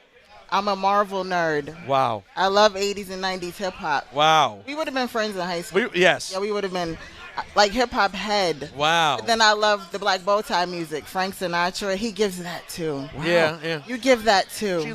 Michael McDonald, Frank Sinatra. Yeah, all of that. All of it. Like well, how did you first? So was it because your brother was a fan of the? I'm guessing the Michael K. Show and things like that you got familiar with Don? No. So we grew up together. Okay. So that's my brother, but not my brother. DNA brother. Got it. My husband is the reason. Who got you on board? Okay. And the running joke and how much he loves you guys. And he used to listen with his great grandmother. He has legacy and history with you guys. So I'm a behind the camera person. Right. And I'm here. Oh, you're on the camera now. I'm here because of him. So he really wanted to meet you. And so how long did it take of you being introduced to the stylings of Don before you thought, I love this man? Immediately. Look. Yeah, look. Can you Peter's see? looked. No, he I can't know. see. I know. Peter's been looking at me for 11 years, and he hasn't seen it yet. But that's all right. And so the first time you saw him, you went, who is this guy, this Don LeGreca? That's exactly what I said. And now? That's exactly, or my husband would be like, your boyfriend's on the radio. Like, he would come tell me. And so does it work from an, audio standpoint, or, do you need to, watch on YouTube to get the whole, Don experience? It's like, you know how you can't just hear Janet Jackson on the radio? That's right. To watch a music video? Sure. The Cab Calloway one with the... Yeah, It's not the same on the radio. It's a combo. Wow. I have to see and hear. Sorry, the Cab Calloway one's all right. I apologize. Wow, this has been... Wait, I had no idea. I said it wrong? No, I did. Oh, okay. I went Escapade, and it's all right, not Escapade. For the Cab Calloway vibe with the DVD in the video. It's an experience. Yeah. He's an experience. I get it. He's an experience. Janet Jackson in the 80s. The names that are being thrown out here. I'm like Janet Jackson in the 80s, Frank Sinatra. Rashell, listen, I'm gonna wrap this up. Because I don't know if Don can handle this anymore. There's so much. No, she deserves a hug. Oh, hold on, but we need the hug. A picture? A hug and a picture. Here, take your headphones off and come around here. I want to see you guys get together. I want to see the hug. I want to see the photo. The people want to see this moment. It's not often that a person gets to. It might be too close to the camera. You guys able to get that? Oh, the hug has happened. The embrace has happened. Oh, look, the love. Look at this moment. This is just a beautiful thing to see on a Friday. Rashell, thank you to your husband, to your friend, everyone who's here. It's wonderful. We'll get Don's thoughts on all this and much more as we close out the show next right here. This has been incredible. And let me just say while I'm at it, Don Hahn Rosenberg's Big East Live broadcast from the Irish Exit in Moynihan Train Hall is brought to you by Sam Adams, Sun Cruiser, Schweppes. Schweppes delivers above the rim refreshment. Feel the madness and refresh your game with a Schweppes Seltzer or Schweppes Ginger Ale. We'll close it out next. Wow. Right here on DHR. The NBA moves fast, and the stars move faster. With DraftKings Sportsbook, the #1 sportsbook for live betting, you're never a step behind. DraftKings keeps pace with every play, offering industry-leading live betting, dynamic odds that shift as the game unfolds, and more open markets more often. They're live when others aren't, so you're always in the game when it matters most. Get in on the action with live player props as the most exciting performances unfold in real time. Download the DraftKings Sportsbook app and use code WHSQ. That's code WHSQ. In partnership with DraftKings, the crown is yours. Gambling problem? Call 1-800-GAMBLER. In New York, call 877-8-HOPE-NY or text HOPE-NY 467-369. In Connecticut, help is available for problems gambling. Call 888-789-7777 or visit ccpg.org. Please play responsibly. On behalf of Boot Hill Casino and Resort, Kansas, pass-through of per-wager tax may apply in Illinois. 21 plus age and eligibility varies by jurisdiction. Void in Ontario. Restrictions apply. This is Bart and Carlin on ESPN New York. Phil Simms with us. I'm the skeptic. Why is it going to be that much different for Geno Smith with the Jets when the Jets have been as much of a problem as the Raiders have? I still see the talent. I think he's going to fit Frank Reich very good on the offensive side. It's a good situation for him and a good way to show everybody he can still get it done. Bart Scott, Chris Carlin, weekdays at 10 a.m. on ESPN New York and streaming live on YouTube. 1-877 Cars for Kids. KARS Cars for Kids. 1-877 Cars for Kids. Donate your car today. Call 877 Cars for Kids to reach a friendly live agent. Donation is super easy, and your car can be picked up as soon as tomorrow. Call us now or go to carsforkids.org. 7 Cars for Kids. Donate your car today. Did you know you can donate real estate too? Join ESPN New York for a huge rivalry night at the Calandras Italian Village in Caldwell, New Jersey. Play-by-play voice of the Devils, Don LeGreca. Put a pitchfork in this one. And the Don Hahn Rosenberg Show are taking over for a special live broadcast and Devils versus Rangers watch party on Wednesday, March 18th. Join the guys starting at 3 p.m. for a special happy hour and broadcast. Then stick around for the 7 p.m. puck drop with big screens, great food, and the best fans in hockey all under one roof. Reservations are recommended. Brought to you by Calandras Italian Village. This is the Michael K. Show. If you're a Yankee fan, What's the thing that concerns you the most about this team? What's the thing that you think, well, that's not really up to snuff? That doesn't seem like it's a championship level part of the team. Some people are going to say strikeouts. I laugh at that. That's just part of the game. I think the bullpen has the potential to be good, but it doesn't have the potential to be dominant. That's the biggest question right now. The Michael K. Show, weekdays at 1 on ESPN New York and streaming live on YouTube. Do you have trouble getting in and out of the bathtub? Are you afraid you'll slip and fall entering or exiting a tub? Safe Step walk-in tubs can transform your bathtub from an area of concern to a calming refuge. Call them today at 1-800-731-4558 and save $1,600. Safe Step walk-in tubs and showers are proudly made in Tennessee and offer an ultra-low step-in, avoiding that difficult climb over a traditional bathtub wall. They also offer a variety of therapeutic benefits that may help soothe your aching muscles and joints, increasing your mobility, boosting your energy, and improving your sleep. Safe Step walk-in tubs are designed to easily fit your existing tub space and are often installed in as little as one day. Just dial 1-800-731-4558 today to save $1,600 and receive a free shower package. That's 1-800-731-4558 for a free no-obligation consultation and to save $1,600. Safe Step walk-in tubs. Safety never felt so good. 25 a month, 5 whole years. Same sweet number in your ears. Check it in a year, check it in 5. This ain't optimum, 5, but price is still alive. 25 a month. 5 whole years, same sweet number in your ears. Get Optimum famously fast fiber internet. Optimum.com/25 for 5. Or call 8884-OPTIMUM. Terms apply. See Optimum.com for details.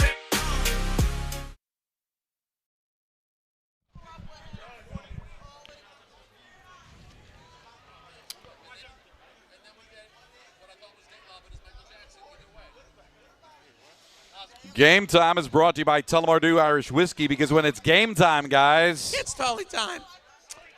St. John's is taking on Seton Hall. 38-30 at the half. St. John's with the lead. You can catch that on 1050 right now. And the Knicks, they're going to be taking on the Pacers. That coverage will be right after us on 880 at 7 o'clock. And the Islanders will play host to the Los Angeles Kings at 7.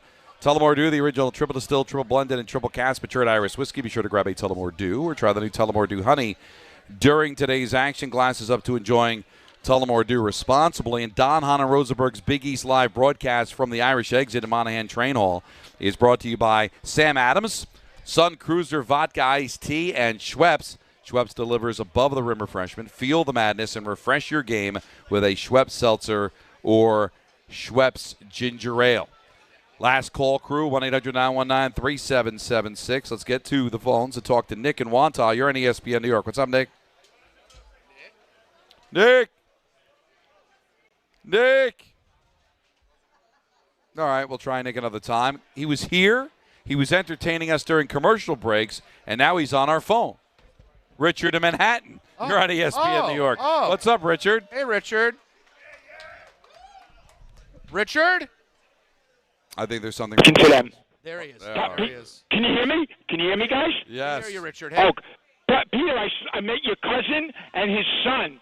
Oh, they were great. It was nice talking to them from Long Island. People, Very right? nice. Where was this? My cousin was here with his son. Remember I said my cousins was telling me how great the drinks are at the Irish Exit? Okay. He was literally here. Oh, all right. Yeah.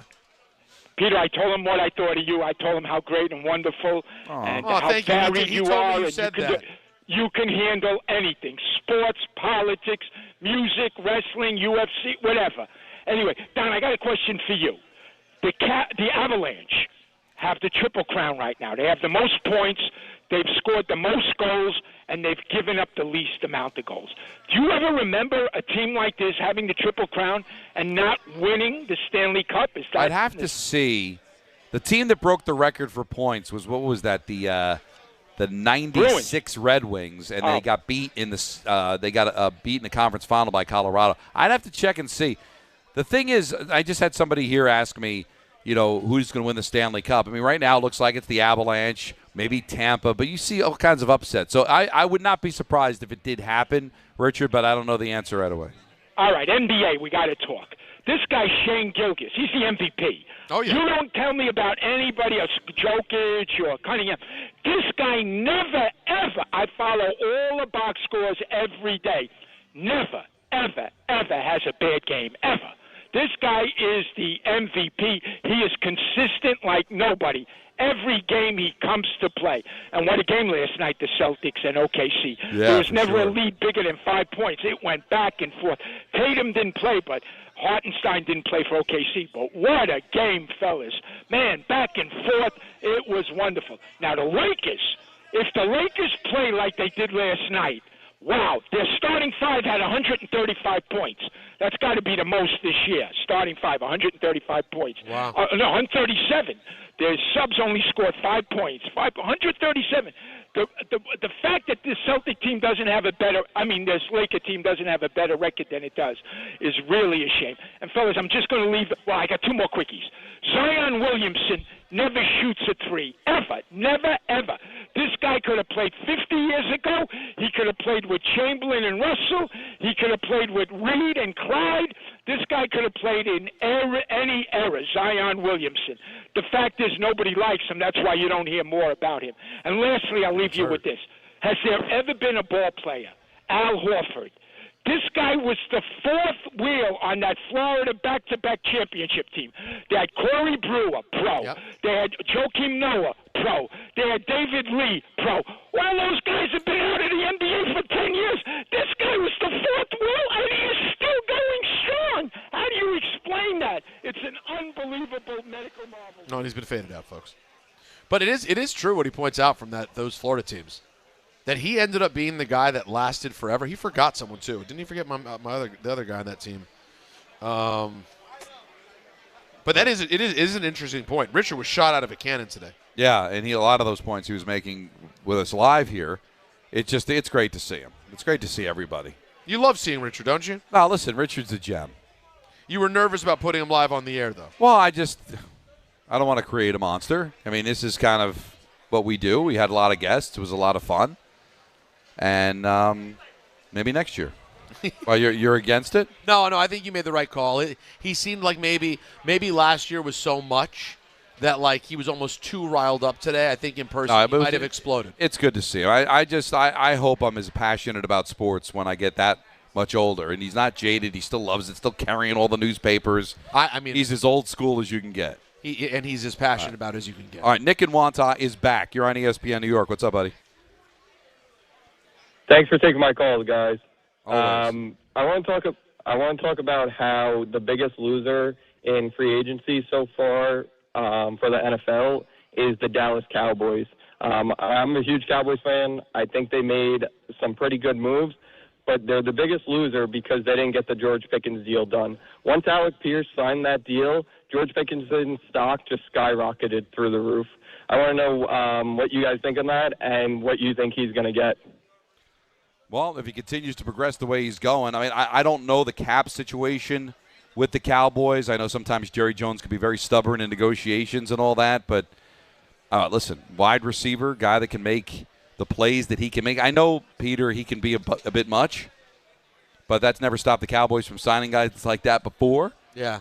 But not knowing the inner workings of their salary cap, it's really difficult to say, but he is one heck of a player, that's for sure. What don't I have? I pushed the wrong button, I'm going to be honest with you. What happened? I don't know. He just said I was talking to Dan. Oh, you're not talking to us. Really? I was just going to say this show was close to perfect, and then it was just ruined. No, we were. Just mere moments before it was over. We were 3 hours and 52 minutes into a show that really almost had been technically perfect. Perfect. Don met a woman who's just absolutely in love with him. I thought you handled it pretty well.